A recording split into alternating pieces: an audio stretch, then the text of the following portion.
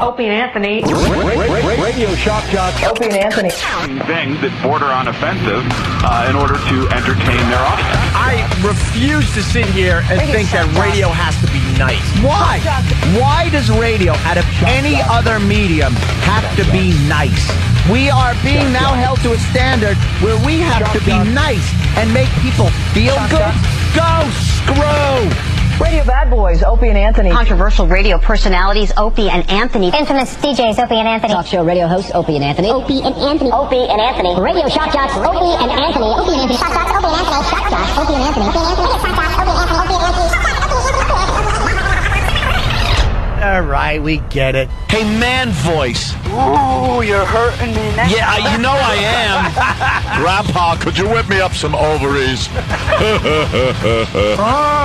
iTunes Apple Store offers a slew of programs and games. How about the game Take Picture of Genitals, Send to Friend?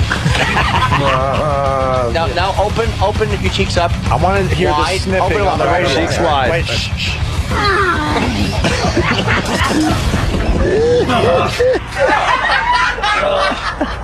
My teeth hurt. But enough of this palaver. Let's get the show on the road. Let's get the show on the road. Yes. Good morning. Tuesday, July 22nd. We are here. We are live in living color. The Opie and Anthony Show, starring Jim Norton. Phone number, 877-212-O&A. You got that ONARadio.com. And I think we're on in Buffalo today. We might even be back on in Syracuse today. But we're not going to be on in Buffalo in the very near future. What? Oh, yeah. I figured I'd tell you live in the air to get a natural reaction from you, Jimmy. I got a call from our agent yesterday. And he goes, remember when I told you that you guys were off Syracuse, but you're going to be on in Buffalo until at least January?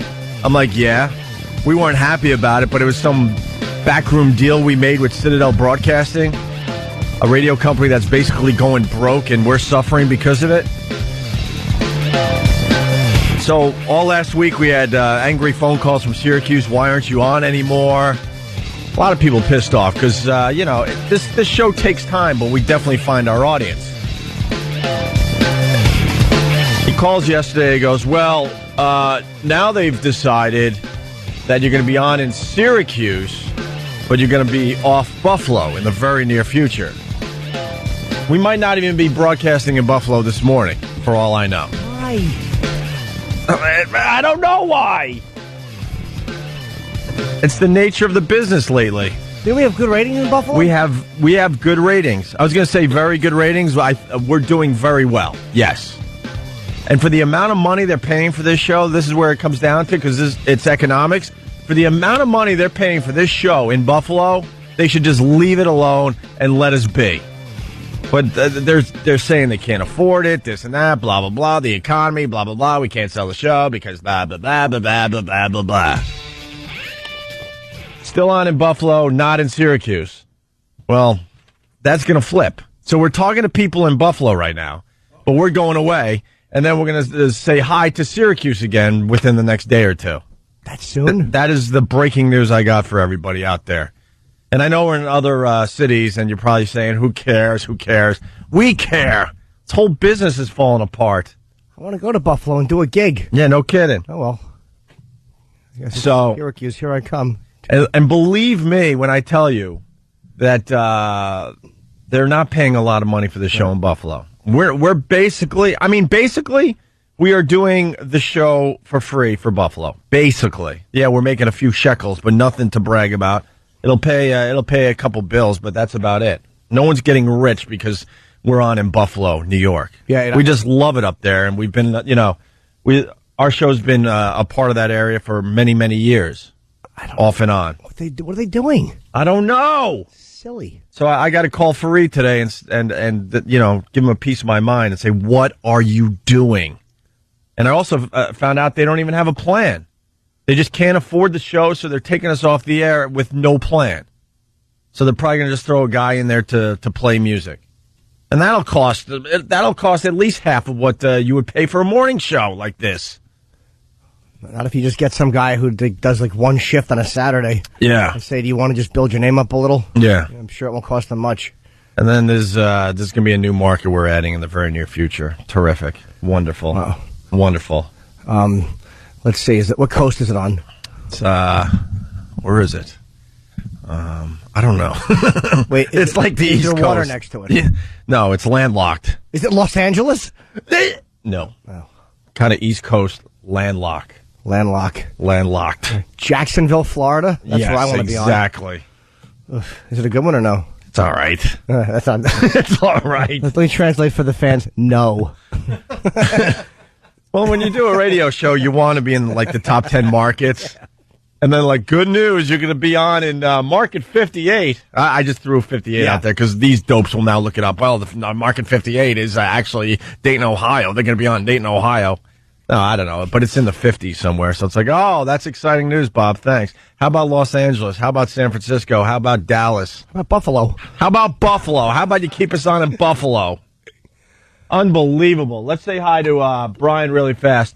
Brian, listening on the Edge, the home of Shred and Reagan. What's going on, buddy?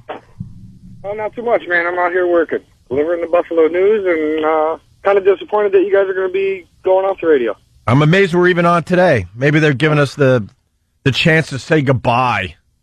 Yeah, a little send-off, huh? Oh. Kind of disappointing. I'm out of my mind about this. Out of my mind. It's like, what are you doing? Absolutely. What are you doing? We just had to deal with all these angry phone calls from Syracuse all last week, and now we're going to go back on Syracuse, but now we're going to get the angry phone calls from Buffalo. What are they doing? First one. It ain't going to stop. All right, Brian, thank you. All right, thanks a lot, buddy. Have a good one. All right, let's say hi to Brooklyn Ace, a regular to the Opie and Anthony show. Brooklyn Ace, what's up? Good morning, gentlemen. Happy birthday, Jimmy. Thank you. Listen, are we safe here in the city? I mean, is K-Rock okay? Yes, absolutely. The ratings came in yesterday, and Stunt Brain, how well did we do?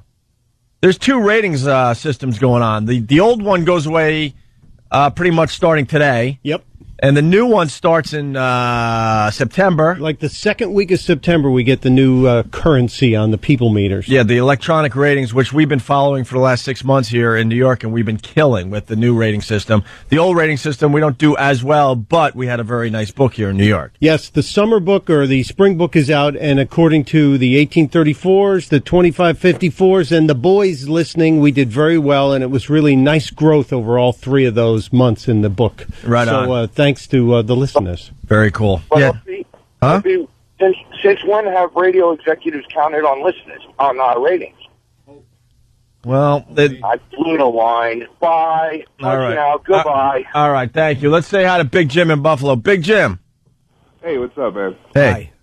Man, this is such a crap hole in Buffalo. Now they're taking away O&A from us too. That's such bull, man. And they don't even have a plan. They just want to save money. That's how desperate they are right now. And trust me. I mean, if they were paying us a ridiculous amount of money, I would almost understand. But this show is pretty much being heard for free in Buffalo, as far as we're concerned. It's a bargain. And there's such hacks that you guys go against in the morning on these other stations too. If we have to listen to them, I'll just lose my mind, because if you know who you're going against, it even makes it worse. Yeah, I'm fully aware of who we go against in Buffalo. There's nothing going on. Maybe we could get someone with like a bucket, and people could like start dropping their change in a bucket outside the radio station. Is there anyone's life we can make miserable here to change things, or it's above our heads pretty much? I don't know. I don't know. I mean, in all fairness, I know the PD, I don't want to mention his name, but he's not happy about this decision. He was left out of the decision. He was told it comes from way, way up. He wants the show to continue on the edge. So. Oh, yeah, definitely. Well, I'm punching out, man. I've only been listening for the year and upset about the whole decision, man. So thanks a lot for everything, man. All right, thank you, Big Jim. Stephen Bayshore had a good point. He said, I feel bad for Buffalo. They're losing the Opie and Anthony show, and it's due to start snowing in 5 days. We should have a fundraiser. I could raise the money that they're paying us in a week. We should go up there. In a week, and then go, here, stupid, here's your money. Go up there, do an event, right? Have all the proceeds get donated to the station. Exactly. Yeah, so they could keep us on another few months. There's really not a tremendous amount of money to be made from some of these markets at all. It's just the state of radio. It's getting really, really frustrating. But I just wanted to tell everybody that because who knows? They might take us off before 6:30. You never know how this works. All of a sudden, they just pull the plug on you. So I guess if people call once we're off, it would help. But I don't know. Maybe they should start calling now and get the word out because this show is going away in Buffalo. When I don't know. I heard we might have the whole week. Gee, thanks. What does that do in the end? Well, you guys, you'll be on till Friday. Well, thanks. No, we won't. Watch what happens in the next few days. Yep. I say we're off by Wednesday.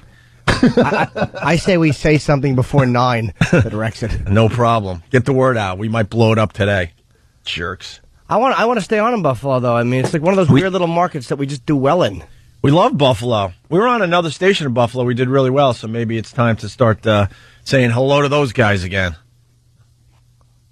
I don't remember which one that was. Yeah, yeah, exactly. All right, we got a busy show. Anthony is homesick. Yeah, he was sick yesterday, too. Yeah, he's been sick since the birthday show we did for you on Friday there, Jimmy. Yeah. He was going to come out to dinner, and he's like, I'm really not feeling well. I feel like woozy and dizzy, and he's got like a bad bug. Yeah, he's got a very rare summer flu. That's kind of creepy. Yeah. Who gets the flu in the summer? I bet you we couldn't find 5 people with the flu. I hope that's across America. I hope it's nothing he was doing and he wasn't letting us know he was doing. Yeah. In rest areas, things of that nature. Well, he did say he had a really bad sore throat, so I don't. This is my first show as a 40-year-old. I feel the same as I did on Friday as a 39-year-old. But don't you feel like relieved that it's finally over? Because when you get those milestone birthdays, you just want it to pass. Yeah, I feel a little bit more relaxed now. I was very tense. Yeah. And there's something depressing about turning 40. It's just, ugh. And then I went to my aunt's wedding, and they sang Happy Birthday, and I'm so easily embarrassed that, like, they're all up there looking at the wedding cake, and then I heard, Happy Birthday, and they're all looking at me, and I just, like, sink at my chair, and they all conga line over to me. The whole wedding party conga lined to me and sang around me. It was awful. Did you jump into the line? No, I didn't. I just sat there and nodded. Thanks, you asses. Yeah, I get really embarrassed really easy, like, with family stuff. Of course. Like that. And, it was nice, but... We had a good dinner on Friday. It was great. It was like celebrities all over the place. Weird celebrities. I've never seen so many celebrities I didn't care about in my life. Right. I've never in my life. E-Rock's laughing, but it's the truth. And I do this thing called Opie's Eye, and during dinner, I was snapping these horrible photos because I'm not brave enough to ask for photos. I just can't do that. So we got what? Uncle Junior from The Sopranos. He was there by himself. Dominic, what is it? Chinese? Yeah. He was eating dinner, a really nice steak dinner by himself. He had a little window seat. Alone in a little 2-seater. Yeah. And he was going around saying hi to people. I'm sure he would have said hello. But I wanted to talk to him, and all I wanted to talk about is how much I loved him in Injustice for All. Right. Because he was in the first scene of that. He played Arthur Kirkland's some guy that was with a hooker and had a car accident. All he did was get hookers in that, which I loved him in. I didn't want to mention the stupid Sopranos. All I wanted to talk to him about is his small part in that movie. I'm sure he's sick of talking about the Sopranos. Of course. Uncle Junior. And then we realized that right behind Jimmy at the other table was Meredith Vieira from the Today Show. I know who Matt Lauer's partner there on the morning show. Is she on it now? Yeah. I know her name, but I wouldn't know her. I didn't recognize her when I saw her. They do wonders with makeup because without the makeup, horrific stunt brain, horrific. So we got a picture. We got a picture of the back of her head, and then we got a picture of Uncle Junior talking to Meredith Vieira, and then to our right was Boomer Esiason and his huge, like, Stonehenge head. What a massive skull that guy has with a little thing of blonde hair on it. Yeah, it could be the biggest head I've ever seen in my life. And people like that just talk to each other because they're all famous. Yeah. It's so weird, having, like, we have fans / our nobodies. Yeah. It was really weird at our little table just watching this go on. Like, Dominic Chinis walked over to Meredith Vieira, and I heard him go, and I'm a fan of yours. No, they're not. Yes, he did. He did. No, say I that know, to but them. they're not fans of each other. No, and they just do this back and forth, friendly hi. I'm kind of famous, and so are you. Or actually, very famous. And then Boomer walked over to talk to Meredith. And he goes, I just wanted to come over and say hi. And it's just acceptable. I guess if you're a celebrity, you got to just say hi to other celebrities if you're in the same restaurant. Yeah. Because like Meredith Vieira and Boomer Esiason would never hang out. No. Uncle Junior and Boomer would never hang out. But because they're celebrities, they all have to like mingle and talk to each other. Did you hear what I said to the waitress? No. Waitress comes over. I'm like, wow, a lot of celebrities here tonight. As I look around, she goes, yeah. I go, and I swear to God, I was joking. Yeah, I go, we're famous too. And she goes, so am I. The waitress actually goes, so am I. Your entrees will be out in a minute. Like, I'm like, and then I felt like I needed to explain. And I'm like, just let it go. Let it go. The waitress actually said, so am I. I just shrunk into my hoodie as Ope said that. I must have been in the toilet when you said that. I think secretly I did want her to go, really? Who are you guys? But she just goes, so am I. Like she didn't recognize us from a hole in the wall, man. No. Nothing. No, it's really bizarre in settings like that. Like, I know I wanted to say something to somebody, of course, like, yeah. You just feel like you need to say something to somebody. I want to stand up and go, hi! Somebody, please. But they're all old people in a steakhouse. It's not our fan base. Right. Doesn't mean that they don't have TVs or haven't ever seen the news. Yeah, we were dining very nice on Friday. What about the other thing? The table next to us was celebrating a birthday, too. Did you hear what I did with that one? No. All of a sudden, they bring out the dumb dessert with the candle, and everyone starts singing happy birthday. And, other tables will join in. So our table sort of joined in singing happy birthday to this complete stranger. And I go, in the middle of happy birthday to you, I yell out, come on, Boomer. Like I'm trying to get some. Because we met him like at a golf tournament for Joel Hollander, so I'm like, all I need is to get a little eye contact. We interviewed him in Vegas. I know. All I need is a little eye contact and be like, whoa, hey, and he'll come over and we could be part of that whole celebrities talking to celebrity thing. And then maybe Uncle Junior will come over. Yeah, exactly. Exactly. But in the middle of the happy birthday song, I'm like, come on, Boomer, like pipe in. And then he would turn around like, who's that voice saying that? And then he would see us like, hey, and there'd be a recognition. And then we'd fast forward, we're all just hanging out. Yeah, and then Meredith comes over. Oh, we should do a segment. Right. We're all laughing and toasting. Right. Instead of just being a couple of nobodies watching an old man dine by himself, a rockhead, and an old lady. Yeah. Instead, what did we do? I go, Jimmy, move your head right now. So Jimmy would move his head, and I'm making believe I'm taking a picture of Jimmy so I could get an awful picture of Meredith Vieira's side head. And then with Kenny, I'm like, Kenny, I'm going to make believe I'm taking your picture. So if you look at these pictures, they're up on onaradio.com under Opie's Eye. You get half of Kenny's face and then Uncle Junior in the background. Because I wasn't even brave enough to just take a picture of Uncle Junior. I had to make believe I was taking pictures of you guys.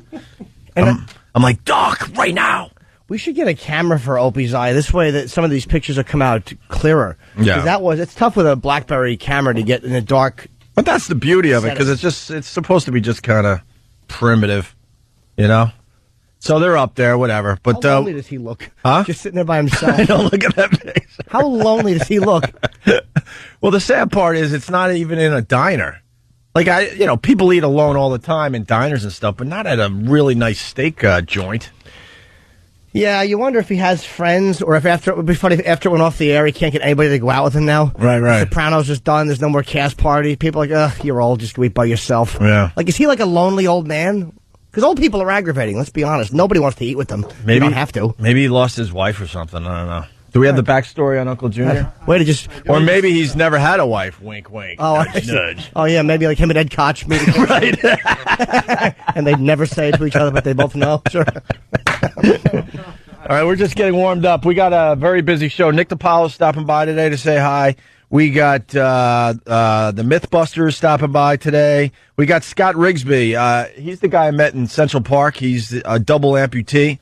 The first double amputee to ever finish a Ironman triathlon. That's just insane. So we're going to talk to him. And also, I'm obsessed with this guy as well as Jimmy. Jimmy's big time obsessed with this guy, and I'm recently obsessed with this guy. I'm talking about Philippe Petit. And he'll be on the show today to talk about his little walk between the Twin Towers back in 1974. Yeah, there's a documentary out called Man on a Wire, and I watched it yesterday. It's horrifying. We'll explain that next. We'll talk about the film a little bit after the break. Okay. It's Jimmy and I today. 877-212-ONA. Opie and Anthony. Hey, this is Dominic Canese. You know me. I play Uncle Junior on The Sopranos, right? Yeah. You're listening to Opie and Anthony. Let's get ready to chuckle. You're listening to Opie and Anthony Show. You're listening to Opie and Anthony. God damn it! Fuck this show. Take this fucking show and forget it. Forget fucking bastard.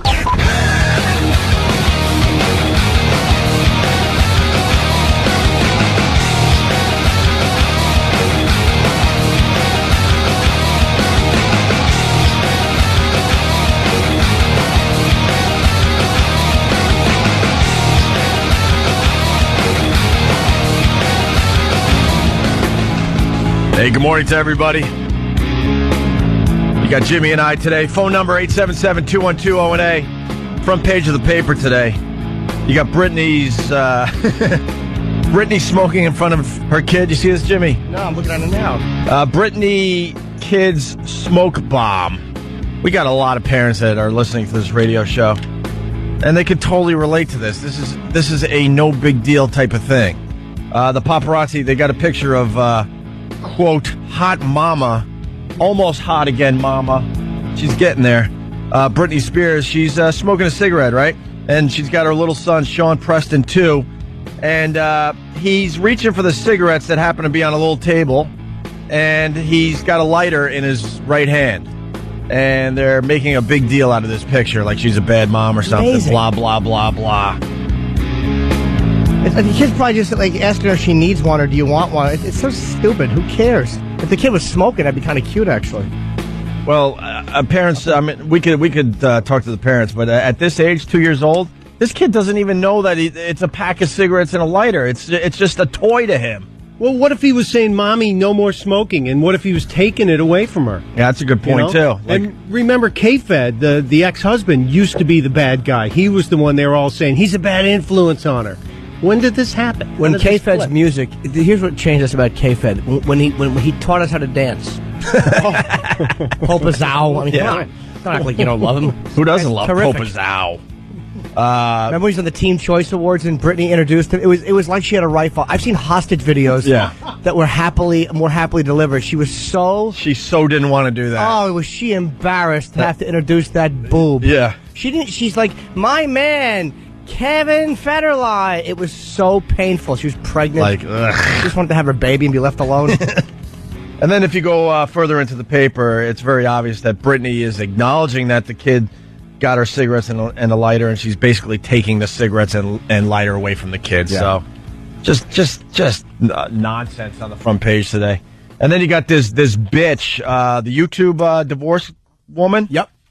This is good news for the guys there. She went on YouTube and was bitching and complaining about this guy she was married to, the blonde. Most people remember this, right? Do we have any of the audio of this? This was audio. Why would we have it today? We did do this, right? Yeah, we did do this. Okay. I'm trying not to bitch today. I want to do a lot of bitching today. I just want the audio. If the broad is on the front page of the paper, don't you think we should have what? I've been looking for it all morning. You're talking into the... I've been looking for it all morning. Wait, is she on the... Well, where did it go? Is it on YouTube still? We did like hours on this lady. Is it still on YouTube, York? Yeah. Whatever. Right. Whatever. You guys continue doing what you're doing. It's great. Well, she was the lady, because I do remember we heard audio of her, who was like, she was crying that he's going to put her out in the street, and she was going to be left like destitute or whatever she wanted. She was appealing to the public. Right. But she came off like a spoiled rich bitch. She sounded like a complete ass, absolutely. Well, guess what? She's got to beat it. She's got 30 days to get out of her really, really nice pad on the Upper East Side here in New York. And they're saying that the prenup holds, and they're going to follow the prenup, and she's got to go find somewhere else to live. So yeah, she was mad that he was throwing her out, but there was a prenuptial, and it's amazing how women will fight a prenup. I don't understand why. If you sign the document, I guess they assume that there will be a loophole, or that they'll threaten to embarrass the husband, and he'll go against the prenup. Right. And the prenup was more than fair. The amount of money she gets through the prenup is ridiculous. How much is she getting? $750,000? Yeah, she's woe is me over $750,000. And then I'm sure there's other things in there as well. Yeah, he's happy. He said, I'm happy with the decision of the judge. I'm happy with the outcome. And she obviously didn't think it's the same way. She said it's disgusting. She said, I think it's disgusting. I'm really, really disappointed with the decision. She accused Smith of basically throwing me out on the street. Right. Like with $750,000, you can't either rent a nice place or put a down payment on a great place and then get a job. But the prostitution, I mean, it's like you forget that could be a fine bridge between an unpleasant divorce and a new life. Like, you could hook for a little while. Women are never going to starve. Right. You could always do that. If I get fired from here or I can't do stand-up, I'm in trouble. You could do a little hooking, though. I don't know. I don't have a good enough body. I would love to think I'm waif thin enough. But older men tend to prefer twinks. But I'm almost at a point where I can be like a silver dad. What's a silver dad? Funny you should ask. That's a term that the older gay guys use for like for older, younger. Yeah. They have like these dad-son thing. It's so creepy sounding. Like repulsive. A silver dad. So what? You got a little gray hair? I'm guessing gray hair. And you like the... You guess, like a youngster. Not an underage youngster. I mean, 20 to 25, or a silver dad, I'm guessing would be in his 50s or maybe silver older. Dad in his 50s, gray hair, and he likes the... Yeah, silver bear. Yeah, it's a little gross. That's just wonderful. A lot of man-to-man kissing. Men on the Wire. Philippe's... I'm obsessed now with Philippe Petit, or, in America, he's called Philip Pettit. Yeah. Like Andy's creepy French brother. Stupid French have to make everything sound good. But by the way, Philippe Petit. As much as we give the French crap about being like, they're cowards because they're military, the two craziest son of a bitches are him and Alain Robert. Right. These daredevils are always French. Yeah, we like to think the French are a little, swishy, but they do some crazy daredevil things. So you really should look up Men on the Wire, and I don't know. If you're into this daredevil stuff, it's a really, really good documentary, and we got Philippe Petit coming in within the hour. And I saw it yesterday, and I'm just horrified by what this guy did back in 1974. Horrified. Philippe Petit was like a street magician, and he did some of this tight roping. And he decided he was in the dentist's office or something. Yeah, when he was a little kid. Yep. And he's getting like a root canal or something, and he sees a magazine where they're showing that they're building like the tallest buildings in the world here in New York, or at least they got the plans, and in the end it's going to be the biggest building in the world. And at that moment he claims, which is a little far-fetched, but we'll go with it, that someday he's going to tightrope across the two buildings. And he said he stole the ad. Like, he ripped the ad out of the magazine. Yeah. And he actually didn't go through his appointment. He actually left the dentist's office. Yeah. It was a drawing, a mock-up in the magazine of these two buildings. And it's kind of believable, because as a tightrope guy, it's almost like if you see a photo of two giant... Because tightrope walkers don't normally get two massive buildings of the same height. Right. If you see that as a tightrope walker, that probably is your first thought. Like, wow, sure. that would be great to make an ass out of myself in between those two things. And he did a little tightrope between the two... What would you call them? The two towers at Notre Dame? How high is that? Not as high as the Twin Towers, but it's pretty impressive. He did that.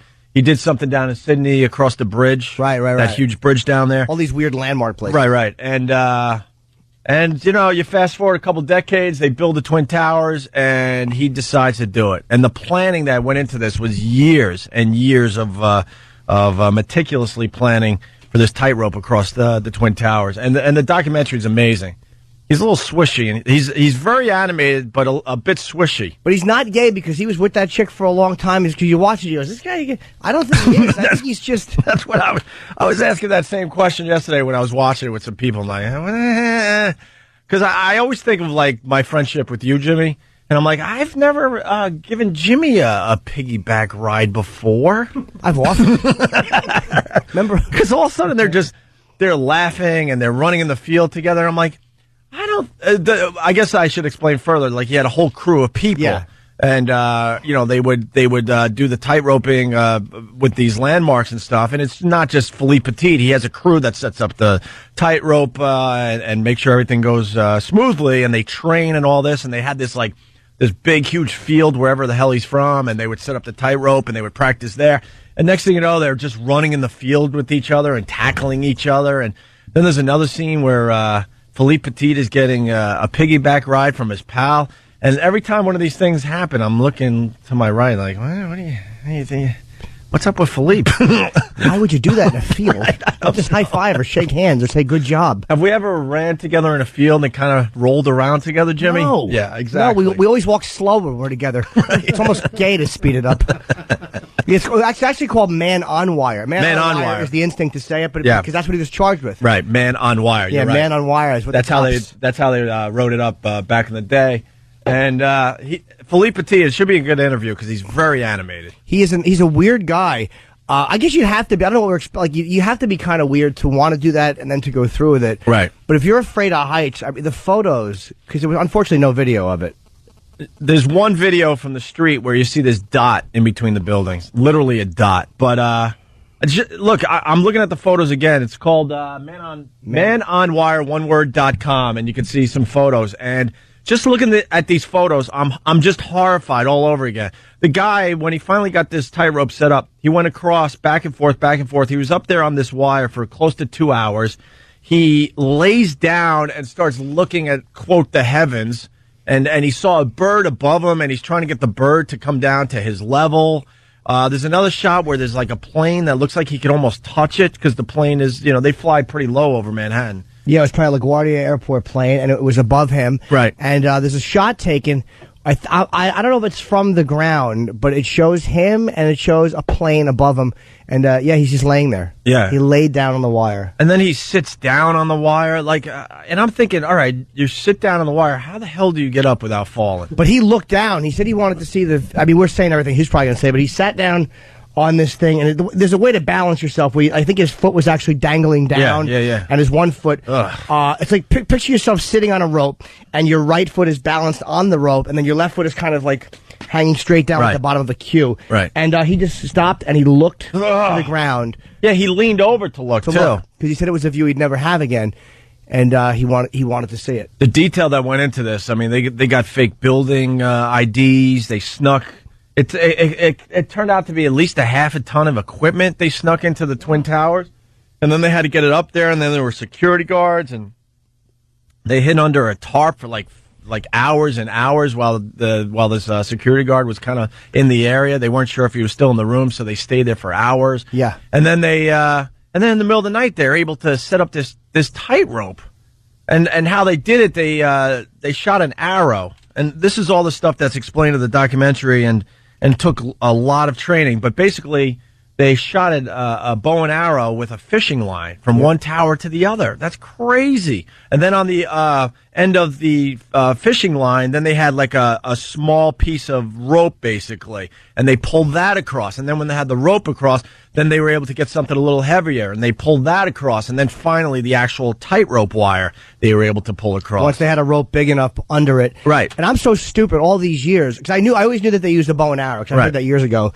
And I'm such a dope. I always assumed that they hooked up the tightrope wire and fired it across. It never occurred to me that you'd have to work your way up to it. Yeah, no kidding. That's kind of heavy. How did they actually fire that on an arrow? Yeah, because I think they also said that at one point they dropped the wire or something, and it took hours and hours to pull it back up because that's how heavy it is. Where did it fall off the building? You mean? Something like that, I believe. Yeah, if I was paying attention. Yeah.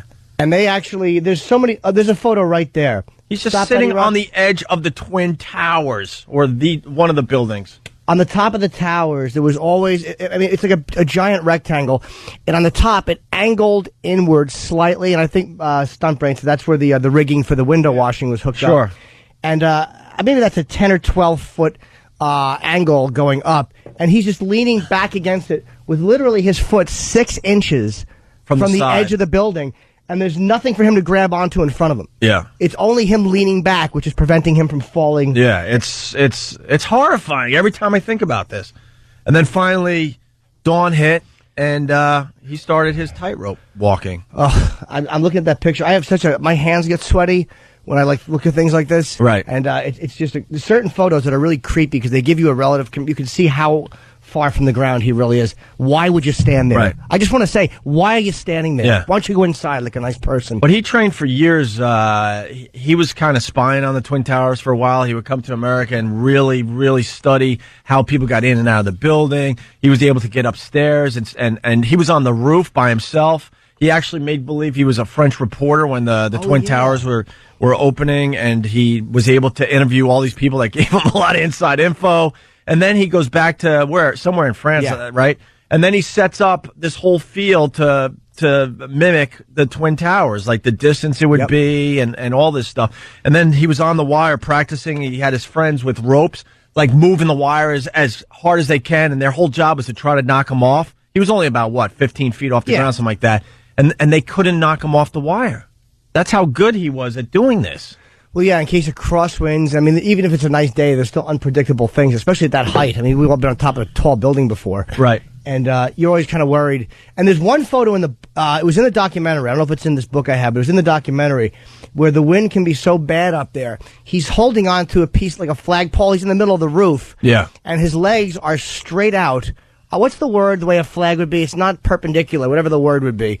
But he's being blown almost straight out like a flag. Yeah. Because at that height, like a flag. Yeah. Yes, he's being blown out like a flag because at that height the wind is so strong, or it can be so strong. Yeah.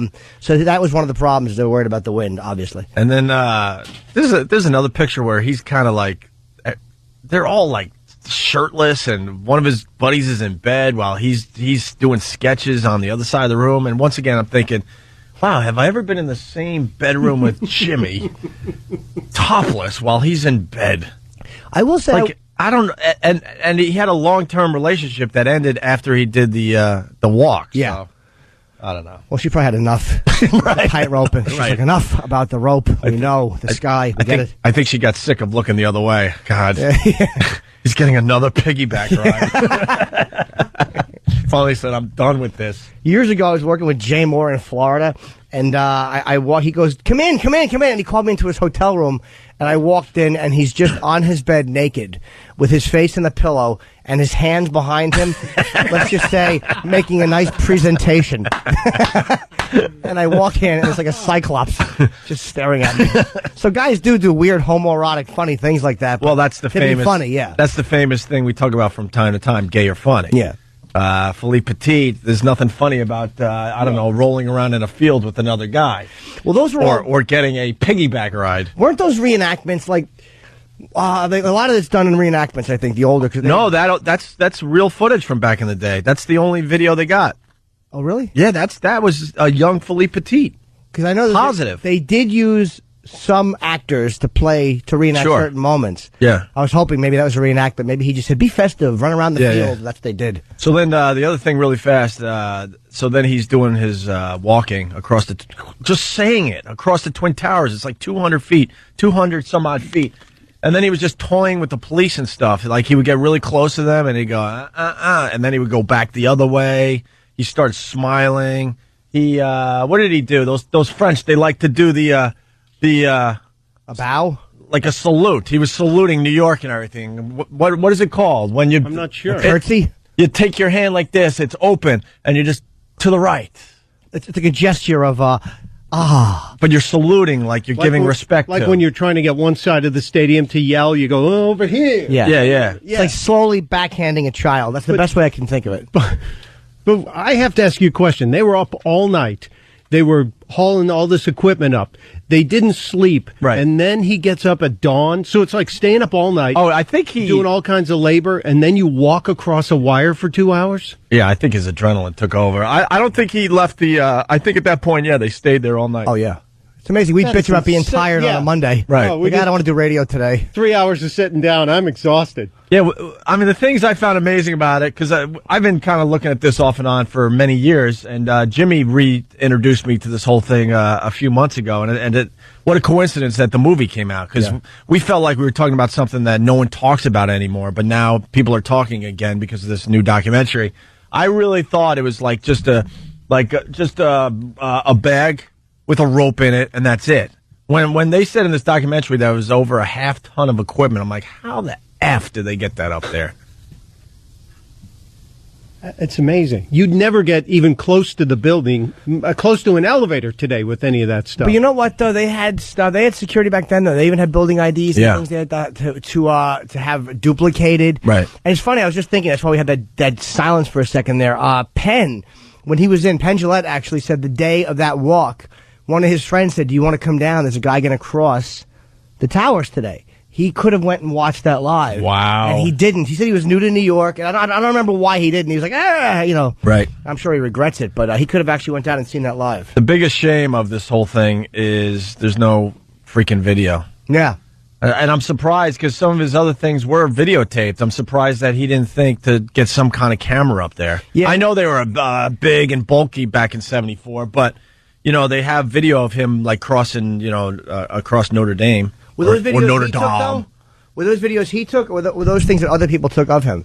Because I wondered, too, if he had the cameras to do that, why didn't he just bring it up with him and set it up? Right. It's a stationary. Because all you get is pictures, which is a shame. Could you imagine seeing video of this? I would pass out. It was probably like everybody thought that somebody else brought the video camera. Yeah. And they all looked at each other and goes, we don't have anything. All right, you got a camera? Yeah.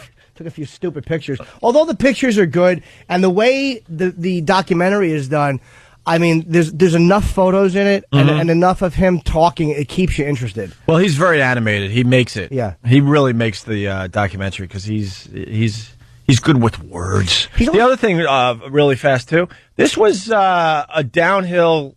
Like the rope was on an incline or decline, depending on which way you're going. Well, one of the buildings is a little higher than the other. Right. So it's not even. It wasn't even like an even. The rope wasn't even. He had to go down and then up slightly. We've talked about this on the show where the greatest fear. It's like I would always think, hey, is that an actual photo of his foot, E-Rock? No, it's an artist. Okay. Could you show that again? Because we're looking at black and white photos, and there's an artist rendition of what his foot like. Get the F out of here. What his foot looks like from his point of view. Like if you look down and saw the foot. The F out of here. Like the building, like the ground below you, if you look down at your own feet. And what would happen if you were in the middle of the wire and all of a sudden you just realize, like, I don't know how to tightrope walk. And you just stuck. Like all of a sudden you came out of the haze and you were in the middle of the wire. Right. It's like, is there a way to kind of just get down and grab it? Because even the guy, one of the Wallendas, the Carl Wallenda, couldn't grab the rope when the wind started up. Well, the problem was he got too old. Yeah, he's in his 70s. That's what scares me about Philippe Petit, because then he's got to be, maybe we can look up his age. He's got to be 60 by now. I don't know. No, he might. Yeah, that was what, 28? 34 years ago, Jimmy. 94. He's got to be close to 60, wow, if not. And he's still doing some tight roping. And I'm thinking now his skills are diminished, just imagine like old golfers, old major league pitchers. He doesn't have the skills like he had when he was in his 20s or 30s, but the mind is still there. And I have a feeling that he's going to do something stupid and he's going to fall to his death. Well, he does a lot of benefits now. Like he does stuff in like Washington Square Park where he'll like just 5-6 feet off the ground. Yeah, little cute things. Might break an arm if he falls. Yeah, perhaps spill his drink. I mean, that's crap that I would do. But I think he's the type of guy that I think he really wants to do one more biggie. I really think that he wants to do something. But what is there to walk between? Like after that, I don't know. That's just crazy. Yeah, how do you follow that? Just like, let it go. He has too. He's pretty much kept his mouth shut for 34 years. Right. He's 59, so now he's doing a documentary. It's like, it sucks because 9/11 happened for a lot of reasons, but I mean, unfortunately, it wasn't before then. And why wait so many years? Like, why not just do this in 1980? I don't know. Why are you doing this documentary so many years later? Well, we'll find out. He's going to be here in a few minutes. Let's just scream at him when he comes in right. for trespassing. Yeah, let's just scream at him. Are you gay? Why the piggybacks? It's funny as you. Why the frolicking in the fields? So, do we find the audio of that lady yet? I'm looking for it. All right. Uh-oh, crossing out. Oh, they're here. Oh, the Mythbusters are here, too? They have arrived, and he's on the way. All right, we got Jamie and Adam from, of course, Mythbusters. They're going to join the show next. We got Scott Rigsby. Don't forget about him. He's the double amputee that is the first to complete the Ironman triathlon. Didn't someone die doing that, too, recently? Yeah, over the weekend. Wow. And they just did an autopsy, and they don't know why he died. There's like these monster jellyfish in the Hudson River, and all the athletes were getting stung. Were they? In the swimming portion of the race. They swam in the Hudson River? Yeah. Yeah, they did a mini triathlon in New York this weekend, and the first time we've had someone die. But the good news is the Hudson is clean enough to support jellyfish. The bad news is they did the triathlon, and all these guys were getting stung. They said that the jellyfish population is way up. It could be either global warming or the fact that we all love tuna. We all love our tuna. What, do they eat jellyfish? Oh, yeah. The tuna love eating jellyfish, but there's not as much as many tunas out there. So the jellyfish are just exploding, and there's tons of them in the Hudson River. And these athletes had to just swim through them. And I guess they were as big as like what do they say? Like plates. Yeah. Do they hurt to get stung by? These particular ones, yeah, they'll hurt you. And they're trying to figure out if this athlete got stung, which caused a heart attack. They don't know why he died, really. Even after the autopsy, they can't figure it out. Yep. Who would swim through the Hudson River? I didn't realize it did that. Oh, there were thousands of them this weekend. Where? How did I miss? I was in New York. Right outside your building. Why am I screaming? Really? Yeah, literally. You didn't hear the splashing? No. Literally, if you looked down, Jimmy, you would have saw this race that was going on. Oh, I didn't know. They ran up the West Side Highway, and they swam right outside your building, basically. I had no idea. What was I doing? I don't know. You couldn't miss it. I missed. You couldn't miss it. I was in New York the whole weekend. I missed. They ran up and down the West Side Highway. They jumped in the water somewhere up in somewhere in the hundreds, and swam down to like 79, 80th Street. Are those the jellyfish? Yeah. E-Rock's showing a picture of the jellyfish. They're like giant splotches. You can really see them. Yeah. Wait, were they attacking people because people bumped into them, or were they pursuing people? No, only when you bump into them. E-Rock, Mike. They don't chase you. Oh, okay. Chase you. They go like not even like this. Yeah, they're like a cloud. They can't move. I don't even know how they survive. What, the food has to go to them? How does that work? They probably just slowly. All right, we got to take a break. Let's step aside. We got MythBusters, those guys coming in, and Philippe Petit, Nick DiPaolo should be here in a few minutes. Very, very busy day on the Opie and Anthony show. It's Jimmy and I today. This is radio at its most fascinating. Cutting edge radio, I don't know how to do this. Opie and Anthony. Bang, bang.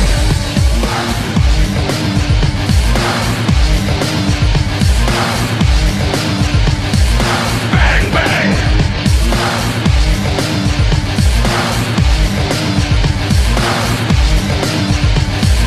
Bang, bang.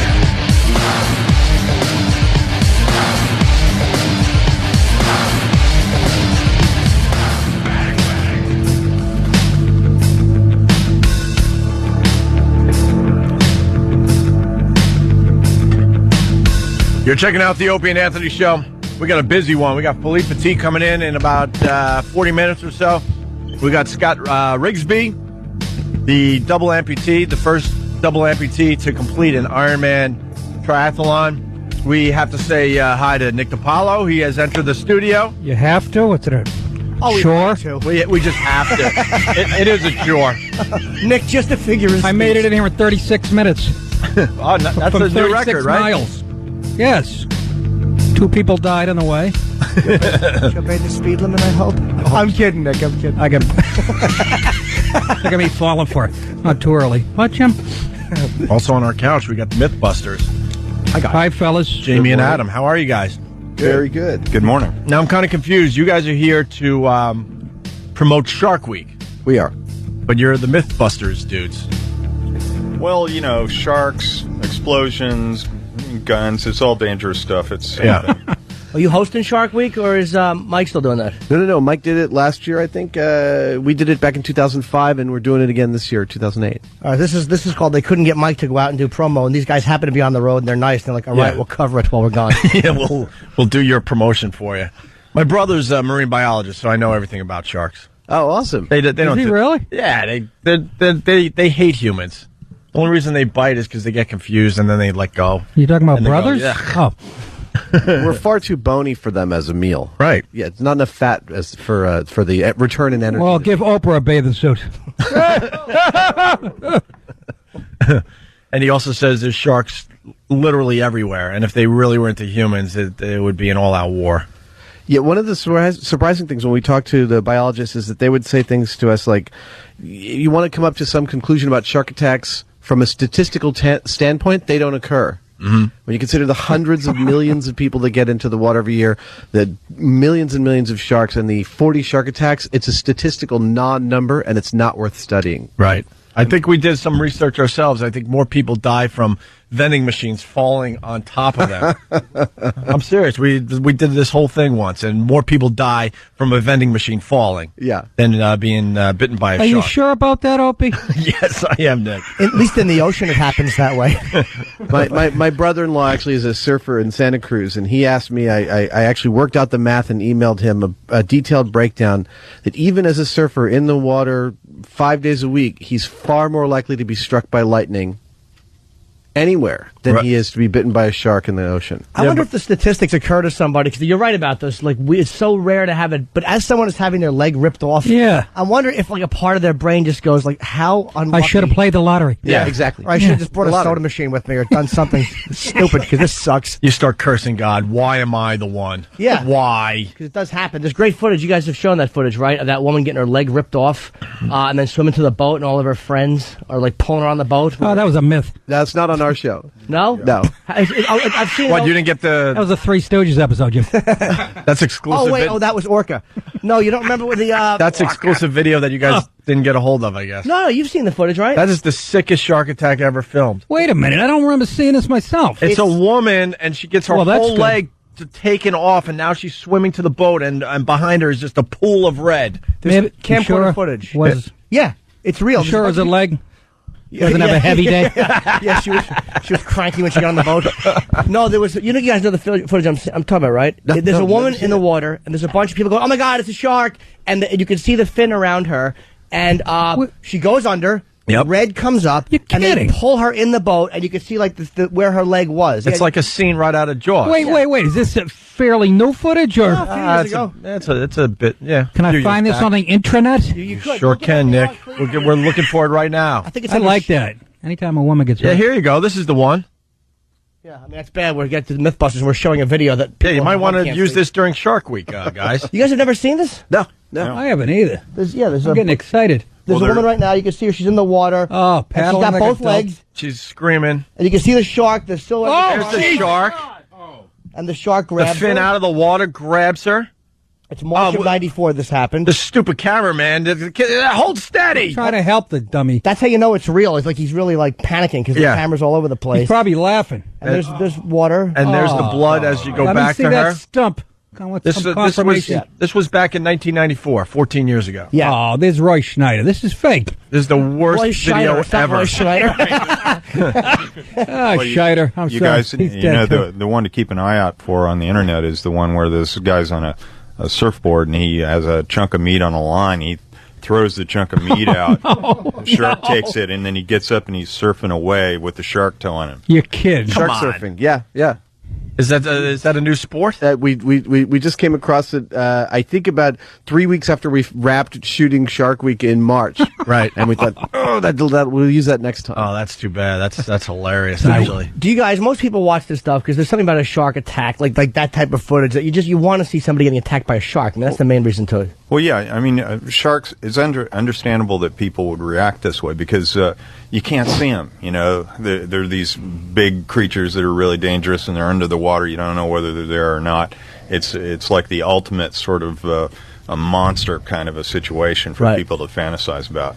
All right, can I interrupt you? Because now we're looking, you could go to YouTube or we'll throw it up on onaradio.com. Oh, geez, there's a video of shark surfing. These guys are insane. No, they're great. Yeah, I'm not sure that this is real. I feel like you can see the wake of the towing boat, but again, it's perfect for the next time we have to do shark myths. So, okay. So you guys should try to do this for MythBusters. Absolutely. Yeah.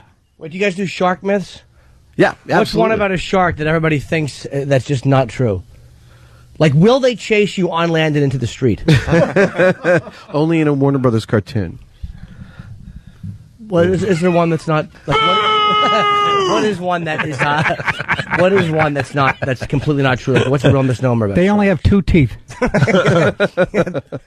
Well, I guess one of them is that they acquire a taste for humans, which. All the evidence that we have is just the opposite. When usually these bites that occur on people are a mistake. And then when they chomp down, they realize it's not their regular food, and they spit it out. And that's standard for these cases. But unfortunately, you got about 1,000 teeth going into your flesh, so that's the problem. But we did a lovely set of tests the last time we hosted Shark Week of some lemon sharks, which are kind of considered the lab rats of sharks because they're so universal and they're very sensitive. And we exposed them to fish blood and human blood, and it was really marked. You could do it several times in a row. Shark would be swimming around the tank. You'd drop a drop of fish blood, and the moment the shark got near the fish blood, it would start turning its head around looking for where the food source was. He did the same thing with human blood. It swam right through it, didn't even notice. Well, the funny one that we did actually was a story about sharks being repelled by chilies. So these native Indians had, trailed them behind their boats to protect them. These were fishermen. It's perhaps the oldest shark repellent there is. Is it true? And we got in the water with we can't tell you whether it's true or not. We tested it on the show, but we ground up like 5 pounds of habanero chilies. And Jamie is like, well, let me try it. And he dips his pinky in and he goes like this. The tiny spit on his tongue, and then his whole head turns red. Yeah, and so we had these balloons of these things that we were making sharks bite, dangling them right next to bait fish, and they were exhaling it through their gills. They were just swimming through clouds of these habanero chilies. Well, I've never seen one in a Mexican restaurant, so I'm guessing. Yeah, I wouldn't take that chance. Did you guys jump in the water with the sharks? Oh, yeah. Or Shark Week? Every single day. It was like we were like chumming up the waters behind the boat. Actually, I did a lot of the diving this one. So Jamie's back there gleefully chumming up the water. The water's boiling with lemon sharks. And then in order for me to get down to the cage, to the cameraman and the shark divers, I've got to jump off the dive platform into the middle of like 26 to 8 foot long lemon sharks. Nice. Was it lemon sharks? Yeah, they were lemon sharks. Yeah. There were some tiger sharks in the area, and actually somebody had gotten killed by one of the tiger sharks in that area just a couple weeks before that. So yeah, we were swimming with the tiger shark that already had the taste. Are you doing anything with? Let me ask the nurse shark. Our greatest terror is the nurse shark. Is it retarded? Is that a retarded shark? Well, no one respects the nurse shark. Well, actually, the hell is a nurse shark? It's just a big dumb thing. It looks scary, but it does nothing. Nurse? It barely moves. It just hangs out at the bottom of the water. Well, see, actually, that's a good question because a lot of people think that, and so as a result of that, nurse sharks are one of the more dangerous ones to be around, or at least statistically, more people have been bitten by nurse sharks. Well, here's the problem with them: they is can't their even open jaws. their mouths. They have ratcheting jaws. They don't have very large my teeth. wife. But if they grab your finger, their jaws ratchet. You lose your finger. Even if you kill that shark, you're not getting your finger back out of those jaws. I would make that trade, though. Well, yeah, I mean, even take my finger, just let me live. They have really powerful jaws, and it's a flat palate, and they can actually, just mash whatever they get in their mouth. You'll lose it. Why nurse shark? Where's the name? Does it wear a little white hat? No hat. Does it dispense medicine? What is that? No. Don't they swim close to the bottom? They're big, lumbering sharks. They don't look like great whites. They don't look They swim across. They're called a benthic feeder. They feed across the bottom on microorganisms mostly. They hang out in lobbies of hospitals. They eat shellfish. Actually. Oh, okay, shellfish. There you go. That's why. So they're not Jewish. Why don't Jews eat shellfish? No. Well, You didn't know that? I'd never known. Where are you from? I have a lot Oklahoma? of Jewish friends. Don't get me wrong. Rich Voss is your favorite friend, for Christ's sake. I didn't know that until just now, He too. has tattoos and he smokes, Yeah. and he thinks Christ was the Messiah. He's not a good Jew. No, he's not. I had no Bad idea example. that they don't eat shellfish, Jewish people. No clue. Yes. All right. They said. All right, let's say hi to Coke Logic, a regular Feel to kinda the Opie and smart all Anthony of a show. Coke Logic, what's up? Good morning. Good morning. Hey, Bernie looks Amy good. and Janet, I'm screwing that up. What? Amy, Are you nervous? yeah, I'm a little nervous. Stupid. You're falling apart. Mythbusters. Okay. Okay, you guys had a special where you did you blew out a candle with using a subwoofer. Yeah. And I just want to know, you guys didn't put a screen up on the subwoofer, so I want to know, was there air pushing out? Is Nick laughing at me? Yes. Yeah, he is. We're Jesus all Christ, is this nerdy? Go ahead. we're all listening to you, and we feel a silent revulsion. He's like, is Nick laughing at me? Yeah, he is. Go ahead, Coke. Smokers laugh. I'm sorry. Go ahead, Coke. Okay, so the candle blew out by the subwoofer, but you guys didn't put like a pop filter or a screen. in between the candle and the subwoofer. So I was wondering if it's like popping your peas. Is that what blew out the candle? Well, yeah, like confirmed. The air that is moving off the cone of the speaker is what put out the candle. Yes, it's not just sound waves by themselves. I mean, and for that matter, if you didn't have the air there is no sound in a vacuum. So, I mean, if we put a shield up in front of it, nothing would have happened. The airwaves the air moving is what is creating the sound. So, okay, hold on. Coke Logic, an excellent question. Did air blow the candle out? Or was it a suicide? Did the candle choke itself? I have a question. The experiment was to see if sound alone. I have a question for you guys. Where are you calling from? Radio Shack? Before your question, I got an observation. I think you guys are running out of stuff to do if it's coming down to speakers blowing out candles. No. No, we're. I mean, the beauty of the show is that we'll take on things like that, as well as we're still doing it. Next week we're going back and we got about 1,000 pounds of thermite that we're going to make an SUV disappear with. Oh, we're also slipping on a banana peel, and we spent all last week. The special effects industry we're working on a model that you don't. The art directors, bad art director, and you don't think the model's that good looking. You call it turd polishing. Okay. So we spent last week and we're spending part of next week finding out if it is possible actually to polish a turd. Like I said, running out of things to do. Why don't you tie some rocks around Keith Olbermann's neck and see what happens? Put him in a tub of nurse sharks. Hey, do you guys do something with the Kennedy assassination? With the did you guys hook up stuff with that? Kennedy get assassinated? I was shocked myself. What happened recently in Dallas? Did you do anything with the trajectory and stuff like that? No, we have not done anything to do with the magic bullet. We did one of our earliest episodes was about whether or not an ice bullet was used, and we busted that twice. But no, we haven't gone near any of the other. People really? I'm sorry to interrupt you. People really thought an ice bullet. They really did. That was really one of the ice prevailing bullet? theories. What's that? I don't know. It doesn't exist. You can't shoot a bullet. The idea is that an explanation for the magic bullet was that an ice bullet was used that created the wound, and that's why they found this one perfect bullet. And we proved that it's ballistically improbable, if not impossible, to successfully shoot someone with a bullet made of ice because it's going to vaporize long before it gets to them. Yeah. And if you're going to shoot somebody with something, it's not subtle. It's you might as well use a real bullet. There's plenty of other ways to hide your evidence. Yeah, who wants to hide a bullet by using ice? If you're shooting at the president, who's going to say, let's take a shot with the ice thing I thought of? Didn't kill him, you just get an ice cream headache. Are you guys doing anything with alternative fuel and all that? Like figuring out other ways to, run your car? Actually, yeah, that's become kind of a That's personal. A good one. That's become a personal thing for me. As far as we mess around with these technologies all the time. We've done things with fuel mileage, gas savers, and all this kind of stuff. And 90% of it is just 99%. 99% is nonsense. But there is some pretty good stuff out there. There was one that we have done already, which was what did we call that about driving angry? Oh, yeah. With all the fuel efficiency stuff we've done, whether or not these various things work, and even tailgate up or down only improves your mileage by maybe 2%. It's like 10 miles over a full tank of gas.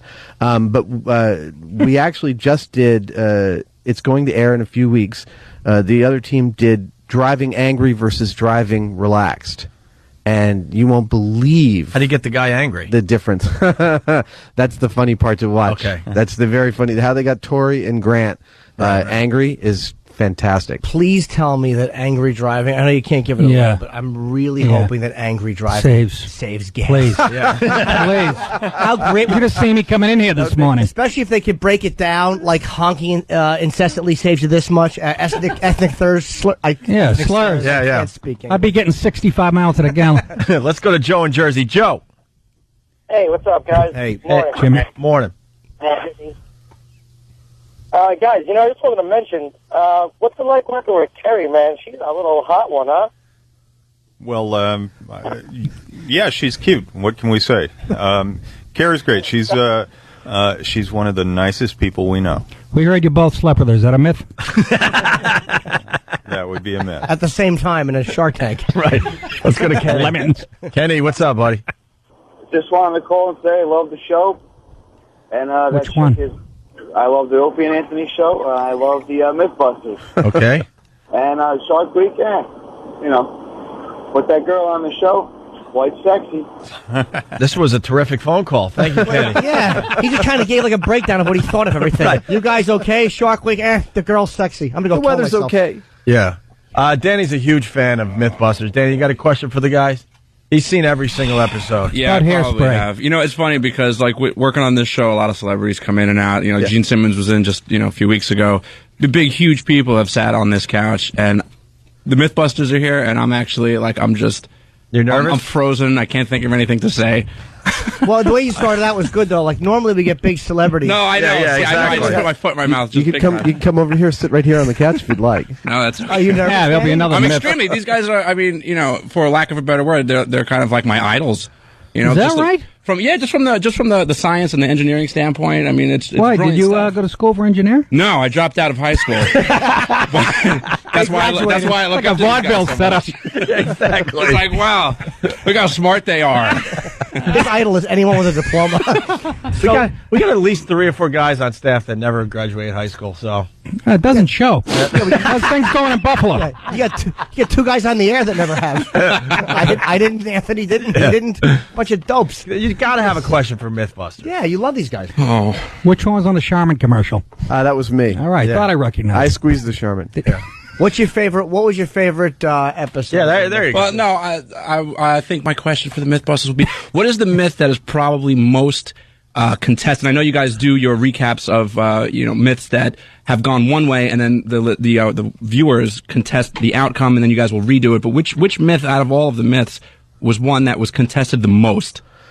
Probably the most vitriolic response to. Remember, I dropped out of high school. I don't know what that means. The angriest response we ever got was for doing one called Sniper Scope, which in Vietnam, this famous sniper named Carlos Hathcock, I swear, supposedly shot another sniper who was aiming at him by shooting through his scope and into his eye and killing him. Yeah, it was just like Saving Private Ryan. Cool. And we did it. We unfortunately we had bad information. We did it with the wrong scope and the wrong ammunition, and we busted the myth. And I'll tell you, you don't want to piss off. I don't want to piss off snipers.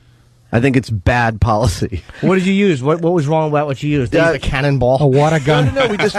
We used Super ammunition soaker. that was close, but the scope, it turned out, the scope that that his enemy was using was very different than the one we were. It's not like a modern scope at all. It's much smaller, has a different reticule and different lensing and everything. And once we actually went back and got the correct scope, and we actually managed to find a ballistic expert who found us a box of ammunition from that year that he, cool. like the identical stuff. Then we were able to shoot through the scope, and we were able to confirm that the myth actually happened. Yeah, but the shot required, I made the shot finally, and it was all like at point blank range, but the shot required that you put that bullet within, like, I don't know, a hundredth of an inch or less of accuracy. There was no, if you were off to the side by a hair, it was going to hit some of these other metal parts in the lens or in the scope, and it wouldn't start. How far away are they supposed to be? I think they were supposed to be at least 200 yards. Yeah. It's an unbelievable. And I'll tell you, the other thing is when the email comes in, it's really angry, and then it has the, I'm a sergeant, I'm in the military, I'm in the Navy, I've been teaching sharpshooting for 30 years. It was the email was not only scary but really well backed up. It's amazing. It's really amazing the stuff that they actually let you get away with. Like, sometimes I'll watch a new episode, and it's like, I can't believe who's letting them do that. We ask that question like all what? the time. Like what? Well, just where, where I remember one shooting fish in a barrel, and you have Jamie firing a shotgun into a barrel full of there's an insurance company that has to underwrite that. So I mean, I can only imagine what they've said no to. A barrel of what, Danny Fish? Yeah. Okay. So I mean, what are some of the things that the insurance company has to know? You just can't do that. One of the things we learned is that naked women. We can't call. We were going to do one about awning fall. You've seen Jackie Chan fall through a set of awnings and stuff. We wanted to do that, and we proved that we actually came up with some interesting results on that. But then we wanted to show how Hollywood stuntmen would do it. So we were going to set me up with on a descender rig and do it. Except that we had called what we were going to do a stunt, and the insurance company, the word stunt has a very specific. It's a term of art that means an acceptable amount of risk. And for them, with me and Jamie as the assets we are, they were like, you can't do the stunt. You're not allowed. And Discovery said, well, that's fine. Is it a little more insurance? We'd pay a little more of a premium. They said, no. There's nothing you can pay. We will not let them do the stunt. But Tori can do it. They let the girl. He's expendable. No, it's one of their build crew. Well, we always figure out a way of doing it. I mean, we're no different than a couple of your average 14-year-old pyromaniacs. But the difference is that we call the police and the fire department before we set something on fire. It's just funny that they wouldn't let you do something like that with like rigging and harnesses. But I remember there was a myth to test whether or not you could use a 9mm bullet, a .22 caliber bullet, as a replacement car fuse. Right. And that was fine. You can plug a fuse into a bullet into a car fuse, and they're hiding behind like what amounts to plexiglass, and the bullets are just firing indoors, mind you. It's not outside of a range or anything. And it's amazing what some of the stuff that that was one of those urban myths, right? Some guy did that, and he killed him. And it shot him in the groin. Yeah, of course. One of the things we found out is that we will describe a setup and send diagrams to the insurance company, and we will say, well, we're going to set this up and we're going to heat it up and it's probably going to be under pressure, and if it blows up, we'll be behind the blast chamber. And they'll say, what, if it blows up? No, it can't blow. And then we realize that if we say, when it blows up, we'll be safe behind the blast chamber, and they're like, okay. Yeah. They don't like if, they like when. They like it if we tell them exactly what's taking all the guesswork. Tell them to expect the worst. We do experiments on the Opie and Anthony show. We're just like you guys. Our experiments are a little different. We did foaming. We took your the Diet Coke and Mentos thing. Oh yeah, and we just took it to the next level. We how do you say this? We did foaming. Danny. Think a private fountain. Yeah. like Think a female. private dancer, a private fountain. Private part fountain. Think with female. Diet Coke Think Mentos. foaming blank, and it wasn't as impressive as we were hoping. It was an homage. Yeah, I'd like to say it wasn't as impressive. Nothing was hitting the ceiling or anything. It was just kind of. I have an idea for that. We're going to rework it, though. We're going to rework it very soon. Maybe we can get some advice from these guys. How can we rework the foaming blank? Are you referring to an enema, perhaps, or is no? You should try that. Front side? No, we can't. We're trying to keep it sexy. Actually, you know what? There's actually a news story kind of relevant. There was Stunbrain was telling me about it. There was an apartment. There was a guy spraying for bugs. I think it was in the city. It was in Manhattan, right? Mm-hmm. It was in Jersey, and he ended up blowing up his entire apartment because he had sprayed too much bug spray. Yep, we did that on the show. Yeah, and I do remember you guys doing that on the show. I just thought it's so funny. Obviously, the guy wasn't a fan of the show. Yeah, he would have never attempted that. It's amazing though how. Wait, how did the whole apartment blow up? Yeah. Was there a candle lit or something? Lighting farts. He had a gas stove, and once the initial explosion happened, apparently there was a reaction, and boom, big what's fire. the initial explosion? I don't get it. Yeah, what triggered the spark? It's a pilot He light. filled the his pilot. apartment with the bug spray, and the pilot light set it off, and then the apartment caught fire. All right. Remember that if you want to get rid of your wife. Have you guys ever done the drop a penny off the Empire State Building? Will it We crack did. your head? Yes. They did that one. I missed it. So did it? Yeah, no. Okay, it's well. First of all, the observation deck of the Empire State Building is 300 feet back from the outer extensive base of the building, so you have to be able to throw a penny a football field. Mm-hmm. Second of all, we figured out the terminal velocity of a penny is only about 70 or 80 miles an hour at the worst. So Jamie actually built a staple gun that fired a penny at that speed. You should have seen this thing. It was ridiculous. That's cool. I saw that one.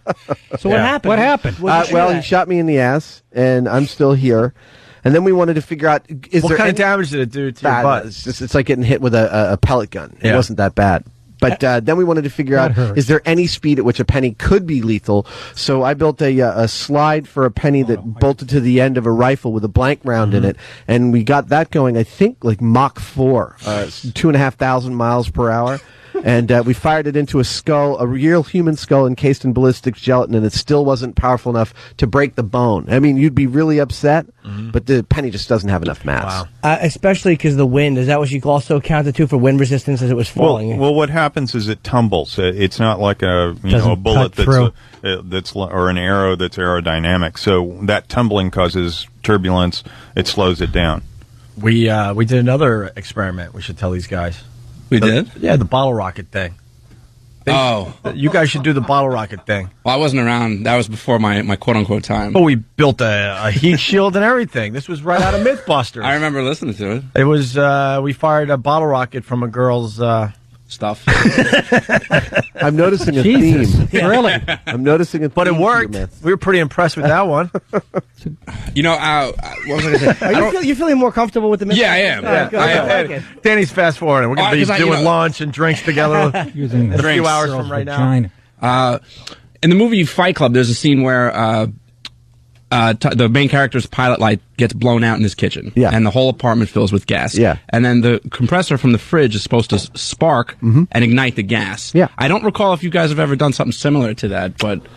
We did when we did the Bug Bomb episode. We actually experimented with 4 or 5 ways in which a spark can be generated in your house. There's a motor starting. There's a pilot light. There's light switches with weak contacts, and absolutely all of those will totally work to ignite a properly mixed gas. Right, you still need to have that, right? The air to gas ratio. Yes, the stoichiometry. Yeah. I have a question about the bug bomb. Was it actually regular bug spray, or was it those bombs that go off? And Yeah, it's the bombs that you set and you leave your... No. Okay. It's the bombs you set and leave your house. And the thing is, it'll say, only use one of these at a time. And people who have a bug problem will buy 10. We found so many cases of this happening. I mean, at least, I think, 4 or 5 cases of people destroying their apartment or destroying the entire building by setting off 10 of these bombs and then leaving the house and a pilot light or something kicking off and blowing up the whole house. Because they want to just get everything in one shot. Yeah. Washington Heights. Well, we got to get the big plug in. We got to take a break here, but it's Mythbusters, Shark Week. Anything else you give away as far as the new season goes? Yeah, well, actually, as soon as Shark Week airs, we've got 11 new When episodes. does it air, by the way? I don't have that in front of me. Shark Week airs Sunday at 9. No, I mean the special Shark Week. Yes, on it's, Discovery. I believe it's Sunday at 9. Sunday at 9, okay. And then starting Wednesday, we have 11 brand new episodes airing all in a row. They've been saving them up since we did the Alaska special back in March. Nice. You guys also have a book out. Is this an older book or is this new? Which one? The Mythbusters, the explosive truth behind 30 of the most perplexing urban legends of all time. That one is that one's a couple years old. Okay, that's on the prep sheet like it's coming out tomorrow. Just one last question for the Still a good read. With the new season coming up, I did hear, I don't know if it's fact, but I heard that one of the new episodes is going to revolve around the moon missions and whether NASA actually made it to the moon. Absolutely. We take Fantastic. on the myth that the NASA moon landing was a hoax, and we had a lot of fun. That was awesome. Oh, that's got I can't wait for that one. We have Buzz Aldrin coming at the end of the month, too. Is this going to air soon? It is. It's actually one of the very first episodes that airs in the new All right, season. we'll check it out He before gets he gets testy here. about that. Yeah, he really gets testy. Yeah, I know, he's We're great. hoping Why he wouldn't kicks you? us in the groin or something. That's our goal with that interview. All right, we got to take a break, guys. Thank you. It's always a pleasure. Jamie and Adam from Mythbusters. Thanks. Shark Week starting Sunday, right? Sunday at 9. All right. Up next, Scott Rigsby, the double amputee that is the first to finish an Ironman triathlon. Stay there. You got that right. We got a real busy show today. I want to thank the Mythbuster guys for coming in today. We got Philippe Petit coming in about 15, 20 minutes. We got Nick DiPaolo sitting in with us today. Hey, Nick, you promoting anything? Yes, I am. Bay Street Theater in Sag Harbor this Saturday night. And then following weekend, comics, August 1st and 2nd in New York City. Very good. That's the, You're not doing our thing? When? No, I had this comics thing lined up. I thought you were on the thing. We've been promoting that you... Oh, my God. No, my agent was Yeah, called, right? He called you guys, all right? He called Peter. He didn't. He's finished. Well, we found out, I think, yesterday, where I did. You're kidding. We've been, No, we've not been even promoting kidding. you since we announced We've been- Apollo is part of We've been announcing. Cowards! We've been announcing it as part of the lineup for weeks. I told him this over 2 weeks ago. And he's Yeah. like, yeah, we took care of it. We talked to the show. No. No, he didn't. No. Okay, where's Kenny? Kenny! All right, that's... All right. Club Soda Kenny. So Nick's not going to be part of the virus show this No, I'm at this comics. summer. What do you got, Kenny? When did you find out that Nick wasn't doing the show? 2 weeks ago, but allegedly Live Nation got involved and was trying to figure something out. And allegedly there was a mix-up by superartist.com, Nick's rep. Well, that sucks, Nick. We wanted you this year. There's going to be a big crowd out there for you. Big crowd. I know, I heard. It's like a 4-hour show, too, right? Yeah, it goes on all night long. I'll make one of them, I'm sure. All right, Nick DiPaolo sitting in today. 877-212-ONA. Let me take care of something really fast, then we're going to move on to Scott, who's sitting on our couch. Allie in Buffalo, New York, the home of Shred and Reagan. Hey, guys. How's it going? All right, Allie. I was just calling because I woke up this morning. My eyes aren't even open, and my boyfriend's telling me that you guys are off the air this week in Buffalo. Well, yeah, we made a deal with Citadel Broadcasting. They wanted us to, let them off the hook for Syracuse, and they said that we would stay on in Buffalo until at least January. And guys, we my heart. we kind of made that deal. We weren't happy. Well, it wasn't even a deal. We didn't have a choice. They were basically telling us that's what they were going to do, and then they kind of made it look like we had a choice in this whole thing. So last week we had a lot of angry phone calls from Syracuse. They're still calling, by the way. We could put Syracuse calls on today as well. Everyone really upset that we're not on the air in Syracuse anymore. So then we were sort of dealing with that, and then I got a call from my agent yesterday, and he said, "You're not going to believe this, but now you're going to go back on Syracuse, which we're not on today, and they're taking us off Buffalo ASAP. So this could be our last day, Allie." So does this mean that I have to listen to stupid Shut Up and Rock in the morning? I don't know what they're going to do. They don't have a plan. It's a financial thing because we're doing very well in Buffalo, and for the amount of money they are paying for this radio show, trust me, it's a huge bargain. And for some reason they can't even afford that. It's just ridiculous. We love the Buffalo market too, so we're really, really frustrated. We lose some of these markets. We're like, who cares? We've never been there. We don't know the people. Whatever. But Buffalo, we have a long relationship with Buffalo. Well, we knew something was fishy when y'all lost Philly. That just didn't seem right. No, well, they're going to do the right thing with Philly sooner than later, so whatever. I mean, luckily we still have XM and all, but it's not the same. No, we're not happy. I don't know what you could do. I know the PD up there, he was left out of the loop. He said it came from way, way above him, and he's like, what can we do? I'm like, I don't know. I'm going to get on the phone with some people today because I think it's complete, bull crap. Yeah. So watch your mouth, Opie. All right. Yeah. And I'm hearing rumors they're just going to play music and maybe move Shred and Reagan back. I don't know. It's a cluster F. It's unbelievable. Well, we're going to miss you, and I got to head to work, so I'm punching out, but damn, this sucks. Thank you, miss. Yeah, take an acting lesson. Yeah. Damn, this sucks. Thanks, Allie. It does suck. All right, guys, take it easy. All right. Our next guest. Insult your biggest feelings. F Allie. F everybody. Now I think I see the problem. This business is so stupid. I wanted to get back into it. It's the only thing that excites me is radio, and turns out it looks like Marconi was making more money. You're better off doing a podcast at this point, Nick. I don't know how to do that. It's a very unstable business right now. Hey, in studio we got Scott Rigsby, right? Yep. Okay. Right. I'm praying I've been saying your name right the last week or so. This is a little strange. I was in Central Park. I just jumped on my bike. I was going to do a loop, and I'm biking along, and all of a sudden I see Scott with like prosthetic legs standing there in the middle of Central Park in the road where we all bike, and he's got a camera crew. I'm like, I got to stop and talk to this guy. And then we talked for about a half hour or so. Yeah, sure. And his story was completely fascinating. Turns out that Scott is the first double amputee to ever complete an Ironman triathlon. Actually, I'm the first double amputee to ever complete the Hawaiian Ironman. It's the Ironman World Championships. There was a guy earlier from Japan, 22-year-old guy, that actually finished Ironman New Zealand. Right. But then the Hawaiian Ironman is the oldest one, and it's actually the elite athletes of all these 22 Ironman competitions around the world. Right. It's the best athletes, and they meet in Hawaii every year in October. So someone was before you? Yeah, there was. All right, beat it. There was one young guy. The New Zealand one, though. Japanese don't count. New Zealand one's easy. Anyone could do that. No one stinks. No one wants to hear the guy that did it second. You and it's. I was looking at your thing, and it said that you lost your legs when you were 18. Yeah. And the way you lost them was very, very horrific. I mean, there's never a good way to lose them, but this was like particularly. I wasn't sure if you were a soldier. You want to say what happened? No, actually, I was 18 years old. I'm from Southwest Georgia. And I was working a landscaping job, and we were pulling a flatbed trailer. I was sitting on the back of a pickup truck, and this 18-wheeler tried to pass us in a no-passing zone. We were approaching a bridge, and he didn't think he was going to have enough room for both vehicles being on the bridge, so he moved over. I got knocked off.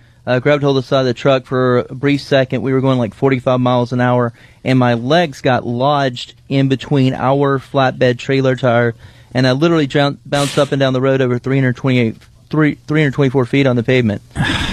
My friend in the middle that was sitting on the back of this toolbox with me grabbed my other friend, or he would have been crushed between the side of the truck and the bridge. And then he went to grab me, and I wasn't there, so he started beating on the back of the glass. And then that's when the truck actually stopped. Do you remember it at all, or is it just what people have told you, or do you remember that moment? I remember the collision, and right before the tractor trailer collided with us, I remember, gosh, I can't believe this guy's going to pass on our bridge. And then the next thing I know, I'm holding on for dear life for just a second. And then the next thing I know, I wake up and my buddy, I'm trying to get up. I played high school football, and so I just got my bell rung. And so I'm trying to get up, and he pushes me down. We've been in an accident, and help is on the way. Oh, so you actually were there in shock, obviously. And when did you realize that you had lost both legs? Did they tell you there or in the hospital? Well, I mean, it was probably, I think it was literally probably 3 days later. I had a concussion, so I woke up like 3 days. Later on that night, I take that back. Later on that night, I woke up probably 1 o'clock, and I heard this doctor talking with my parents, and he said something about taking off both of my legs. And I sat up and I said, "You mean to tell me you're going to take off both of my legs?" I'm an athlete, and this was a manual labor job, earning a little extra money for college. I was in phenomenal shape, and only had one scar on my body. So to go from an 18-year-old kid who has one little scar on his body to some doctor telling me, "Hey, we're going to take off both of your legs below the knee," I was, I didn't even know what to think. And then I passed out, and 3 days later, I woke up and I was missing my right leg below the knee. And it was just so mangled. There was nothing to do. Well, I mean, mostly part of it wasn't even there. It was drug off right above my ankle. Jesus. And then my left leg, my calcaneus, the heel bone, was completely knocked off. And so they shipped me from Southwest Georgia to Atlanta, and they took some bone chips from my back, some muscle from underneath my arm, and some skin from my thigh, and actually created me an ankle. I had 8 surgeries in 6 weeks, 17 in a year, and this was July 23rd, 1986 when the accident happened. So over the course of a year, I had 17 surgeries, and then I went off to college at the University of Georgia, and over the course of probably 7 years, I had additional surgeries. 12 years, I had 25 surgeries. So what you had, you had the right leg was gone. You were using crutches or a prosthetic?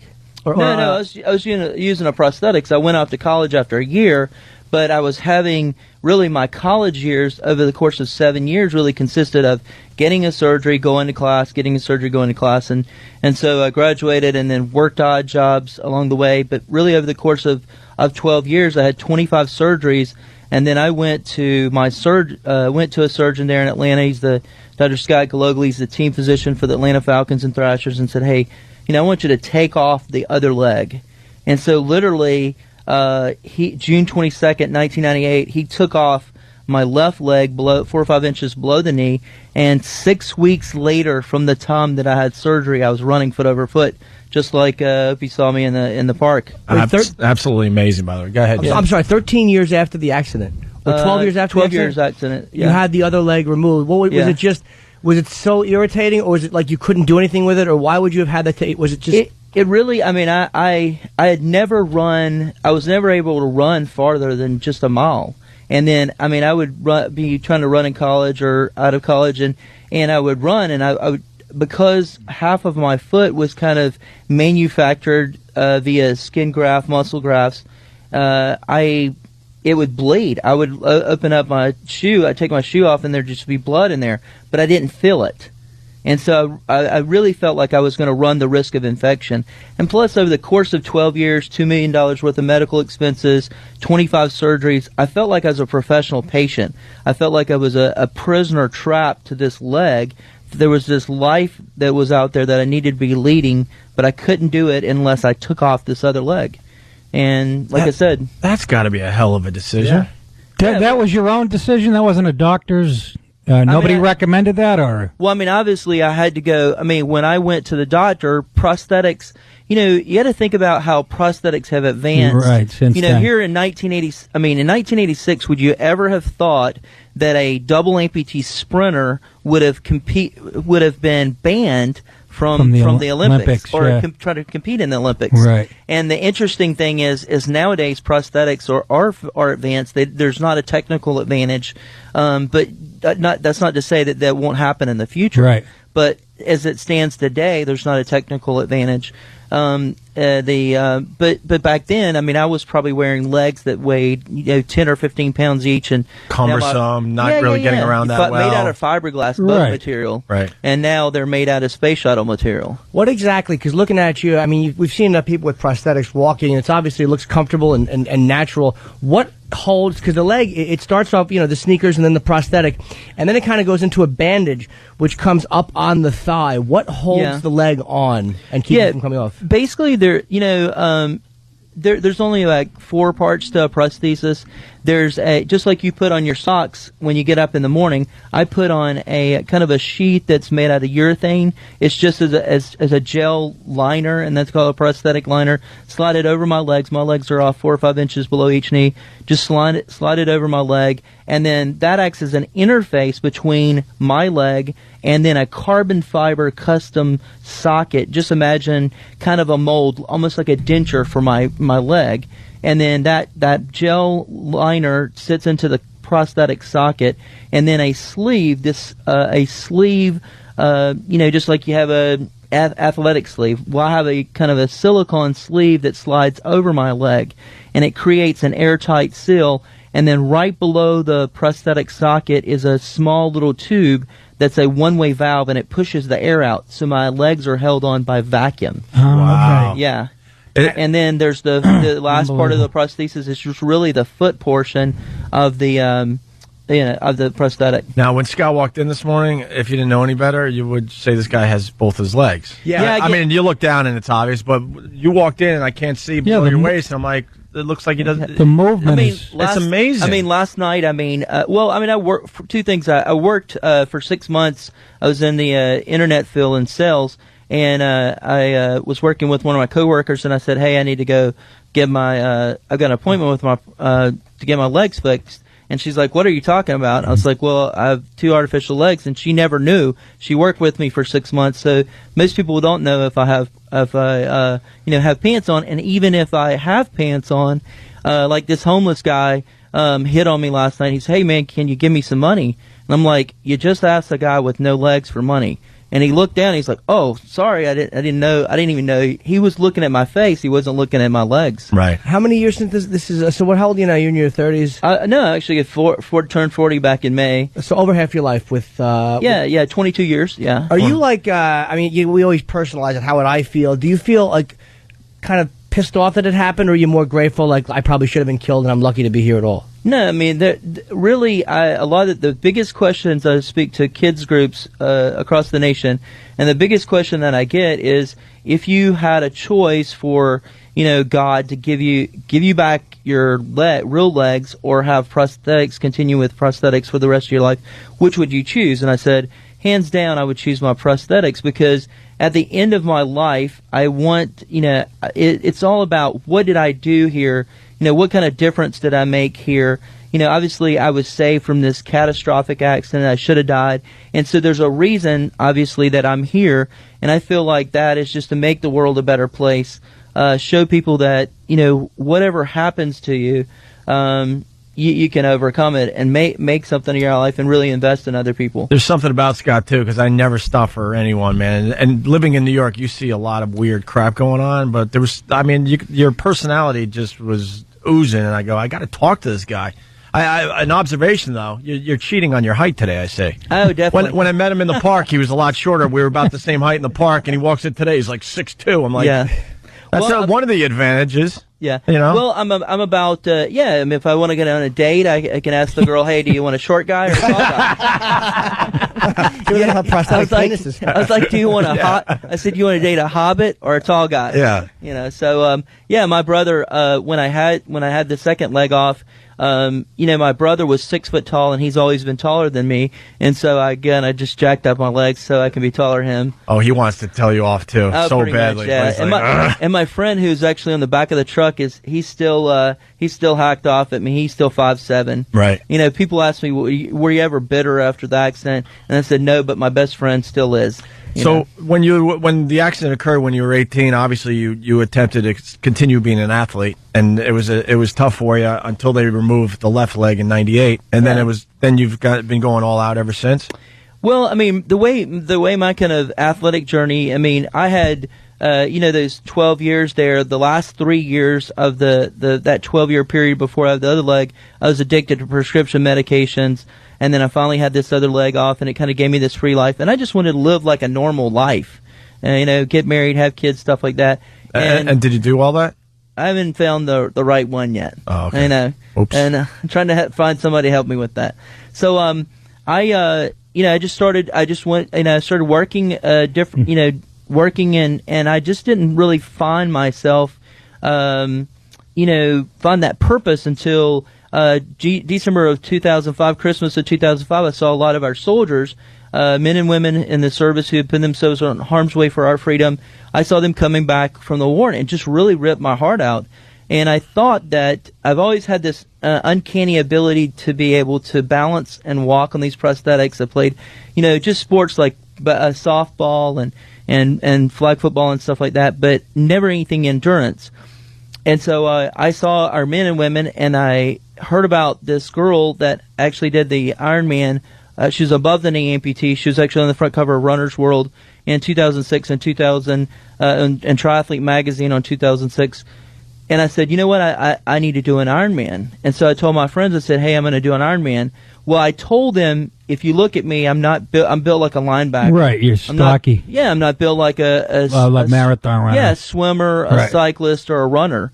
And so I told my buddies I was going to do an Ironman, but I didn't know how to, in January of 2006, I didn't know how to swim, I didn't own a bike, and I'd never run farther than a mile on a set of prosthetics. And I told them I was going to swim 2.4 miles in the ocean, I was going to ride 112 miles on a bike through the lava fields of Hawaii at 110 heat index, and I was going to run a full marathon, 26.2 miles, and I was going to do it all under 17 hours. And that really started my journey. My first small distance triathlon, a 600-meter swim, a 12-mile bike ride, and a 5K run was April 22nd of 2006. Wow. Well, fast forward 1 year and 8 months, and I finished one of the toughest endurance races on the planet. So it really took me 0 to Ironman in a year and 8 months. So you have it. Look, you're wearing a pair of the prosthetics now. I just have sneakers, and obviously for just getting around and walking.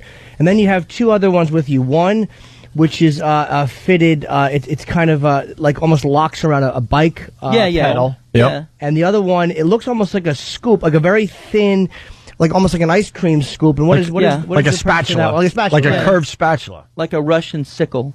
Yeah, exactly. What is that one for? That's for running. The first one that you were talking about that kind of looks like an upside, it's like a trident, and where it has the cleat, the bicycle cleat.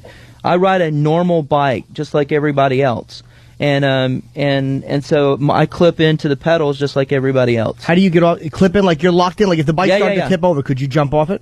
I would need to twist my knee. Most people twist their ankle, but I need to twist my knee to pop out. Yeah, Jimmy, most of these guys are locked into their pedals these days to begin with. So, are they? Okay. Yeah, real bicyclists, they lock in. But they can twist real fast and they can get out. So what are you saying? He has to twist from the knee to get off. Yeah, all you need to do is just press down, and the pedal locks in, and the cleat locks into the pedal.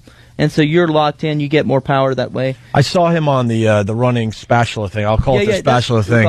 And he was just bouncing the whole time I was talking to him because it's hard to balance on those, obviously, but you can run like a mother effer. Yeah, there's I'm balancing 200 pounds on 3 square inches. Right. And so it's like it doesn't kind of give me any kind of a technical advantage or anything like that. But what it does is it's just simply just like running shoes. It just cushions the blow.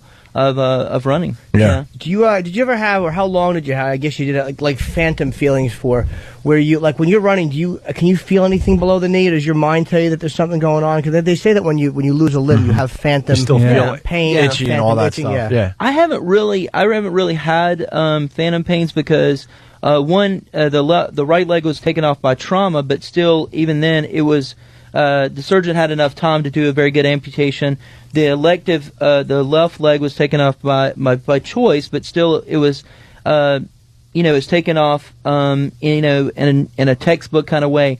Where our soldiers, the real phantom pains, I haven't had those, but the real phantom pains that our soldiers are having is these makeshift, bombs and stuff like that are shattering some of the bones. So they take off a leg, but the bone fragments are going into the leg, and the bone doesn't realize that it's separated, and so it creates a bone spur, and it literally starts to grow into these guys like muscles and nerve endings and stuff like that.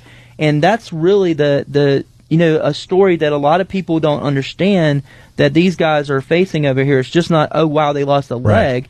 Hey man, they lost a leg, and this bone fragments from these crazy bombs are growing, and they're growing into tissue. When they took your leg in '98, where did the leg end up? My dad, I think I donated it to research, because at that time, back in 1986, the skin graft that they had done was very radical surgery, and so they're using it, or I guess they used it. I donated it. I was going to ask, is it still around somewhere? No, it's like, it's on Craigslist. Right. Yeah, it's eBay. eBay. And the other thing, so getting back to the triathlon, we got to take a break here, but I could talk to Scott all day. You don't use anything when you're doing the swim, so when you're swimming, it's all just upper body in the water? Yeah, man, I can't get rid of these shoulders. You can tell, man. Look at, his upper body. He's got the swimming shoulders, right? Yeah, I can't get rid of these shoulders. So you can't kick nothing? You can't even kick kind of with your thighs, or? No, I mean, I lose 25% propulsion on the swim because there isn't a kick there. Are you just exhausted from swimming without legs? No, not really. I mean, it's just I just have to practice a lot and get my swim endurance up. I mean, you paddle? No. I swim freestyle, but in Hawaii, that was only that was the longest that I'd ever swam, and that was only the fourth time that I'd ever swam in the ocean. And I did That's amazing. I did It I did 2.4 miles in the ocean in an hour and 28 minutes. Wait, how many miles? It was 2.4 miles in the ocean. It's a 2.4 mile swim? Yeah, in the ocean. The Hawaiian Ironman is a 2.4 mile swim in the ocean. Yeah, it's 112 miles. And you have to do it. You have to do it in 2 hours and 20 minutes. Or they just bail on you.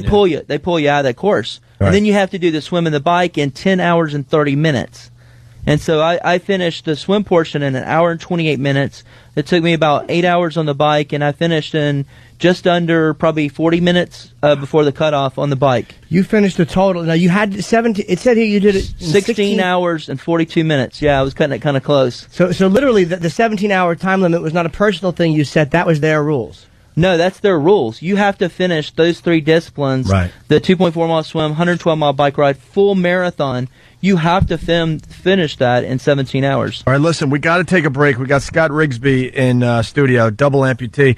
A lot of the military guys are thanking you for speaking so highly about the military and what these guys have been through. It's my privilege. Right. The Marines flew me into Camp Lejeune, spent time with 150 of their family members, and just loved on them. I've been to they use my cycling feed at Walter Reed. Right. I've been to Balboa Naval Base, so I've got invites to the Center for the Intrepid. So yeah. Awesome. If you want to stick around, I'm sure we'll have a few more questions for you. But we got Philippe Petit, Man on Wire.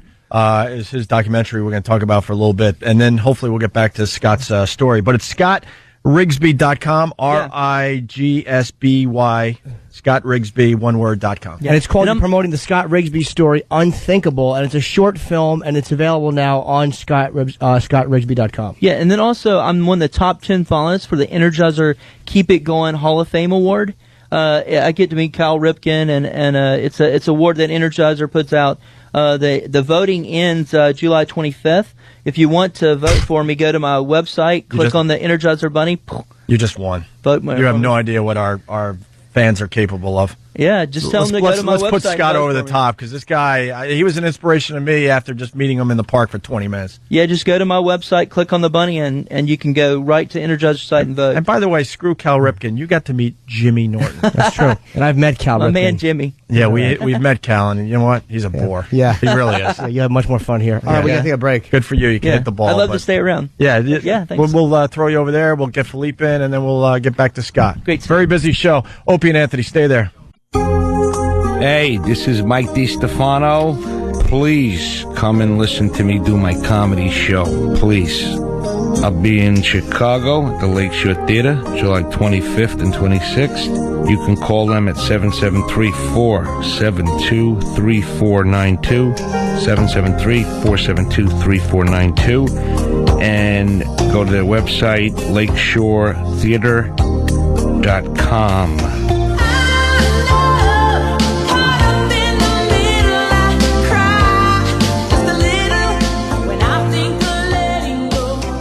I smell dead people. I farted. The Opie and Anthony Show. Good morning to everybody. It's the Opie and Anthony Show. Jimmy and I today, 877-212-ONA. Also, Nick DePaul helping us out. We got Scott Rigsby, the double amputee that completed the Hawaiian Ironman triathlon. And now we say good morning to Philippe Petit on our couch. I can't believe you're actually sitting here. We're huge fans of yours, sir. We've been talking about, just pull the mic a little closer. We've been talking about you for a long time. Even before the documentary, we were always talking about you. Because there's another guy, Alain Robert, who you probably know. He climbs buildings. No, I don't know. Yeah, he's a sissy. He doesn't have, he doesn't use a wire. He just climbs the buildings, which is pretty easy. I think he knows him, but he doesn't want to acknowledge him. Yeah. Which is cool. I like that. Yeah, glorified window washer. I think what you did was hard. Everybody knows you. You walked on a tightrope in between the Twin Towers. Yeah, I don't try to do things that are harder. I'm interested in beautiful theater in the sky. All right. That's. Yeah, I've never heard it put that way before. Yeah, that is that. Well, the book I have, my ex-girlfriend who did eventually leave me, got me your book for Christmas last year because I've been kind of obsessed with you for a long time. She's got good taste. Yeah, she really does. She left me for a gentleman of color. Yeah. In books, I meant. And it's just this. Still a fan, Jimmy? Yeah, of course I am. Yeah. And I knew it'd be an interesting interview because you do have a very poetic, odd way of looking at the world. You're not a typical guy. I couldn't be. Not to do that, I suppose not. Was there ever a moment, because my greatest fear is heights, and Nick was talking about the terror of heights, where you're in the middle of walking across in between these buildings, and you just thought, what am I doing here? No, I had been thinking of being between those towers for many, many years, even before they were built. So when I found myself there, it was by choice, not by chance. And I loved it. You had no fear of falling? I mean, even as a guy who knows... It's very logic, my answer, and it's not a pun. It's reality. I had no fear of falling because I could not fall. If not, I would be fearful, of course, and I will run away in fear. But because I cannot fall, because I put myself in a state of psychological and tangible certitude, solidity, I can enter in this fragile world with knowing I will do the final step victoriously. So what are you thinking as you're walking across? I mean, there's one part where I think you said you focused on the other building on a piece of metal. Is that what you actually looked at? Yeah. One nice way when you're on a tightrope, try it one day, and believe me, it's the right way. Look at where the wire is tied on the other side. It's a bit like the horizon on a long walk. And that makes you feel like you're part of a rigid system. But in these walks, as you know, I walk many times, 8 times. My friends told me I didn't have a machine to measure my walks, but I stayed there like almost 45 minutes. And during that time, I actually looked down, looked around. You sat down on the wire. Yes, I sat down. You laid down on the wire. Yeah. And how high up were the Twin Towers? Like a quarter mile? Just a quarter of a mile. Something like that? Yeah. Quarter mile in the air. That would knock the wind out of you. Well, yeah, they no were kidding. the highest towers in the world at the time. Sure. This photo here, this is to me, I mean, they're all horrifying photos, but this one, I'll show Nick, is Philippe. He's in between the towers, and he is, you could be lounging on a hammock somewhere. So let me correct you. There's nothing horrifying about this picture. It's glorifying about the Twin Towers, and it's magnificent about seeing a man becoming half a bird. Yeah. So it's glorifying to you, horrifying for every single human being out there. Philippe, how do you explain that you don't have a fear of heights, but somebody like me or Jimmy, is that genetics? What? No. I was not born as a wire walker. I actually fought for it because I was not born in the circus world. And my parents and the teachers and the whole powers that be around me as a teenager said no. And my intuition was yes. So I became a natural climber. At 6 years old, I climbed everywhere, played with ropes like little kids do. And I found myself at 16, 17 learning by myself, which is very unusual, the art of wire walking. So I have no fear because I loved it all along. You see, if I force you to get on a wire, you're going to resist and say, oh, I'm scared. But if you live from your childhood climbing everywhere, it's very natural that you're going to become a wire walker. Carl Wallenda fell to his death. I mean, obviously a very accomplished guy on the wire. That was after I think you did this, or was that before you did that when he fell? After. It was after. Okay, so you didn't have that. Would seeing that have kind of slowed you down at all, or it wouldn't have stopped you? No, but it's always a good lesson. I was actually invited to perform where he did, and I went to Puerto Rico and I studied the wind, and I say I'm not interested in his assignment. What was the mistake you made that day? Just not reading the conditions? I refuse to talk about how people could have felt if they're not in front of me to refute me. But as a wire walker, I know that I will never do a walk when I weigh all the odds. And for example, if I'm proposed a place to walk where it's very windy, I will study the wind and I might say no, which I said in this specific. All right, going with that. So the day you decided to walk between the Twin Towers, if it was windy up there, you weren't going to go? No, it was windy, and by nature, it was there was turbulence there, which is like mad wind that you cannot control. And I knew that from my homework and for dozens and hundreds of visits sneaking up while the towers were being built or finished almost. So I don't know. I don't believe in gods, but I think the gods believe in me. Sure. So you visited the towers dozens of times before this? No, hundreds of times. Hundreds of times. I was in New York 8 months street juggling to survive, passing my hat in. So you were street juggling and then you were sneaking into the towers when you could? Well, I had to disguise myself as an architect or a worker or reporter, a journalist.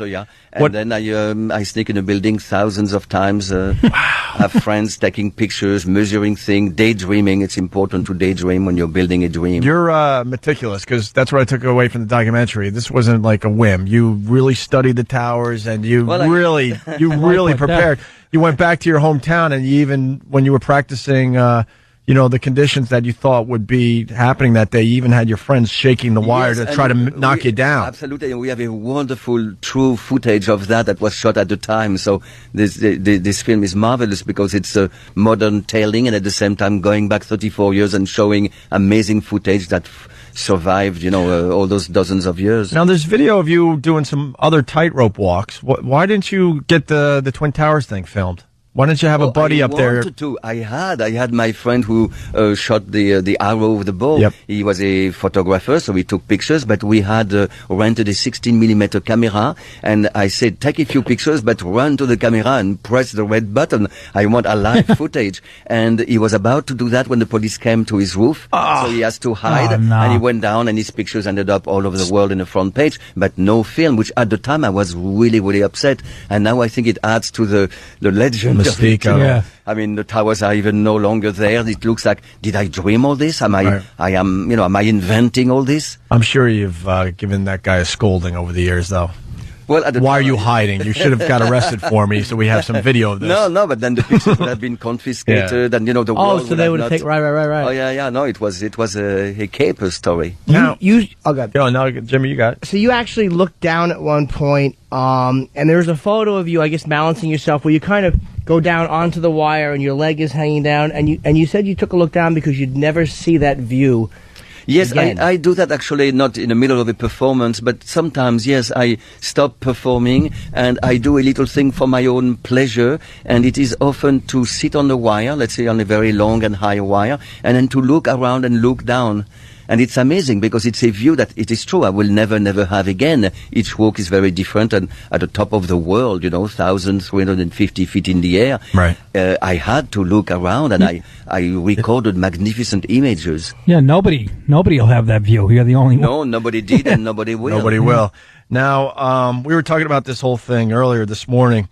We really thought it was like a wire in a bag. You throw the wire to the other side, no big deal. I learned through the documentary it was something like a half-ton of equipment. No, almost a ton. Almost a ton of equipment. You had to sneak into the Twin Towers. Yeah, divided in two crews. The North crew with the little equipment, the bow and arrow, and the South crew, me and a friend.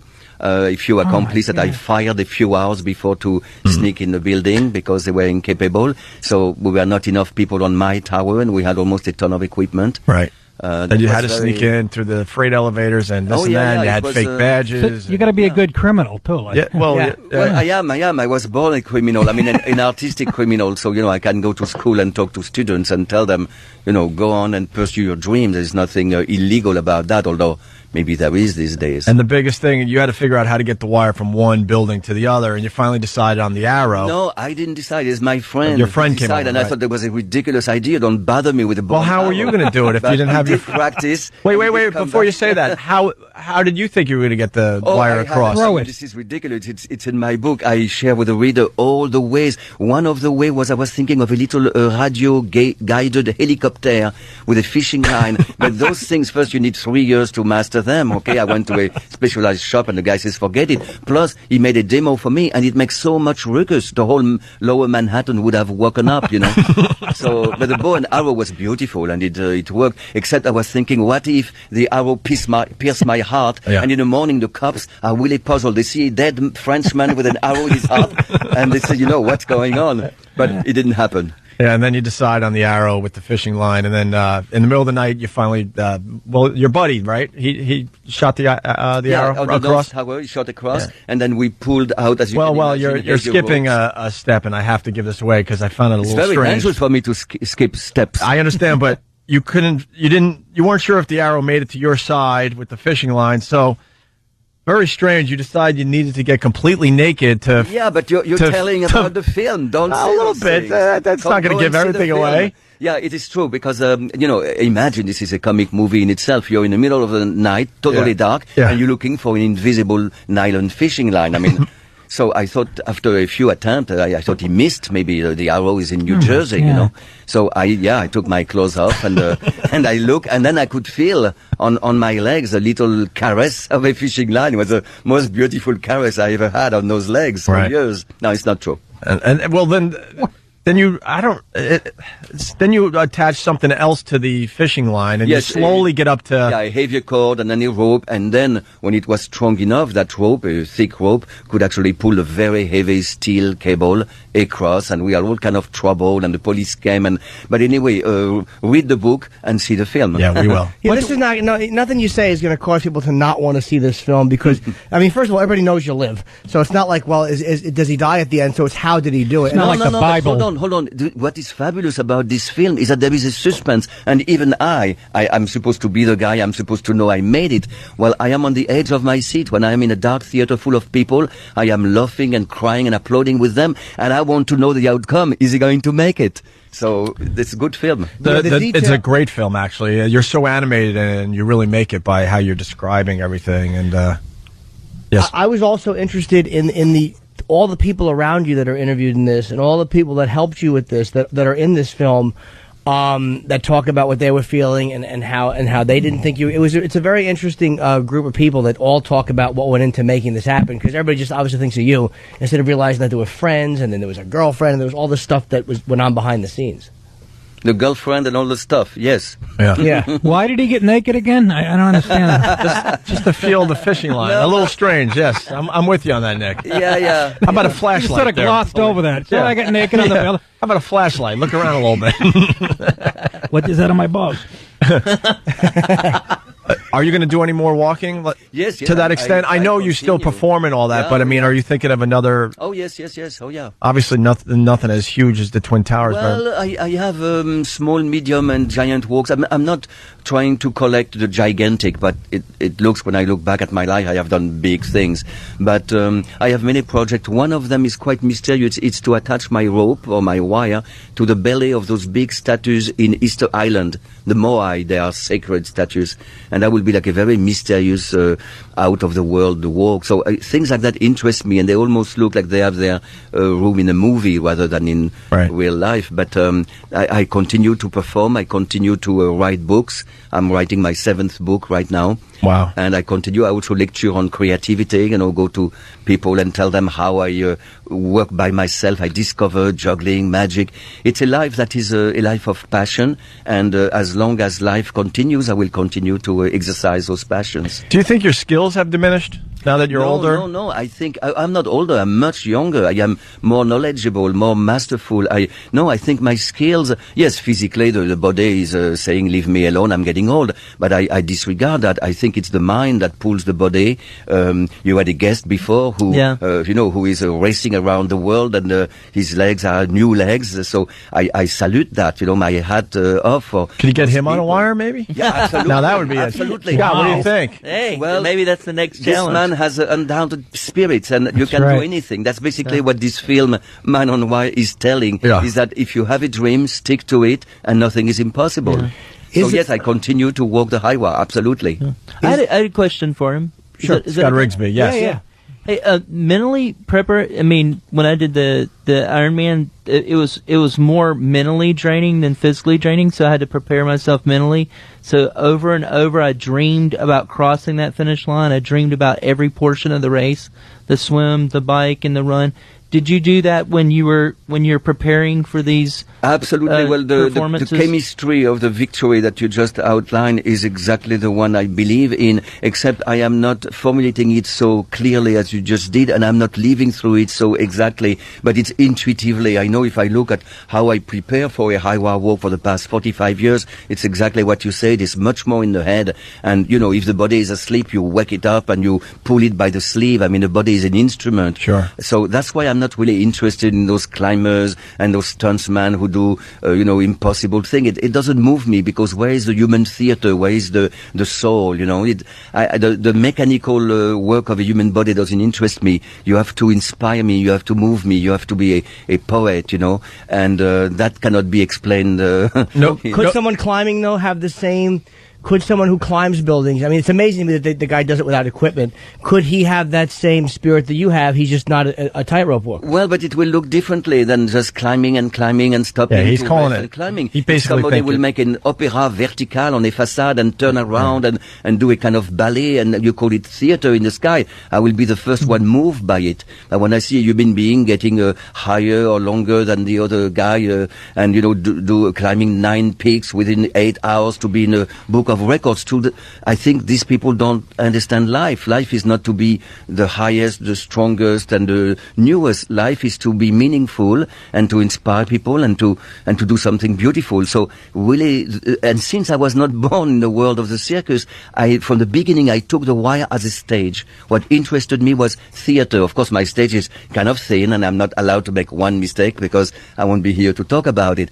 But that's the beauty of my theater. It's a theater where you have to put your life entirely, not gamble it, but carry it across in full focus. Jimmy basically saying they're hacks, and all they're doing is climbing a really, really tall ladder. Philippe, can I ask, you said you've been doing this 40 years? No, much more. Can I ask how old you are? Yeah, I'm kind of 60 or something like that. Getting close to the big 60. But, I have disregard. I know teenagers that are already dead, and I know 95 years old people who are my best young friends. Right. Hey, like 60. You've never answered the question why.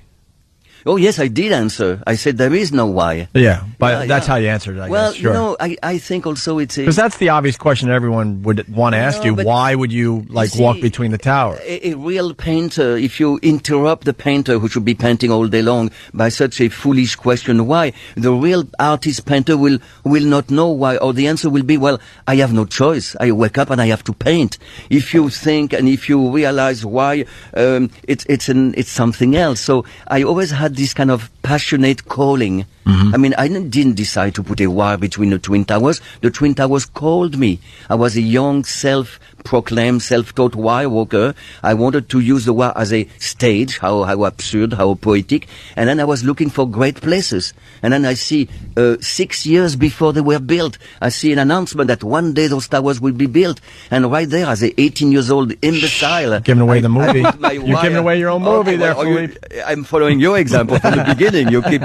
But anyway, you're right. This movie can be seen even if you know what the subject is. Now, what are you scared of?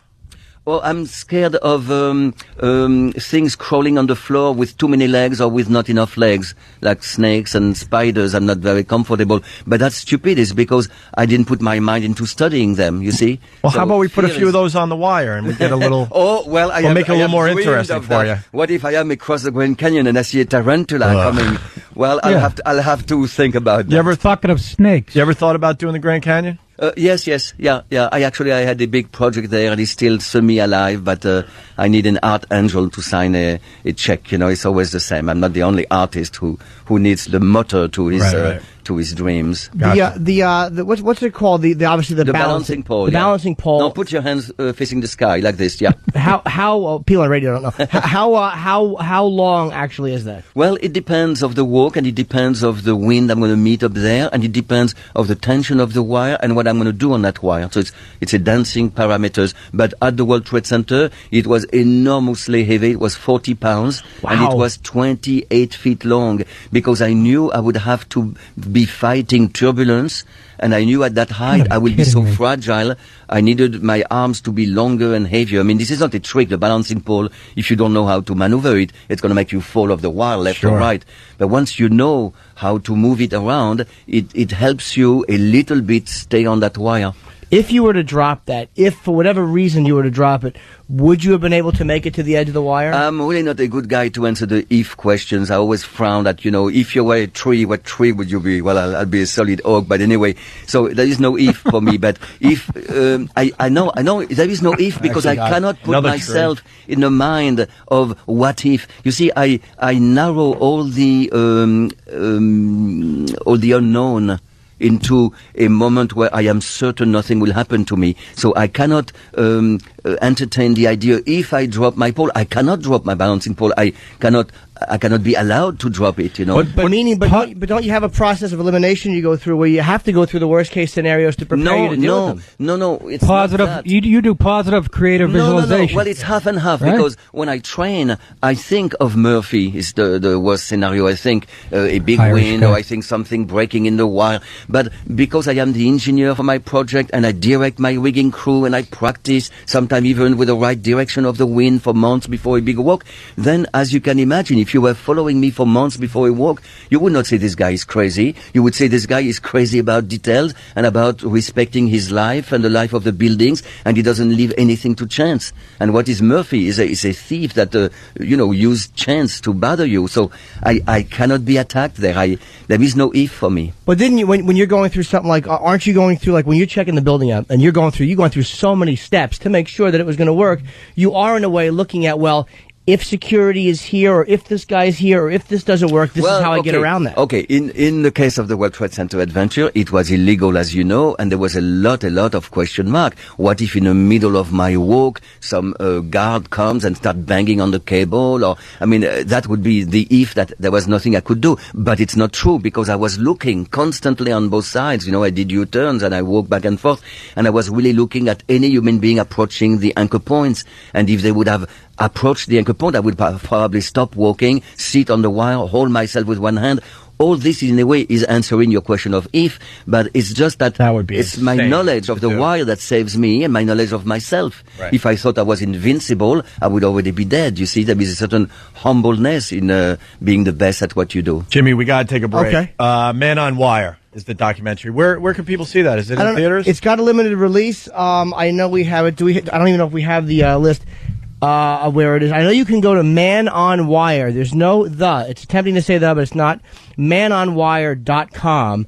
And I'm sure that will give certain dates as to where you can see it. It's opening within hours in New York City, so it's going to take New York by storm. And I know the New Yorkers, it's going to be their film because it were their towers. And Who needs to see Dark Knight when you can see Man on Wire? Yes. It is. Well, there is a big difference. It is a very interesting Taliban's gonna go see it. documentary. It's a very interesting thing. It really gets you inside of Philippe's headspace and what was going on, and it really was a fascinating thing to watch. And I knew a lot about you just because I read the book and I'd watched a lot of stuff on you over the years, and I still found myself really interested in watching this. Oh yeah, absolutely. It's a pleasure, Philippe. Thank you very much. Philippe Petit. We're going to wrap up next. Stay there. Call the Opie and Anthony Show. 866-WOW-1-WOW. 866-WOW-1-WOW. Cell phone and PDA users, send your message to feedback@opieandanthony.com. We got a busy show.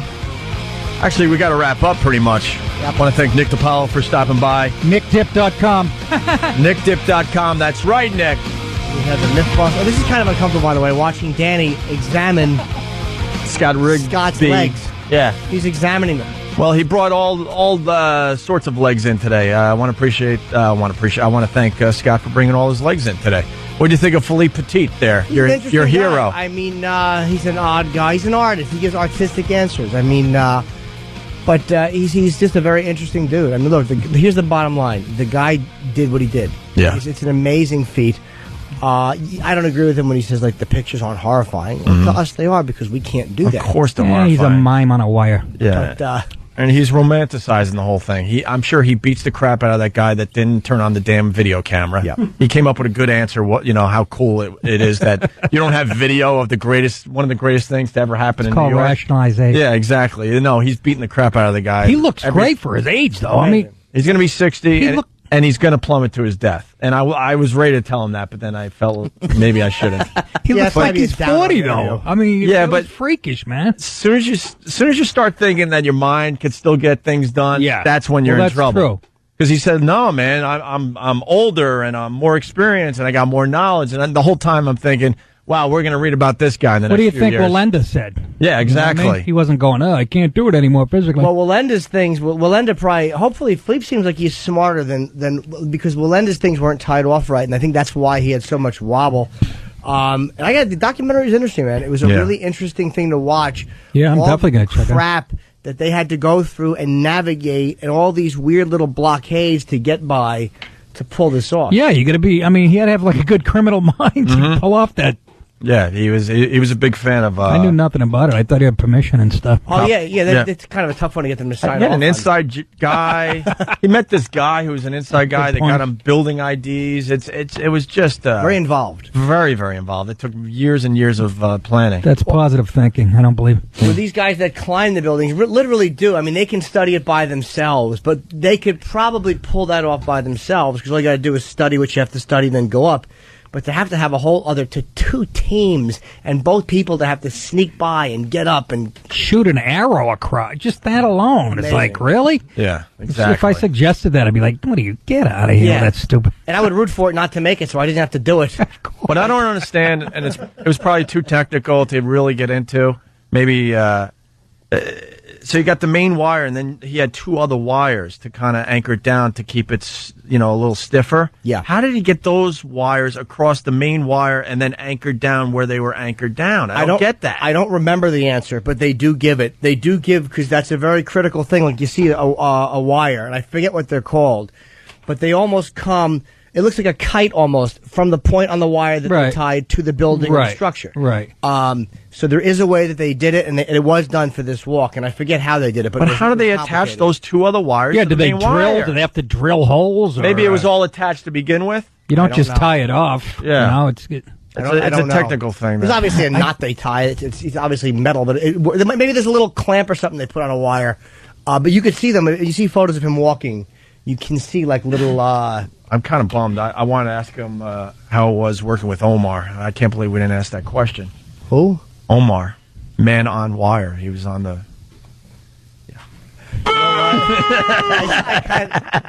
There was something sweet about Well, that. it says Man on Wire. It's one of our favorite. Yeah. I just didn't get it. I know. I'm just trying. Scott Rigsby, thank you for stopping by. Thanks for having me. What are we promoting as we leave everybody today? Well, it's. Oh, I'm sorry. What? Go ahead. Are you talking about? Oh, okay, yeah. No, I'm talking to the wall. Yeah. What do you think? ScottRigsby.com. The Energizer going the distance. Hall of Fame award. If you get to my site, click on the bunny. Who are you up vote against, for by me. the way? 9 other finalists. What are they, though? Yeah, teachers, cancer Just survivors. inspirational people. Yeah, inspirational people. Let's put yeah. Scott Rigsby over the top and make sure he wins this award. Yeah. You go to scottrigsby.com and you vote for Scott, right? Right. Yeah, just click on the bunny. And what is he filming for? Your website? Actually, I did a show with Alan for Team Kids. And it's just really telling teens about prosthetics and just overcoming adversity. Right on. Mm-hmm. Oh, Opie, look, a picture. Sorry. What? There's a picture right here of him with the wire tied off. You can take a look at it. No, I know, but how did he tie that off? Just with a knot. Just a little. You do it like a shoe. Some fat chick sitting on the other end. Yeah, just like a shoe. Yes, Stunt Brain. Yeah, it looks like they have those clamps that you have on guy wires that have tension Oh, I know what you're adjustments. talking about. And you can actually Crank tighten them them up. or loosen Yeah. them as you need to do. So that was all set up, and when he was getting the main wire from building to building, that rigging was already set. and yeah, then they just tied everything down. pre-rigged a certain amount, Sure. and then when they lock it down, they can tighten it up. They talk about that though. That's actually a really critical thing in the walk, and the documentary actually goes into that because I was wondering how they tied that off. Yeah. I had the worst ideas. I'm like, did they actually go to the ground with it? I'm such a dope. All right, well, way to end the show. I'll be at Comics next weekend, August 1st and 2nd. And in Sag Harbor this weekend, Saturday night. For who? What day is that? Bay Street Theater or something. Me and Fitzsimmons, Saturday night. Yeah, it's a nice little theater in Sag Harbor out there on Long Island. Oh, Long Island. Ticket information at way out there on the North Shore. .com. Yeah. Is it? Yeah. Up in upstate New York. Different. Okay. All right. Where is it? Sag Harbor. Is it like the Hamptons or something? It's like north of the Hamptons. Sure. Yeah. A lot of celebrities in that area. Oh, no, I don't want that. Oh, yeah, you'll probably have a bunch of celebrities in the audience. ScottRigsby.com. Scott, thank you. Yeah, thanks so much, Scott. If you're not busy, we're going over to XM if you want to curse and stuff with us. Yeah, that'd be great. All right, we're going to continue over at XM. You guys have a great day. We'll see you soon. Thank you. What were you going to say, Jimmy? Nothing. Well, we have to end professionally. All right. End professionally. Tomorrow, Ann will be here because he's not doing well today. But tomorrow. And congratulations to Ann's sister who had the kid finally. Oh, did she really? After 11 months of pregnancy, so that's good. Oh, boy or girl? I don't know. I'm just finding out as we speak. No, the father was from Mastic. Is that true? All right, we're out of here. Thank you, Nick. We'll see you guys soon.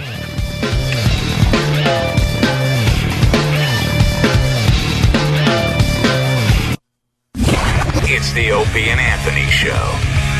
XM 202. Before you get pissed off at us, man, we have nothing to do with this. What? What is this? Garbage! You know what? I can't take this anymore. It's an awful, awful radio show. We're really, really mean-spirited, evil people who can't see the good in anything. Off the air, let's say racist things to each other. Hold on. And really turn them off.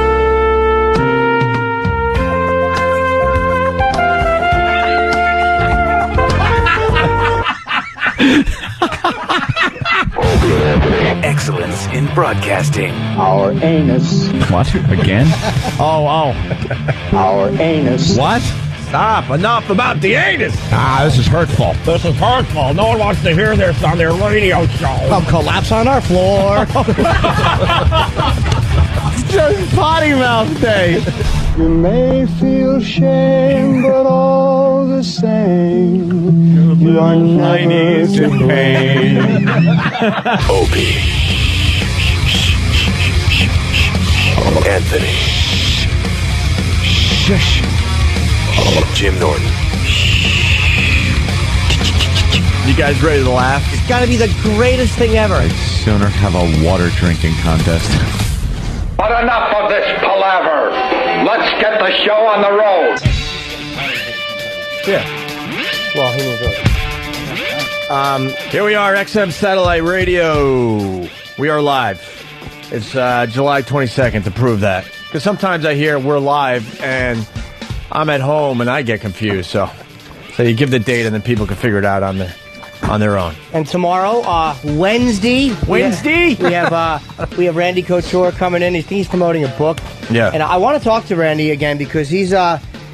If anybody saw, we've been yapping about fucking Fedor Emelianenko, and to the douchebag on Whackbag that thought I purposefully didn't mention Tim Sylvia to fucking oh my god, I'm blanking out from the UFC. Fucking holy shit, Dana White called in and thought I was avoiding that. You're a fucking dope.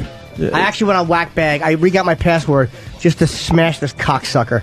I don't understand the people that claim they're fans and all they do is try to find things wrong with the radio show. You're not a fan at that point. But like Go it was this away. But like it was this purposeful thing to avoid, like, I don't want to upset Dana, who's brutally honest. I would have mentioned Sylvia just to fucking hear him smash him. Of course. But it's our loss we didn't mention him because Dana White would have gave us some headlines. And he called in for my birthday to wish me a happy birthday and I just didn't apparently I didn't grill him enough to this cocksucker's satisfaction. So fuck you, douchebag. You know who you are. Anyway, the Sylvia Fedor fight.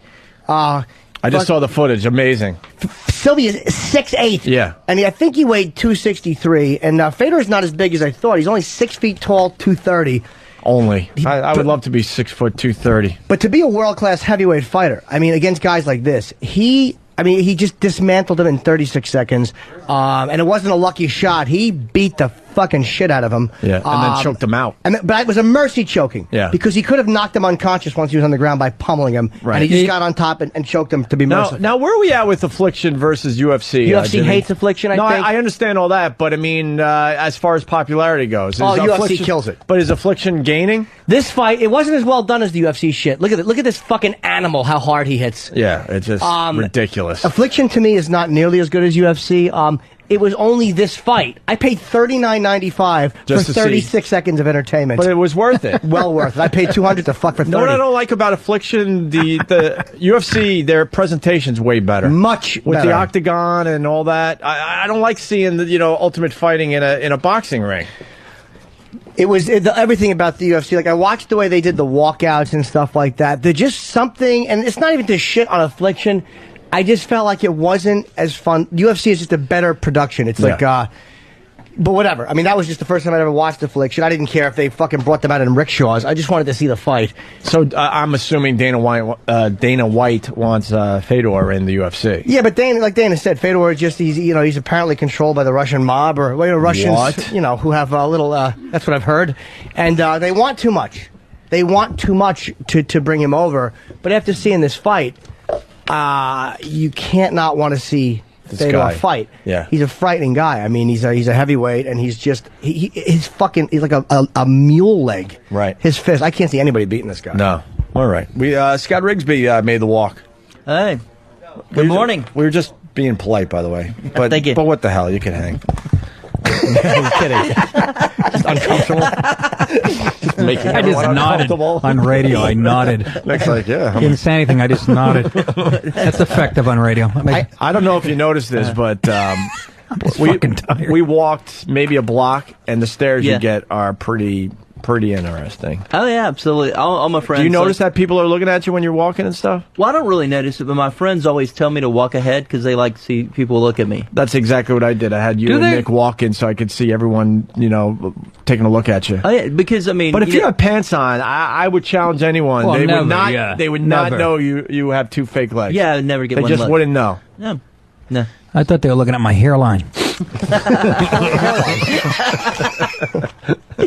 Hey, we got breaking news. Batman has been arrested. That's great. Batman has been arrested. I love that. And not for his performance either. No. I'm Batman. Are you? Why are you arresting me? Why are you arresting I me? gotta fight crime. Yeah, I was in the the mayor. Make-Believe City. I was the mayor of Carmel, California. Oh, wait, that wasn't me.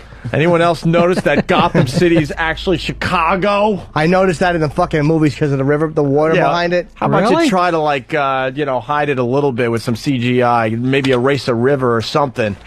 That was Chicago. E-Rock sent me a text, by the way, when he was seeing Batman. He's coming in. He went to see it this weekend, and I got a nice text. Yeah?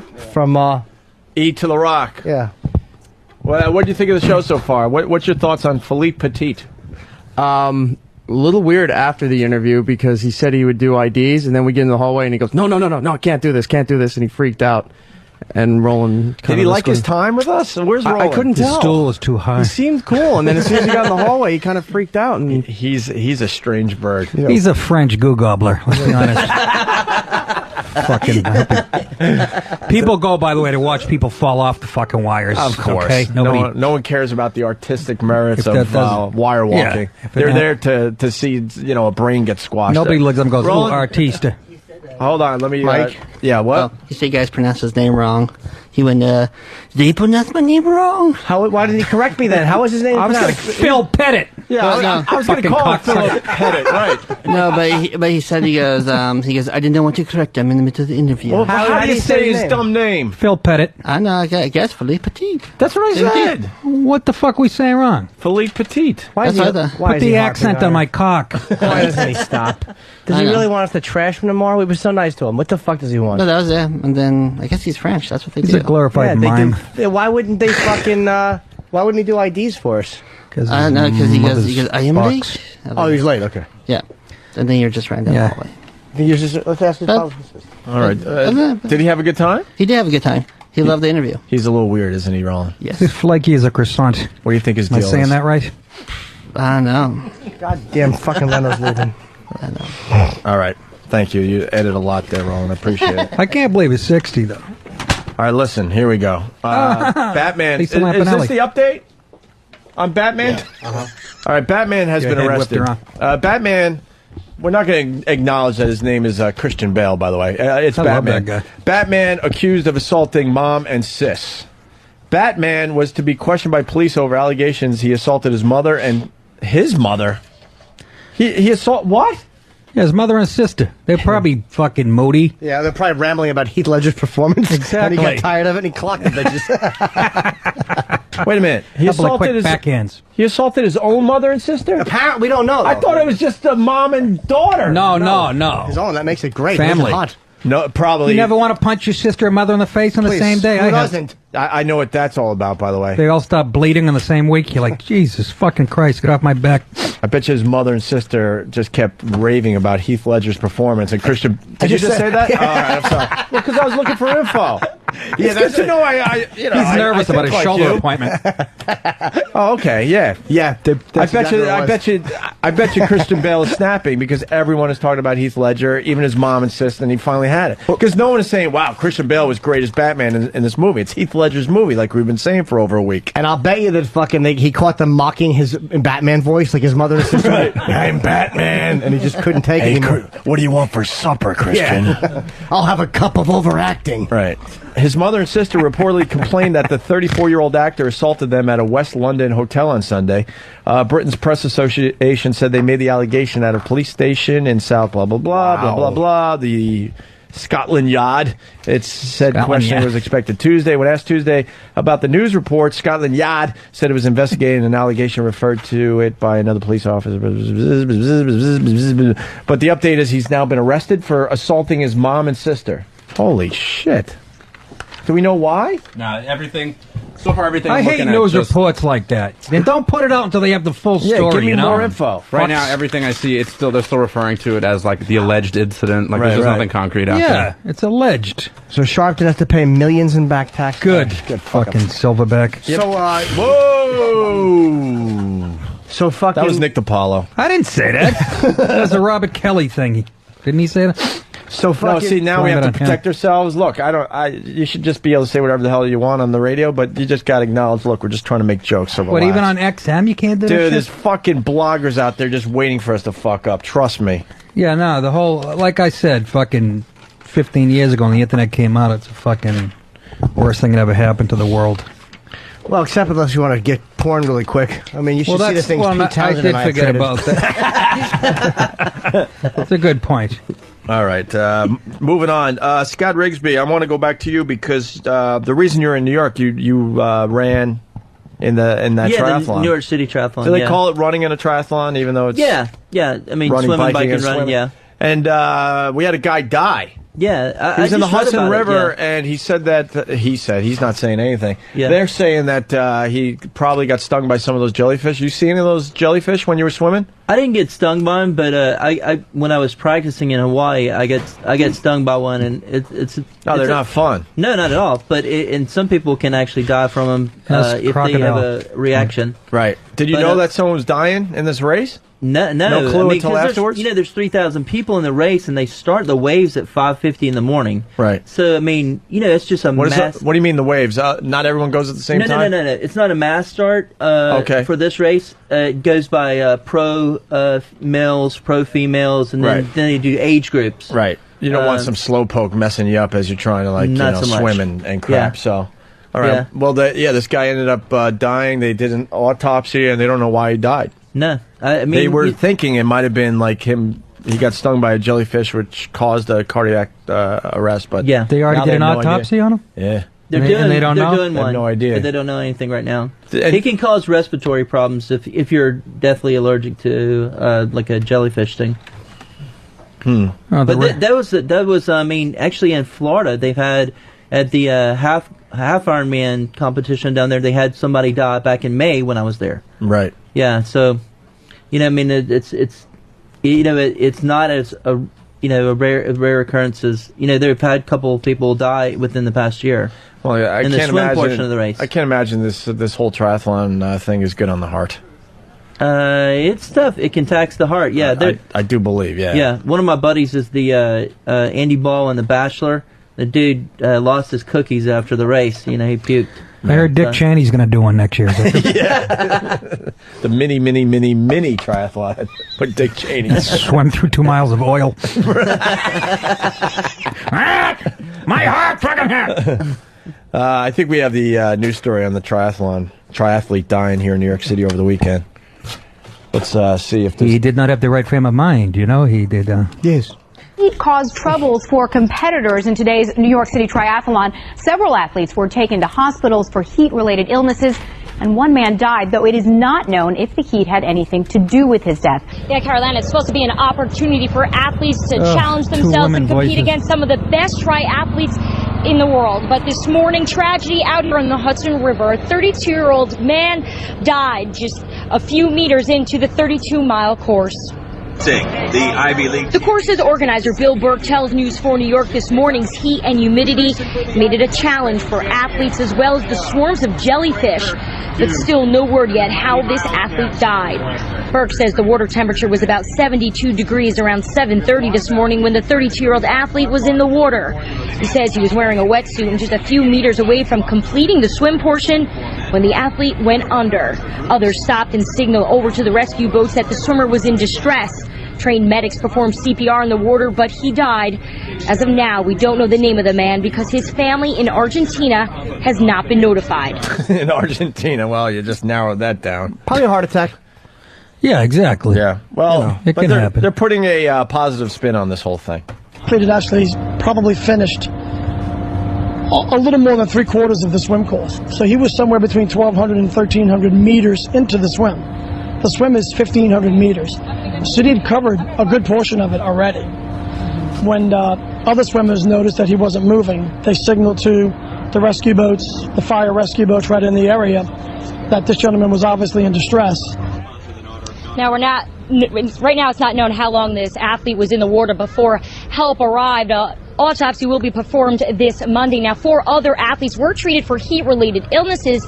This is the first death in the triathlon's 8-year history here in the city. All right, there you go. Positive spin. First death in 8 years. That's not bad. The odds are good, right? Yeah. Count me in for the next one. Guys, we got some breaking news here. What, Jimmy? Which, it's amazing. What happened? Charles Van Doren is finally talking. The guy, he was in the movie. Who is Van Dorn? The guy from Quiz Show. Yeah. Who gives a shit? Christ. 50 years later, he's finally telling everyone how he cheated and all that crap. we don't the inside care. Story. They made the movie back in '94, and he wouldn't talk then. Right, and now he's finally like, okay, no one's paying attention to me anymore. I'll finally talk. How about this? We want to know about the Kennedy assassination, 9/11 mistakes that were made. We don't give a shit about you on your fucking faggy quiz show. No one cares. Can we get a quote from Bob Barker next? Fucking models half his age. What is he saying about this whole thing? He doesn't go in. He just said they fed him answers. The same shit we knew already since he said it in 1959. Right. And then never talked about it again. Right. Go fuck yourself, Charles. No one cares. Just die already. It's too late. We've moved on to other things. Why do I hate him? I heard Gene Rayburn was a flounderer. Yeah. By the way, that triathlete died doing what he loves, so that's good. What's that? Sucking salt water? Thank you, Nick. I always hated that. Yeah, I hate When that go down he that died. road. No, if you ask the guy, I don't think he died. Always doing what he find loved. out. Always find out before you go to a funeral, because I showed up at my buddy's uncle's funeral and I didn't know what. I said, well, he died. Doing what he loved. And they go, he's hit by a bus. And then you tried to save it. He loved buses. Yeah, exactly. I go, what do you mean? He was into the extreme games, wasn't he? I don't think the triathlete is sitting there going, well, at least I'm going to die, in the middle of what I love doing, which is triathlons. No, I don't think that's what he was thinking at all. Yeah, it doesn't matter if you're doing what you love or you hate. Right. Yeah. Unless you're eating a girl's ass and your heart just stops. Then you die doing what you love doing. What happened? He was jerking off on Craigslist and his head blew off. Yeah. He went out doing what he loved. Scott, you eat ass or what? Oh my God. Not before noontime. Would you get right in there if it's nice and clean or what? I actually don't say that to this kid. Look at him; he's a decent fella. No, he's from the South. He's a polite fella. I'm a decent fella. Yeah, but I've been studying him. This guy has an edge to him. I was going to tell you the funny story about you guys would like this about the Hawaiian Ironman. It definitely was a first. I had this girl approach me the day before the Ironman, and she said, "I'm going to really be cheering for you tomorrow." And I said, "That's great," or whatever. Met her.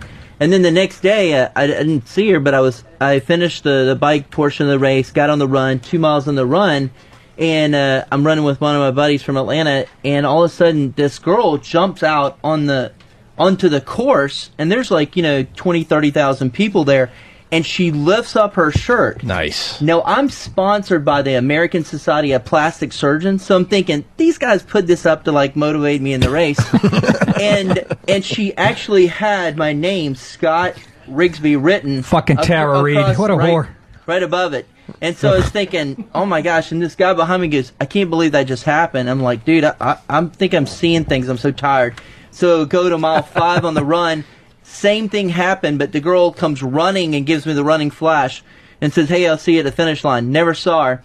And then I told my training partner, I said, hey, man, you won't believe this. This girl flashed me after the race. He goes, oh, yeah, the crazy girl came into the transition area, and she said, hey, where's Scott Rigsby? And I said, and he goes, why do you want to know? And so she flashes him. And he says, you misspelled his name when she put her shirt back down. So she goes up like this. He goes, oh, get out of here, you crazy girl. So he got flashed twice. So wait, so your cock blocker friend sent the chick away? No. He sent her away because it was that was like the transition area, and that's where we she wasn't even supposed to be in there. She was kind of like a stalker. Well, she was showing her tits, so it's like to me that trumps any backstage pass. Do you have a pass? Here's your tits. All right, no pass needed. Come on back. You do all right with the ladies there, Scott? I do all right with the ladies. They, when I first had the accident, one of the things you think about when you're 18 and going off to college, you think, wow, man, this is just really gonna, hurt things with the ladies. But they don't care. They react to, my legs the way I react to, the way I come across. They could care less. Right. Yeah. Women look at things differently than guys do. It's a whole big piece of my act how men and women are different. But a woman, like a guy would look at a woman with no legs and go, but a woman would look at it like, wow, this guy's has made it through this awful thing. Let me fuck him. A guy would look at a woman with no legs and go, how do I get her on a ceiling fan? That is true. How do I hide these so she can't leave? Yeah, right. That's actually a good angle to take. That's my ratchet set. Yeah. All right, we got to go backwards. Remember we were talking about Batman Yes. Pretty much everybody saw Batman this past weekend. Well, what's it about? I'm Batman. The Dark Knight. It's a guy who just he arrested Joker for I almost did a beating his wife and sister joke, and I'm like, why? Is it true now Larry King played the Riddler? Nothing. Hello. Listen to what this guy did to go see Dark Knight. Police say the temptation of Batman was just too much for a child's father to pass up. But while David Farnham was enjoying The Dark Knight, his young son was battling to stay alive. Farnham's accused of leaving his 2-year-old son inside a car all by himself. Again. But that's when Janica Nielsen and her father saw the child. We were walking to my dad's vehicle, and we see a baby in the back of the car. I thought it was a doll. At first, I couldn't believe someone would leave their child unattended. It was about 1:30 in the morning, and so they stayed with the child while police were called. The doors were locked, the windows were rolled up, but we were able to get the child out of the car. I got the baby out, and he was soaking in sweat, so completely dehydrated. His diaper was wet. He was crying. What the fuck, man? But the fucking... Did he get to see the movie? The fucking Heath Ledger was good. Yeah, let's at least get the guy's review of the movie and Heath Ledger's performance. God, what are you thinking when you leave a fucking baby, especially for a 2-hour and 40-minute... You're thinking about yourself. That's par for the course for this country, fucking Nitwitville. I've had it. And that's why there's no God. There is no... Thank you very much. There is no fucking God. These are the stories that come out, and I go, the baby lived, there though. can't possibly be There a can't God. be. Because there's loving couples out there, they can't get pregnant, and then you got these schmucks having kids and not taking care of them. That proves there's no God. No, Thank honest you. to God, I really fucking feel that way. The baby lived. Let's get the second half of the story. Trying to prove there's a God because the baby lived. All this time, police say how you look Farnham at was inside the movie watching The Cape Crusader. He wanted to see a movie, apparently. Do they have to use the Cape Crusader? Jesus Christ. Fight crime in Gotham. Well, his own baby. Right.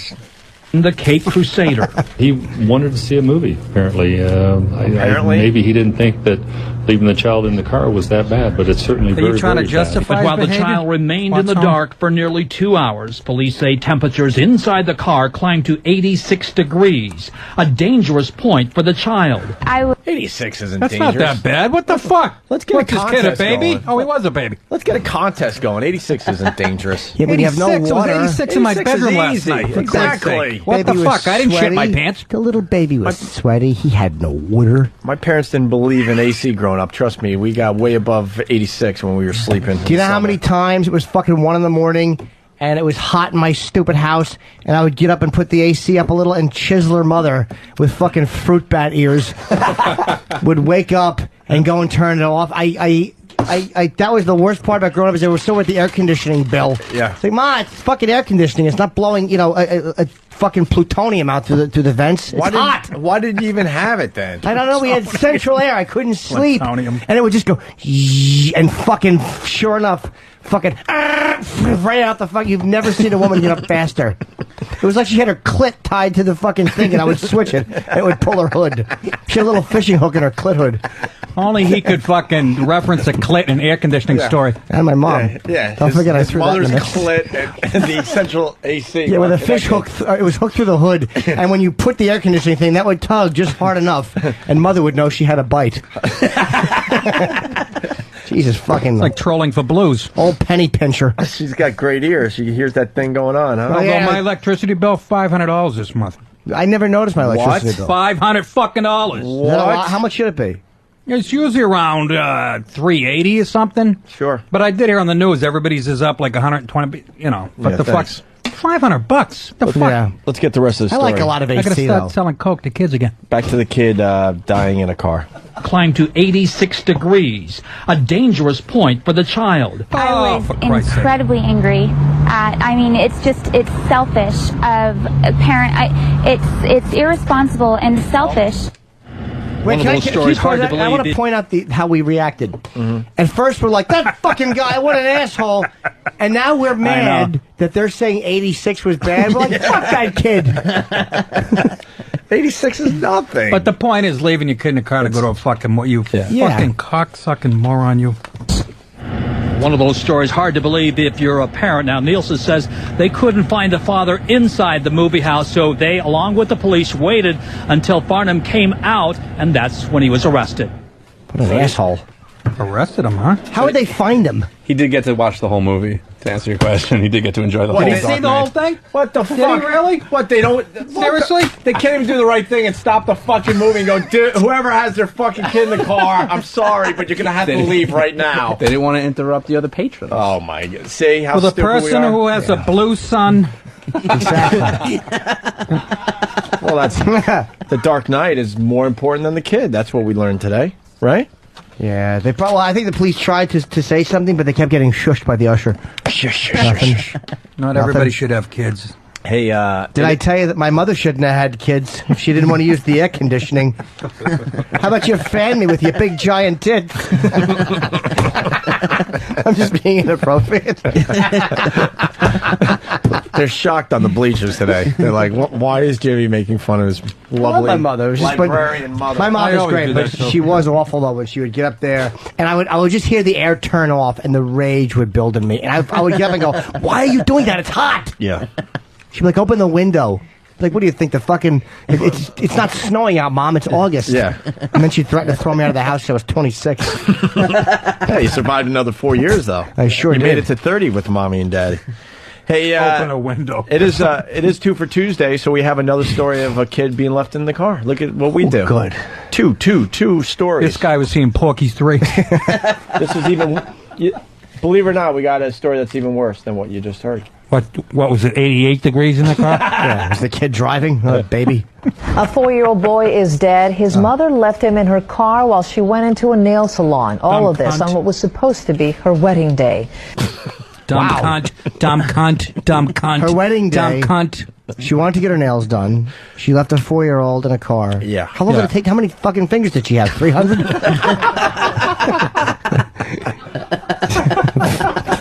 I don't know what the fuck goes on in those nail salons, but they take way too long to get their nails done. Jesus. Way too fucking long. Two Why Korean does it women. take an hour and a half? What are you doing How in long there? was she in there for? Oh, I don't know. Because it's about her. Yeah. Hope she finds a Salon. nice... All of this on what was supposed to be her wedding day. Marcy Gonzalez has more from West Palm Beach.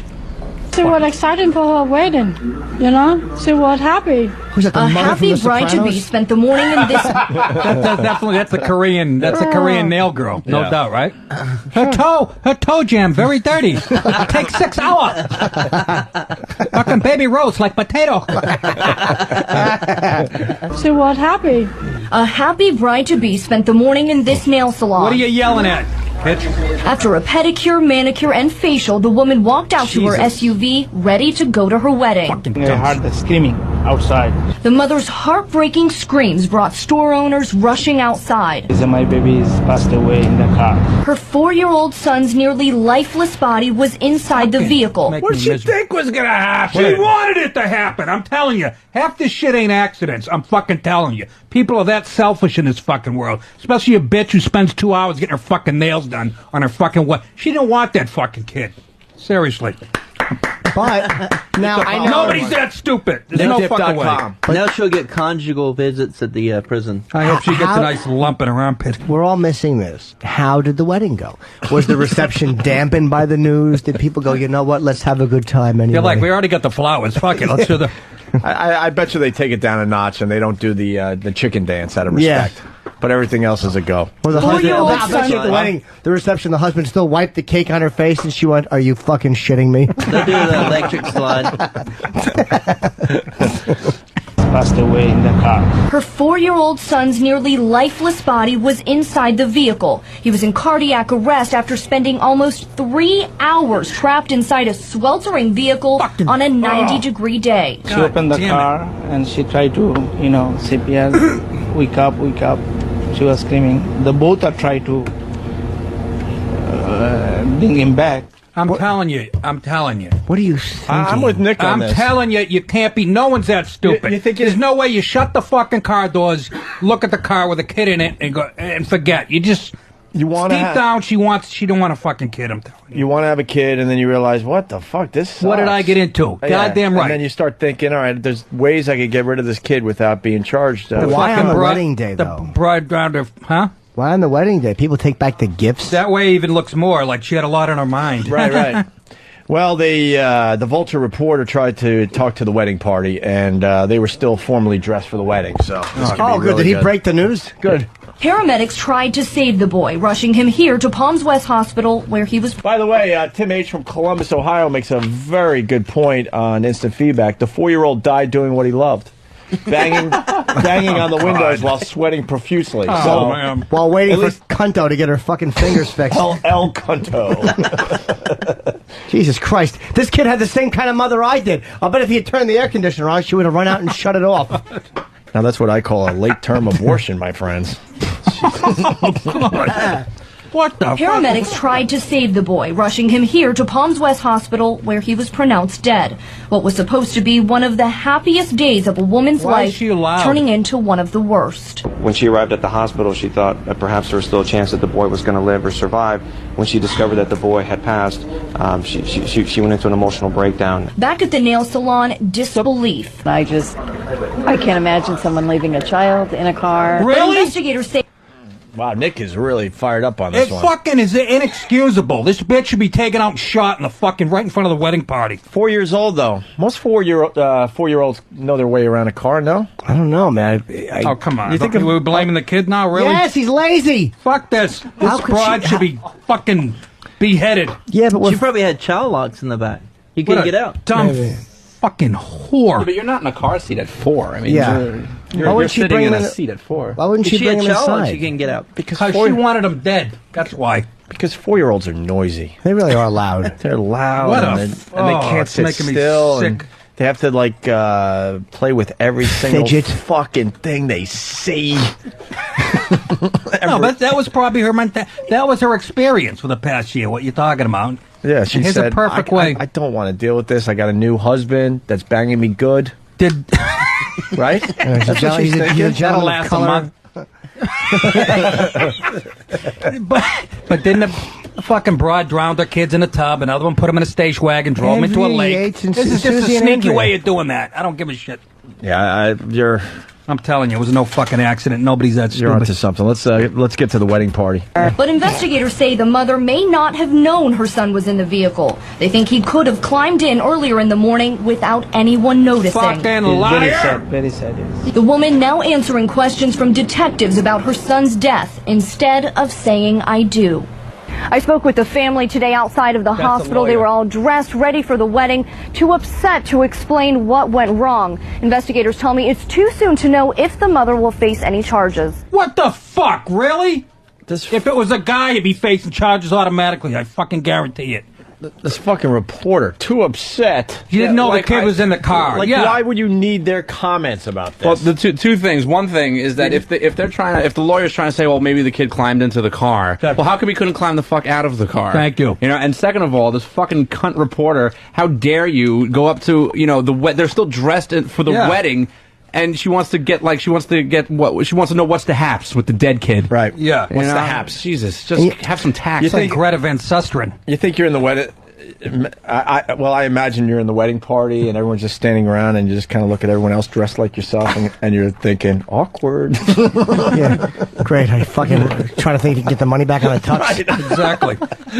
Yeah, but that is a typical reporter, a typical vulture who would go to these people still dressed. It's like, what do you expect them to say, you fucking cunt? What kind of news are you going to get? The kid is dead. They're going to be miserable. You're looking to have screaming people on camera. They're just looking for the shot of somebody crying to make the story even better. But already, though, just that angle that, the kid, she might not know the kid was in the car, is that fucking angle, that lawyer fucking statement.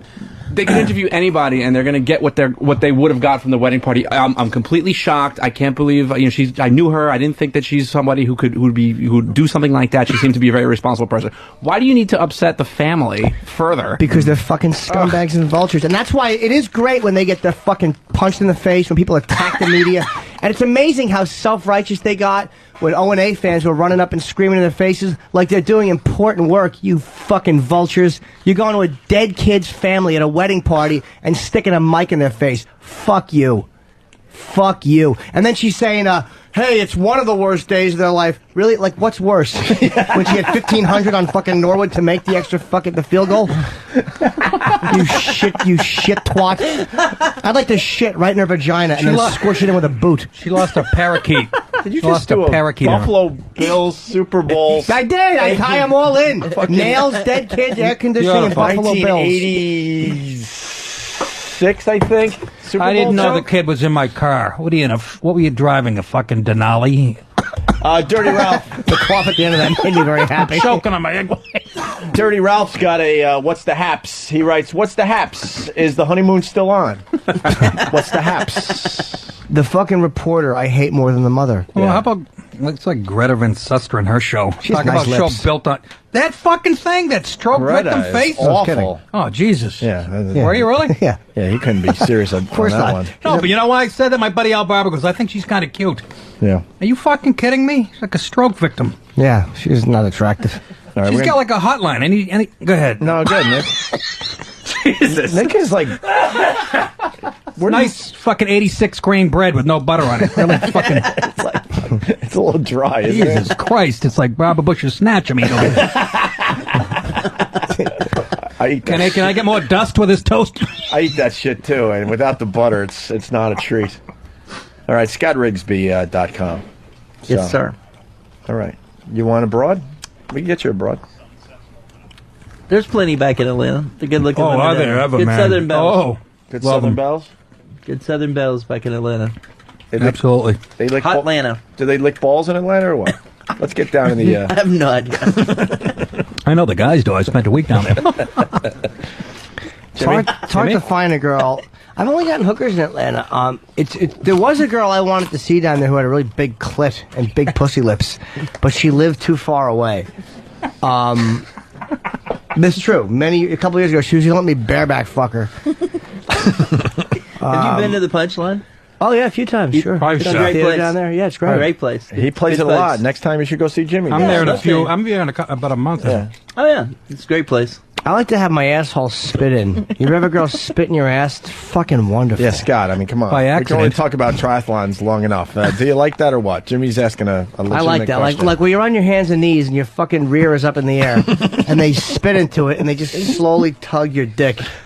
You like that? Oh, who doesn't? Jimmy likes his dick Sounds pulled like backwards. Yeah, like Backwards. almost like they're gonna pull it. I'm gonna go take off. The other way. Sounds painful. Put your dick take me backwards. serious. Jesus Christ. I do a little bit like a Manx cat tail, but it's awful because my stomach hangs down and they're jerking me off with my fat stomach hitting their knuckles. It's really unsexy. Spit in your asshole, huh? Yeah, it's really fucking nice. Yeah. Can you get footage of that? I'd like to see that in slow I probably motion. could actually. I'd love to have a fucking spy cam hooked up. Hey, I'm going to put the audience on the spot for a second. Anybody have a question for Scott Rigsby from ScottRigsby.com? Double amputee who completed the Hawaiian Ironman triathlon. Who's the chick out there?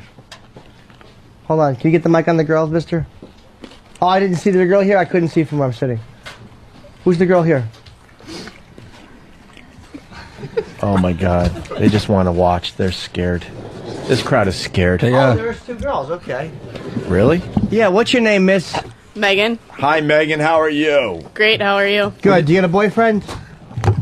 Yeah, right here. Okay. How about the other broad? Oh, the broad. You got a boyfriend? Yes, I do. Where is he? Husband. Okay, you guys are together. All right. Listen. Sorry. Would either one of you? Thanks for the effort. Would either one of you bang Scott Rigsby if you were single? I don't know. It's a hard question because their boyfriends are right there, and what's going to happen is this: the drive home is going to be this. Yeah. So you want to fuck the athlete? But you said you would have. But we were on the radio, and these fucking jealous guys are going to wind up thinking that they want to fuck. So the women can't say. Yeah. And then they're going to be fucking kneeling by the bed, and they're going to get their hair pulled. Where were you today? And they're going to say, I said the movies. They say, what'd you see? And they're going to Father of the Bride. Father of the Bride. The best slaps ever was De Niro in Raging Bull. Oh, fucking rhythmic. She calls him a fucking fat pig, selfish fool, and he bites his tongue, selfish fool, and he lines up the slaps just so those guinea Open that, hands. will you? Oh, sure. Can't get my fucking greasy hands. Hi, who's this? That's Scott. He might have a bottle opener on his knee. It's Swiss Army knife. Swiss Army leg. Hello? She's gone. Who was it? Some broad looking for Russell. I thought we'd fuck with her. Russell? But maybe I shouldn't have said, hi, who's this? Oh, yeah. Because no one answers their phone like that at home. I'm just trying to get... I'm a fucking idiot.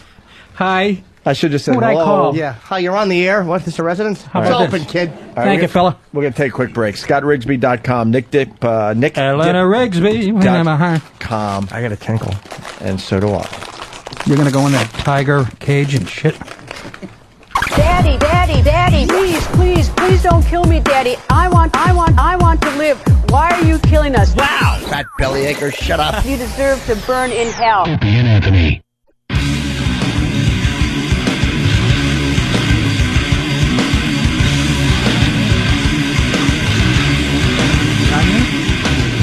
We're back with the Opie and Anthony Show. Got a full house today. We got a nice crowd outside. We got Nick DiPaolo from NickDip.com. Scott Rigsby in studio. A lot of questions for you, Scott. We're going to go to the phones in a second, but Nick DiPaolo was telling us about his trip to Afghanistan, actually, right? Yeah, it was. Well, you heard about the whole fucking incident about the mortar attack and all that shit, right? What's your take on that? Well, I'm just glad it's third world ragheads shooting at us because they have no fucking aim, and apparently they don't have the equipment, but they were aiming at the base that we were at, so, you know what I mean? And you were in a bunker for a while? Yeah, we were in a van on our way to a meet and greet, and all of a sudden the sirens went off, so we had to pull over and kind of jog to a bunker.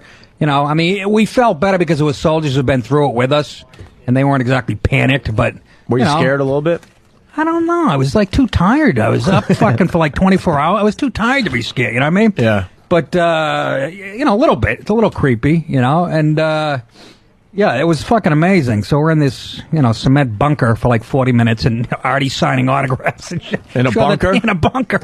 And, yeah, it was fucking crazy. We got to, like I said, we got to fly the Black Hawk helicopters. They actually, this is what Nick was saying off mic. He's got to talk about this, but he was in a Black Hawk, and the guy said, yeah, you want to shoot a few rounds. I can't imagine that's legal. I don't know. I hope I'm not getting anybody in trouble. I don't think so. Just don't name names. No, it was fucking great. And then Nick goes, you shoot women and children?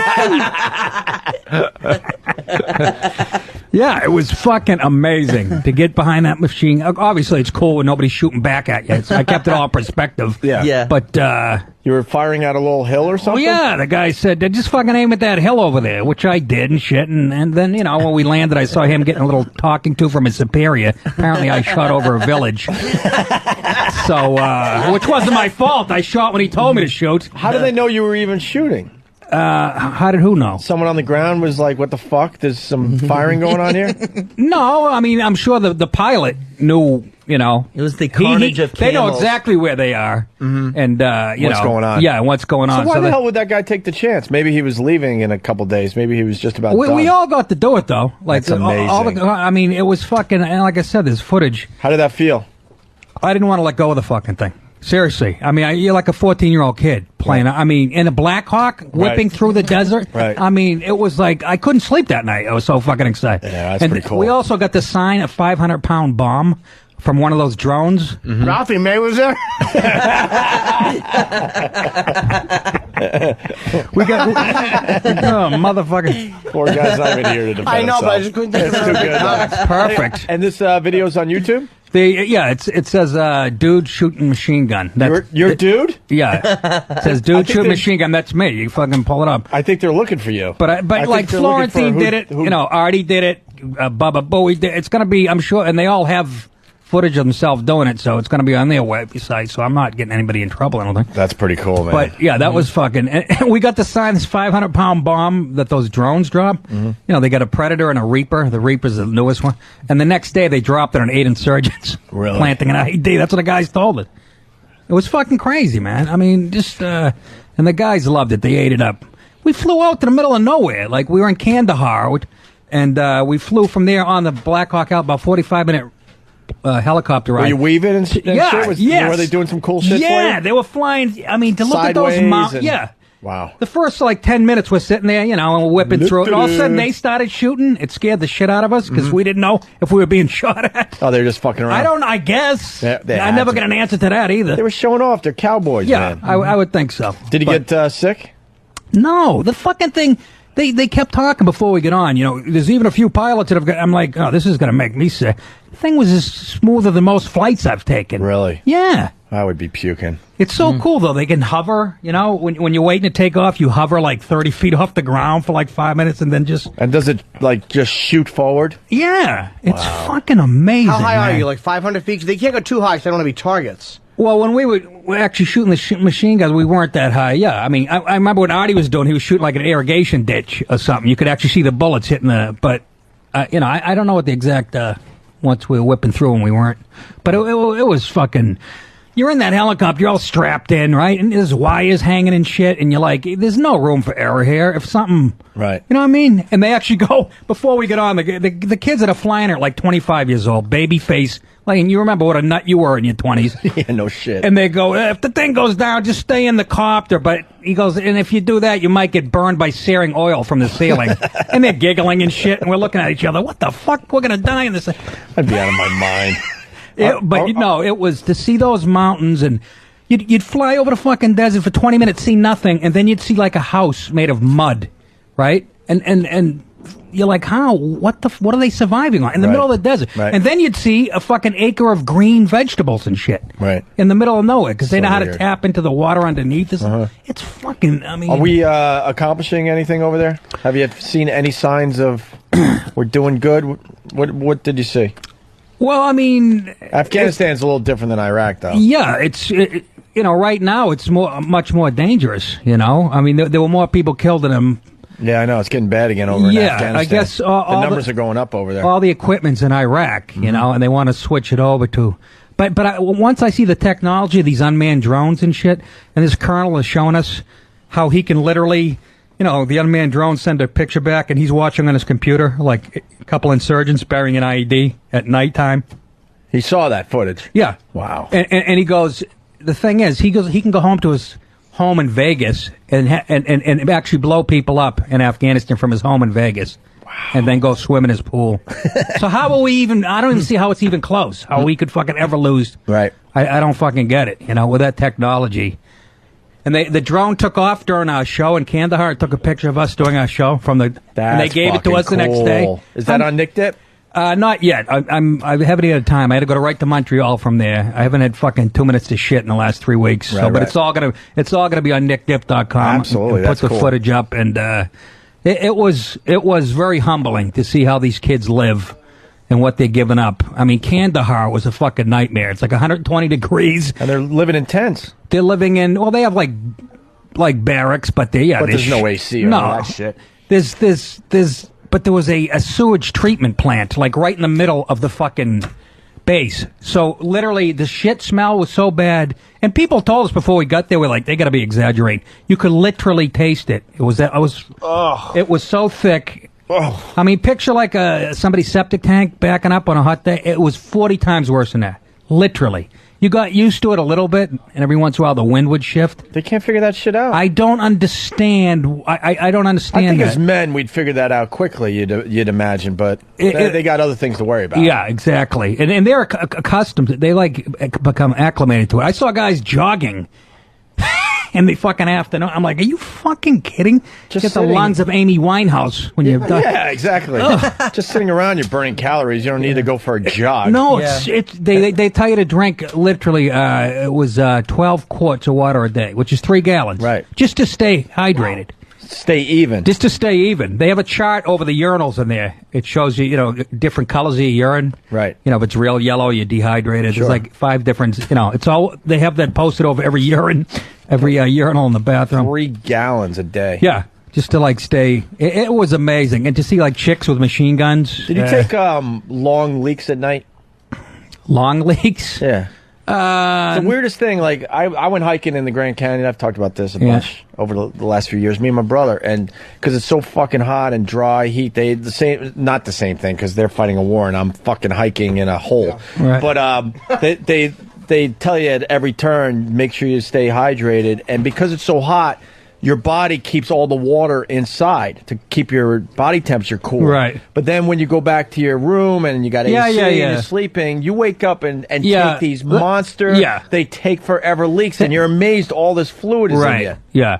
Because your core temperature's finally, dropping, and then and your body's saying, all right, I don't need this water anymore. That's right. That happens to me at home more than it did over there. Oh, really? I don't think I probably wasn't fully hydrated over there. I wasn't drinking enough. Yeah. But that fucking happens to me all the time. All right. Patrice is busting my balls about that. About me having to take so many pisses. You're a fucking old man. It's like an Avatar commercial. Stupid Patrice. I was flying to L.A. with him many years ago. I call it kind of La La Land. And we were going on... I call it the West Coast. Just, crazy stuff. And we were on a TWA flight. L.A. Sorry. That's right. One too many. Yeah.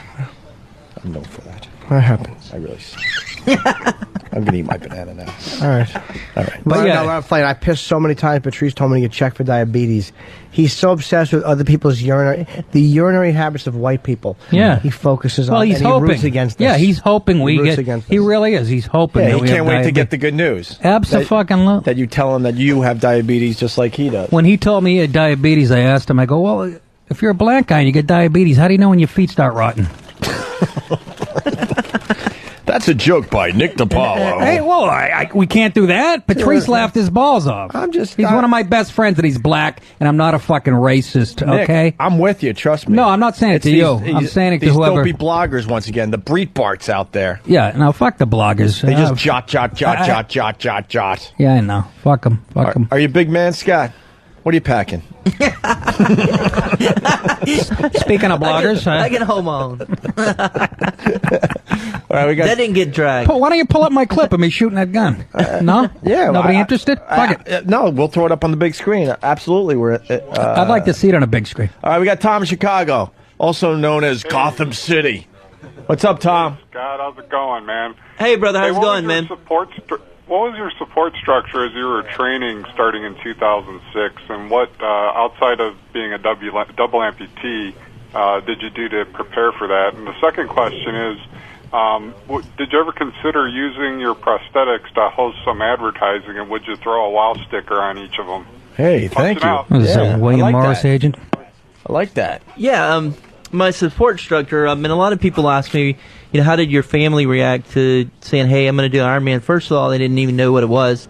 I'm the youngest of 7. My parents have been married for like 63 years. I have older parents. They're 80 and 82 and 83 now. Wait. You're not kidding? You have parents that have been married for 63 years? Yeah.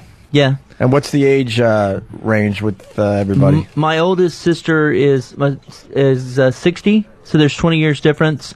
He gets 60, 4 sisters, 60, 58, 56, 54, 2 older brothers in their 40s. Well, my oldest brother's like 50. Wow. And then I have a middle brother that's about 4 or 5 years older than I am. Wow. Yeah. Wow. And so, they asked what my, kind of my support structure was. Is my dad, basically my mom was very supportive, but my dad, when I had, really I was the first U.S. double amputee, I don't know about world, to do an Olympic distance triathlon like they did in New York this past weekend, and then the first to ever do a half Ironman. And so I asked my dad, Christmas time of 2006, I said, hey man, I said, I've done all this stuff, I've helped a lot of people, and, what do you never called me to like say anything about it. He goes, and I said, well, are you not proud of me? He goes, I'm not proud of you. Because, my dad is like from the old school. He's a guy came through the depression, and so he's like, you need to get married, you need to get a job, and all this kind of stuff, and he didn't really see the bigger picture. So then I think I kind of get a little bit more props when I finished the Hawaiian Ironman, and so he watched me on NBC, saw 50 million people see me cross the finish line, and I said, hey, Mom, said you saw me watch you across the finish line, and I said, what did you think about it? He goes, I didn't think anything about it. So he said, he's kind of like, just, it's, he doesn't really understand what's going on. But, that helps me relate to people who really have a dream and want to do great things, but then they go, I've got to have people to support me. Well, you really don't. You just have to get good people. You have to have a dream, and you have to get good supportive people. So I've got good friends. But that's got to be disappointing that your dad's not impressed. Oh, absolutely, man. sure. What the fuck? Yeah, absolutely. I mean, That's sure it was. weird. But, it's You've been an inspiration for a lot of people out there. Yeah. But, the fortunate thing is I get a lot of press, but really there's so many people around me, good guy friends, from high school, college, and stuff like that, that really, I mean, I wouldn't be able to cross the finish line if it wasn't for them and their support. Are you angry at him for that? Am I angry at my dad? I'm getting annoyed listening to it. Like, I'm so annoyed. Like, I'm getting aggravated for you. No, I mean, I think about, like, if he's such a hard case, think about his parents. He probably had, I mean, they were, they probably were doubly hard on him. So I want that kind of attitude to stop with my kids. When I have kids, I want to be able to, be very supportive in whatever they want to do. Where do you get your personality from? Your mom, then, I'm assuming? Yeah, I'm a lot like my mom. She's very, kind of laid back, go with the flow, but a very hardworking woman, What do you do for a living? What do I do for a living? Yeah, I do public speaking engagements and so pay the rent. You're making a good living with that. Yeah, now. I mean, I pay the rent by, I've talked to Arby's and places like that. I go do corporate gigs and then I don't really pass up an opportunity. I mean, I drove 2 hours to spend time with 13 kids in this little small school on a cross country team. They wanted to invite me up there and just talk with them about running and stuff like that. So drive up there. So I don't really. How old were they? They're like middle schoolers and stuff. Yeah. That's Uncle Paul, by the way. Okay. Uncle Paul really likes kids. They're so inspirational. Yeah. I gotta say it. I mean, that's way cooler than having a job. Yeah. Well, I'm in the middle of writing a book.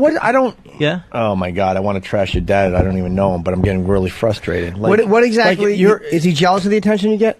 What? Yeah. I think that he came in a time, during the like Great Depression where you worked hard and you got married, you had a bunch of kids, you didn't get anybody's business, they didn't get in your business, and you just kind of kept to yourself and in his own world, and that really wasn't where I felt like this accident happened for a reason, and that I'm supposed to be out there inspiring our military men and women to overcome if they're injured, to go overcome their challenges, or just able-bodied people, motivate the couch potato to get active and just show people what they can do. You're absolutely inspirational. Now, when you lost your one leg first, right leg below the knee first, yeah, and then finally in '98 you told him to take your left leg. We talked about all this earlier. If people are just tuning in, what did he show any emotion when you lost your leg initially? Oh yeah, he was very emotional. Yeah, but that's probably the only time. But he still wanted you to get a job.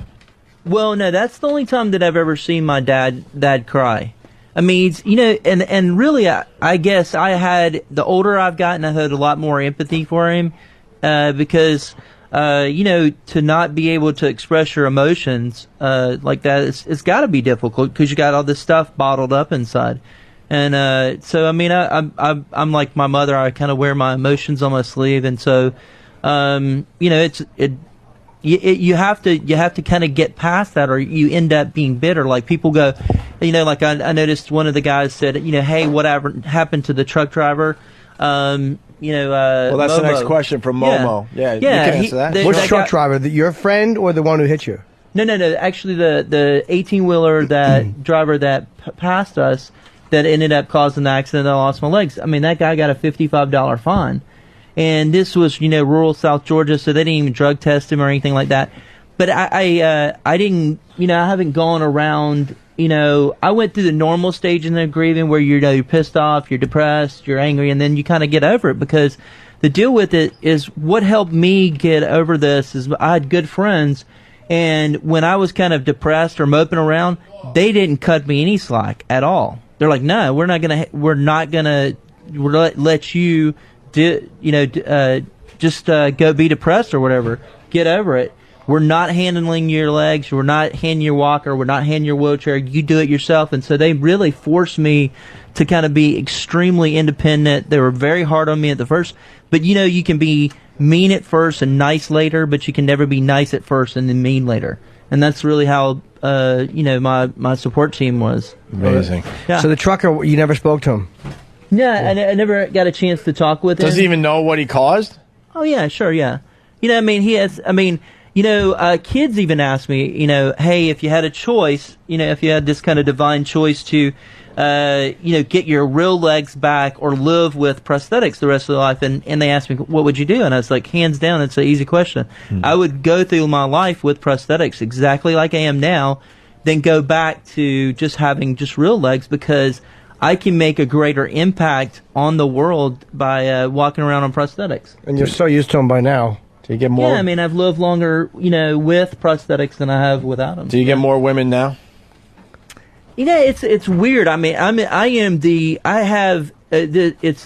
never been married, because I can go into a bar and I can sit down, and I have a woman will come up and she'll sit down and she will tell me every intimate detail in her life and actually then leave. And, it's just, I just have this kind of personality that people just, they spill their guts to me. And I think, Do you give them a good, sticking before they leave, though? Not so much. Do you ever get her to jerk you off under the bar? Yeah. Do you poke them in the fart box before you tell them to beat it? I am the ultimate friend zone kind of person. And I think it has to do with something, people see the prosthetics, they understand that there's a story behind there, and that there's a trauma there, and people relate to pain. They understand, about pain. Do you dream?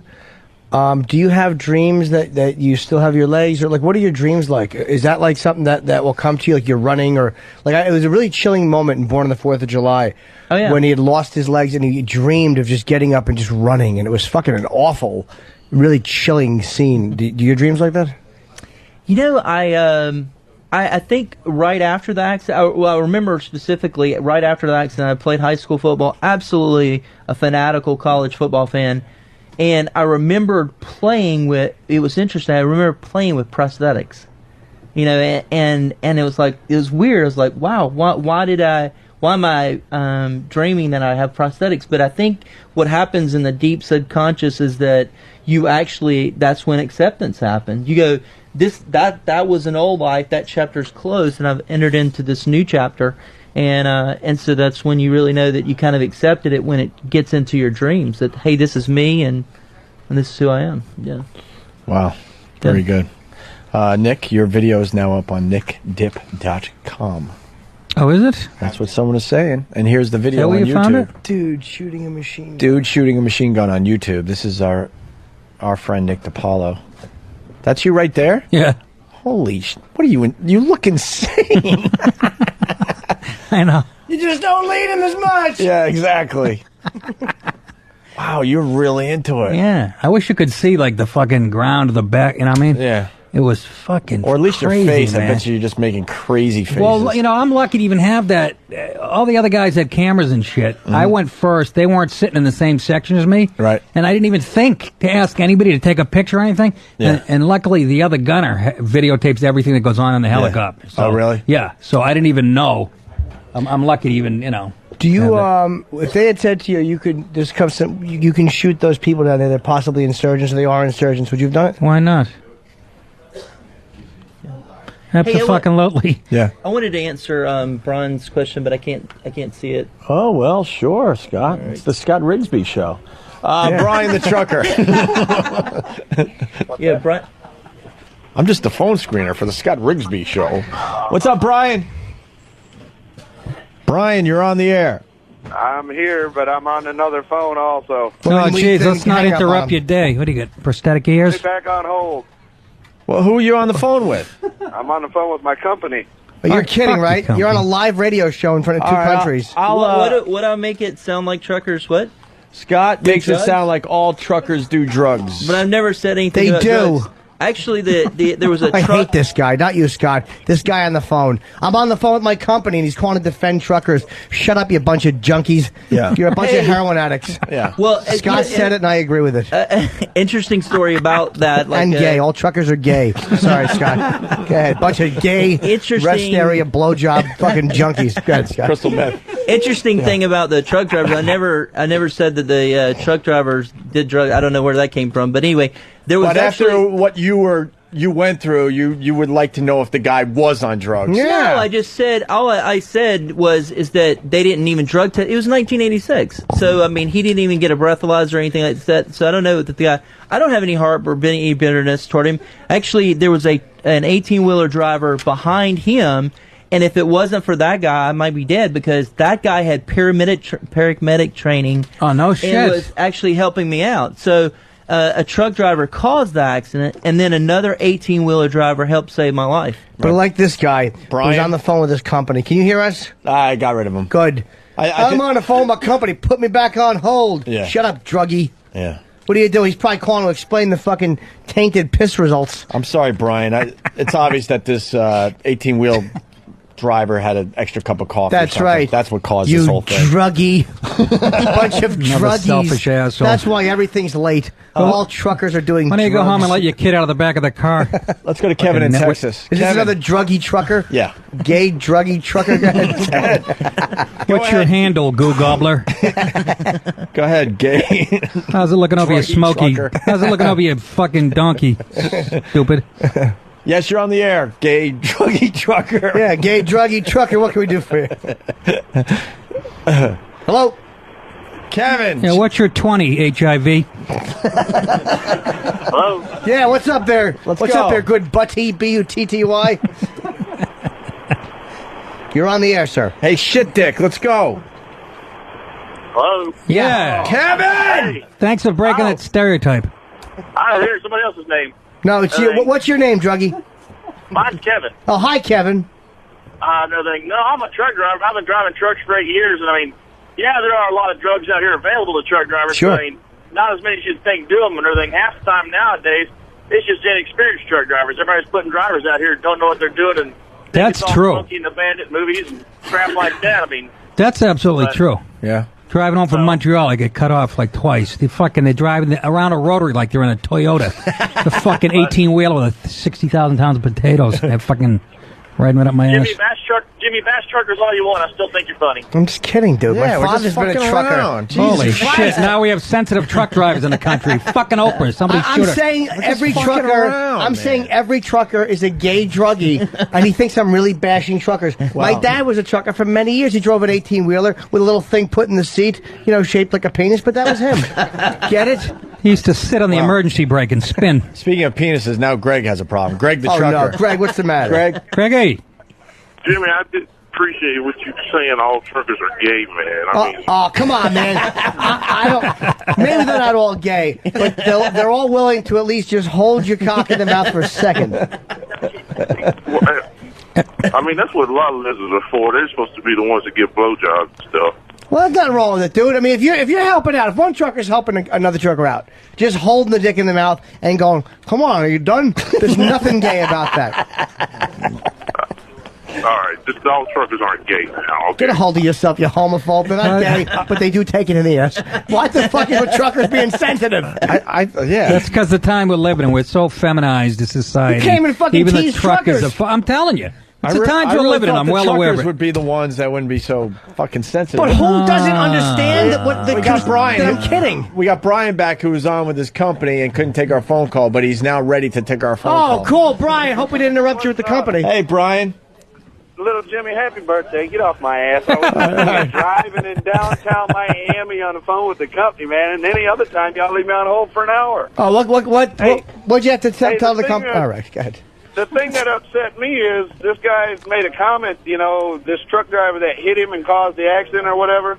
He said they didn't do no drug testing or nothing. Any truck accident is DOT reportable. It's by law. They have to drug test. That's Why- 86. It was 1986. I mean, but still. And I wasn't saying that he had. listening. It's a nitwit. Hey, how about we give... Comment. Oh, my He made a God. comment that all truck drivers do drugs out I never here. said We that, don't. dude. Yeah, First of all, he did He didn't say say that. that. Yeah, Scott, you did say that. I never said And he that. said they all like trannies. Oh, he was talking about me. Yeah. I can't never help said Jimmy that, bro. love Did you? trannies. First Hey, of all, man. I didn't say it, and second of all, why don't we give him a break? The guy has 2 missing fucking legs. Yeah. I know, so- thanks to the druggy truckers. I was standing behind everything he said until he made that comment, and they didn't drug test He guys wanted the guy drug tested. You were standing behind everything? Is that a pun? on drugs. I think if you lost your legs, you would like to know, why did this guy do this to me? I get was hit it by a- drugs? Was it too much coffee? I don't- Was it him thinking about I his, was hit by a his person ex-wife? doing drugs. Did he go Really? to... 10 years old, hit by a car. Hey, did you hear about the part? There was a truck driver behind the truck driver who hit us. That was actually a former paramedic. So one truck driver caused the accident. The other one saved my life. Luckily, the one saving his life was doing coke. Did you guys hear the part that there was another one going down He's on him? very His name was alert. Little Jimmy. Well, you know what happened was that this one trucker was hauling 30,000 pounds of bananas, and he fell down a hill going into Scranton, Pennsylvania, and he yelled, "God, make it a dream."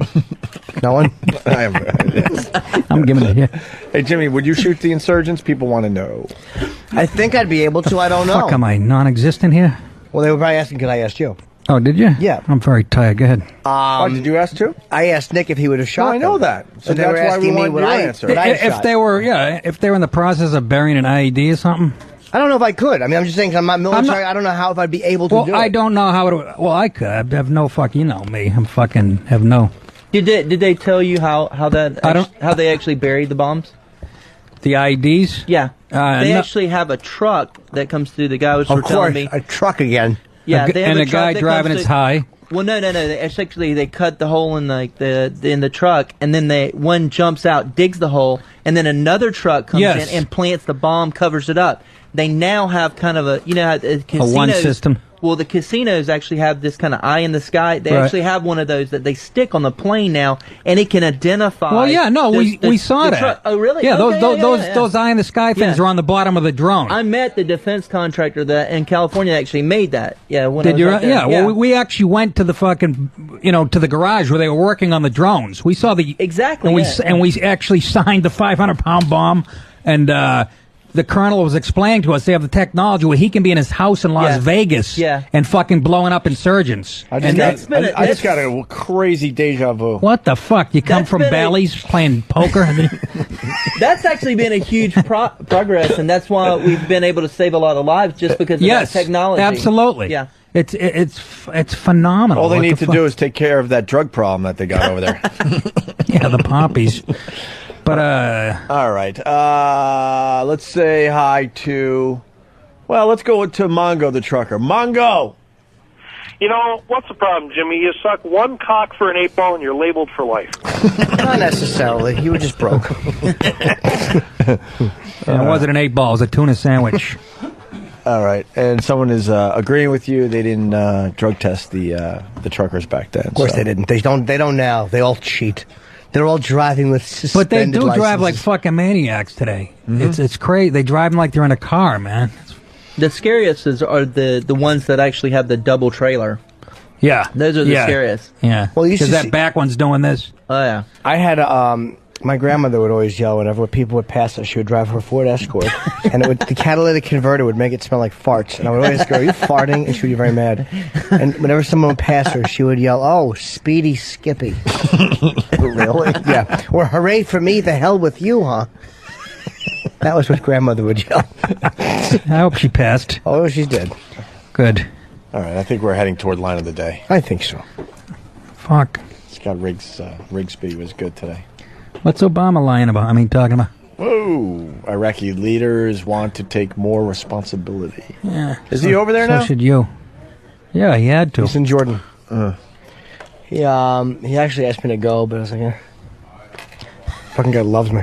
Yeah, Obama? Yeah. Likes my take on things. No. Hey, it's hot in here. I'll say. The fuck? Who's running the air conditioning? Jimmy's grandmother? Come on. No, it was my She mother. said open the Mother. window. I'm sorry. Yeah, it was my Fuck mother. that one up. No, it was her. It's Open too the early window. for comedy. Yeah, he's over there. All right. I'm gonna go home and pretend to write jokes. Why don't we do line of the day? No, or at least right. start that process. Sponsored by Carbonite.com. Oh, they're good. Yeah?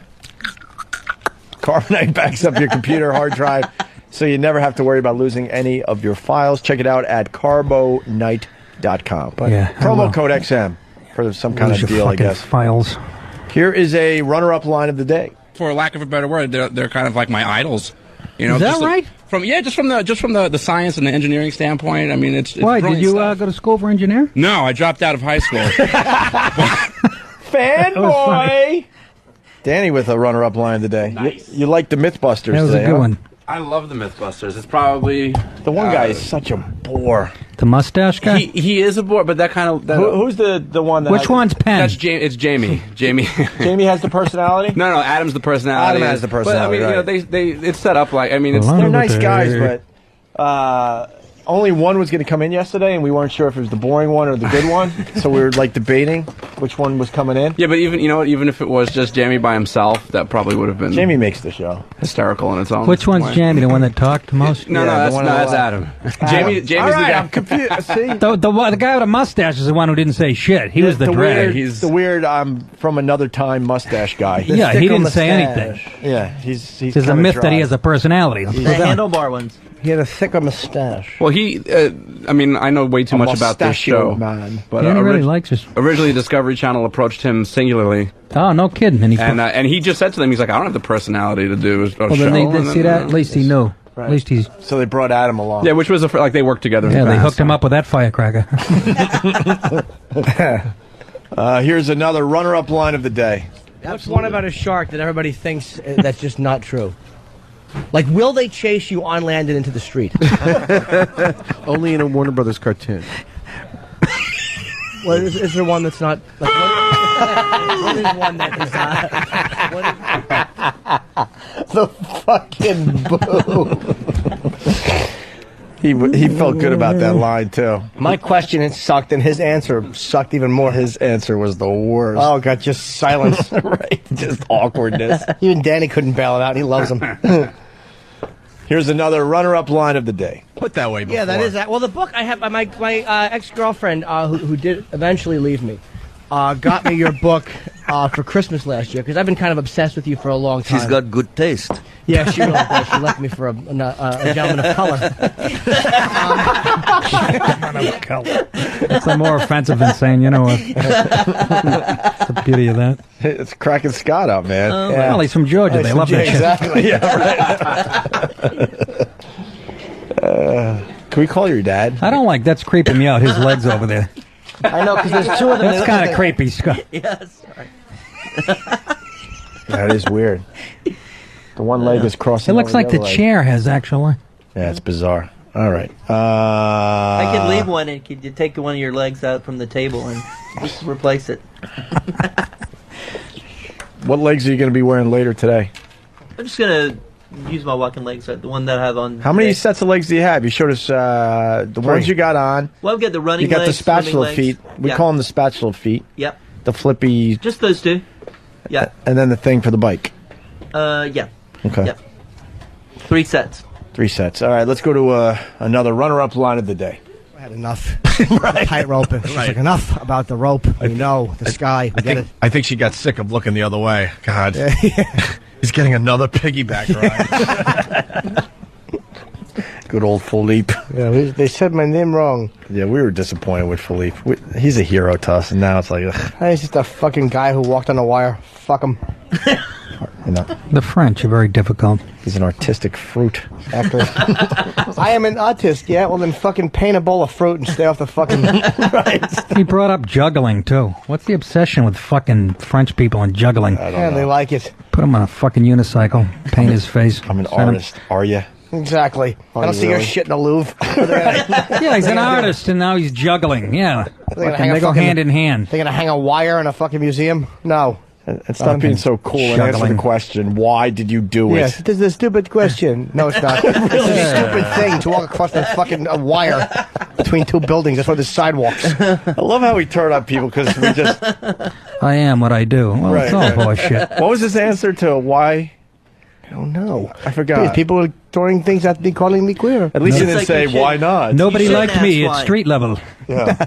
His answer was, you shouldn't ask why. You shouldn't Yeah, you know what? You're right. We shouldn't have had you in here, fuckface. Yeah. It's called an interview. What are we supposed to ask You you? fucking... Go get your easel and your fucking beret, you cunt. Go get a croissant. I'm not just meeting you at Leave us alone, Starbucks. stupid. Right. I got your shitty book, which me and my girlfriend laughed at. I know. You were fucking, like, saying what a big fan you were, and he was getting more fucking flip with you. Believe me, I just Because wanted... it's cool not to have fans or a purpose or any of that Is shit. that what that... Is that Exactly. cool? Fuck Really? up. I wish I knew that's what he thought. He did for exposure. Here, course Carl he Wallenda did. fell. Fuck him. You're next. Yeah. I love how Jimmy has his books and his book. Oh, it couldn't have been nicer. Fucking Cut fruit. to Jimmy wiping his ass with his DVD. But the book was terribly written, the documentary. Ugh. They had to hide for a couple. He thinks I'm blowing the big secret. Hey, stupid. You fuck, this is not the Dark Knight. Everybody knows you're here. You're talking to us. No You shit. live. It's about as surprising as the ending to the Bible. Fuck it. Yeah. What do you think happens? Did you almost fall off in your cock helmet and caught the wire? Yeah. No, you didn't. You walked, you waved, and now you're here boring everybody to tears. Fucking landed in a fountain. Exactly. Why don't you fucking eat a croissant and then throw yourself off a building? Yeah. What have you exactly. done lately? That was 1974. Exactly. Yeah, no shit. A little sabbatical in between jumps there, fuckface. How about you start walking again? I would love if he. I would Mr. love. Artist. I would love once he retires that he falls off his roof fixing something. Fucking paralyzed. How funny would that be? He slips in his tub. Now he's shitting into a bag in his hip. That fucking. Not such an artist now, are you? There, fucking empty that piss bag, douche. That cunt, he corrected me on everything. I'm like, this is a horrifying picture. Well, this is not horrifying. Really? Then why don't you live up there? You fuck. Why don't you live on the wire? Let me see that fucking French. It is an amazing photo, though. Yeah. That's a great photo. Is he laying down? Yes, that's what I was trying to show you before. What It's a horrifying fuck? photo. Nice time to take a nap. And that's not horrifying, really. Then why aren't hotels doing it? Of course it's horrifying. How the fuck do you say his name if it's not Philippe Petit? Exactly. Hey, you. Hey, asshole that walked in between two buildings. There's probably some little French thing you got to do that we're not doing. Yeah, I like how we question if somebody really walked on the moon. That might have been fake, but I have to fucking take for granted this is for real. This is fucking. He could have fucking photoshopped this yesterday. Fucking asshole. Yeah, where's the video? Exactly. We talked shit 2 hours later. He goes, yeah, the Twin Towers called me. Yeah, they called Bin Laden too. Fuckhead. Obama at Jordan Marsh. What? Do you think he twinkle toes his way from room to room when his girlfriend is sleeping? He enters a room backwards with his ass out. Moonwalking. His quote, long-term girlfriend is sound asleep and Mr. Twinkle Toes is going to the other side of the house. I like that Phil Pettit. Exactly. Fucking. Every fucking thing he called out. It didn't hit me at the time. I know. So Carl will end up. I would never question a wire walker. He fucking fell. You wouldn't question the wind? Yeah, I mean, there's not much to figure out there. It's He really windy. was a snippy motherfucker. I wish I would have been as annoyed then as I am now. I swear to God, it didn't hit You were me. starting to get there. I was hoping it would really blow up in his face. But if I don't ask if, you do ask if. That's why you fucking took a year. Otherwise, you would have walked up with a string and thrown it. In other words, we shouldn't give a fuck at all about this, is what you're telling us. So why are you making a movie about it, Dink? Exactly. Write a poem. You motherfucker! I told Jimmy on the walkover I'm kind of disappointed that I didn't go after him a little bit because I was feeling it big time. I was so feeling it. Well, it wasn't my place to do so. I didn't do it, but oh well. Neither did I. But boy, you get me at 11 a.m. and I'm tough. He's long gone, and now we have the balls. Guy couldn't have been more than 5'6". Hey, the guy's name is Petite, and we didn't want to pick on him. Right. Hey, and you didn't want to answer the age question. Hey, fucking mister, it's all about art. How old are you? If you have friends that are 90 years young, how about you? How young are you? Right. How old's your prostate? And I know teenagers that died. Great. Big Answer deal. the fucking question. When are you going to be blowing out the candles next? Yeah. And how many are there going to be on the cake? When they find a lump on your left nut, are you going to fucking imagine that away too? With your great fucking positive thinking? Croissant. Big Anyways. We will be reading about him in the future. I'm going to give it 2-3 years tops. Yeah. Again. He's going to need a little more attention, and he's going to do the wrong thing. He is. Yeah. Again. All right, let's do another runner-up line of the fucking day.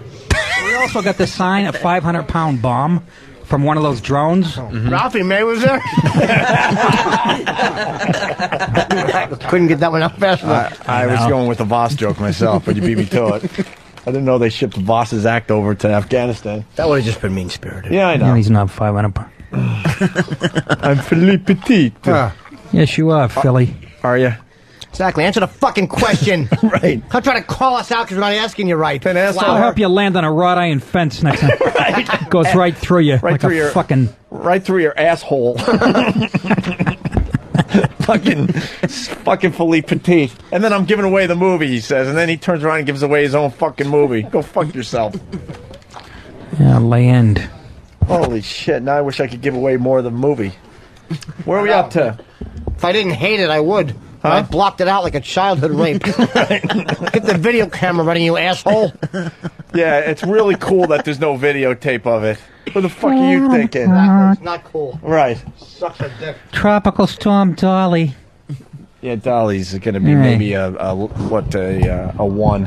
Is that what it's going to be? Yeah. What is it called Well, again? that's all it takes of those houses down there. It's a 1. Yeah, category 1. Thank you. Sure. Fucking made of mud and balsa wood. Huh. Yeah. Fucking let's. Bowl of chili would take the roof off. Anything else on Philippe Petit? What else is there to say? I didn't realize. I didn't add it all up until as we're talking. I wish noticed. I had.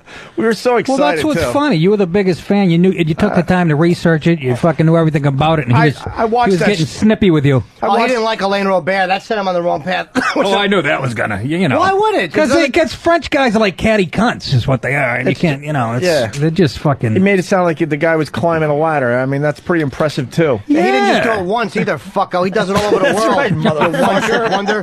You fucking sang your modern English. You fucking sang always something there to remind me, and then you fucking retired. Thank you, Norman Greenbaum. This guy up, Elaine Robert is going up and down the buildings, causing a ruckus everywhere. What do? One walk and you're fucking finished. Watch out, Jimmy. Heard he's downstairs waiting for you. Big deal. What's he gonna do? Walk across something? That was my big comeback. A great rant, but modern English sang "I'll melt with you," What did I say? You said always something there to which remind is me. by that band. Exactly. Who gives a fuck one and who gives a fuck two? To remind. I forgot the name of that fucking 80s band. Naked Eyes, thank you. Oh, You're exactly. right. I'm glad I mixed that up. I fucking watched this guy's movie yesterday. Motherfucker. Take your wire and choke yourself. Chicago. I'm singing Chicago. Fucking guy. I should have just talked about Elaine Robert more. Oh, yeah. I don't know who that is. Shut up, you fucking do. Of course you do. Liar. We know. Oh, man. He's lying. I didn't like his lies. Is that the Pakistani version? Pakistani Chicago. It's a cover band in fucking Kabul. Yeah, exactly. All right. Why don't we... here. Why don't we do line of... Where you going, the doctors? Yeah, I gotta see what this wing's all about. Stupid wing. Fuck. Fucking torn tendon. Me too. So, I have a 11 o'clock actually on the other side of town. All right. Fuck you, Philippe Petit. Here's your line of the day. Here comes line of the day. Line of the day.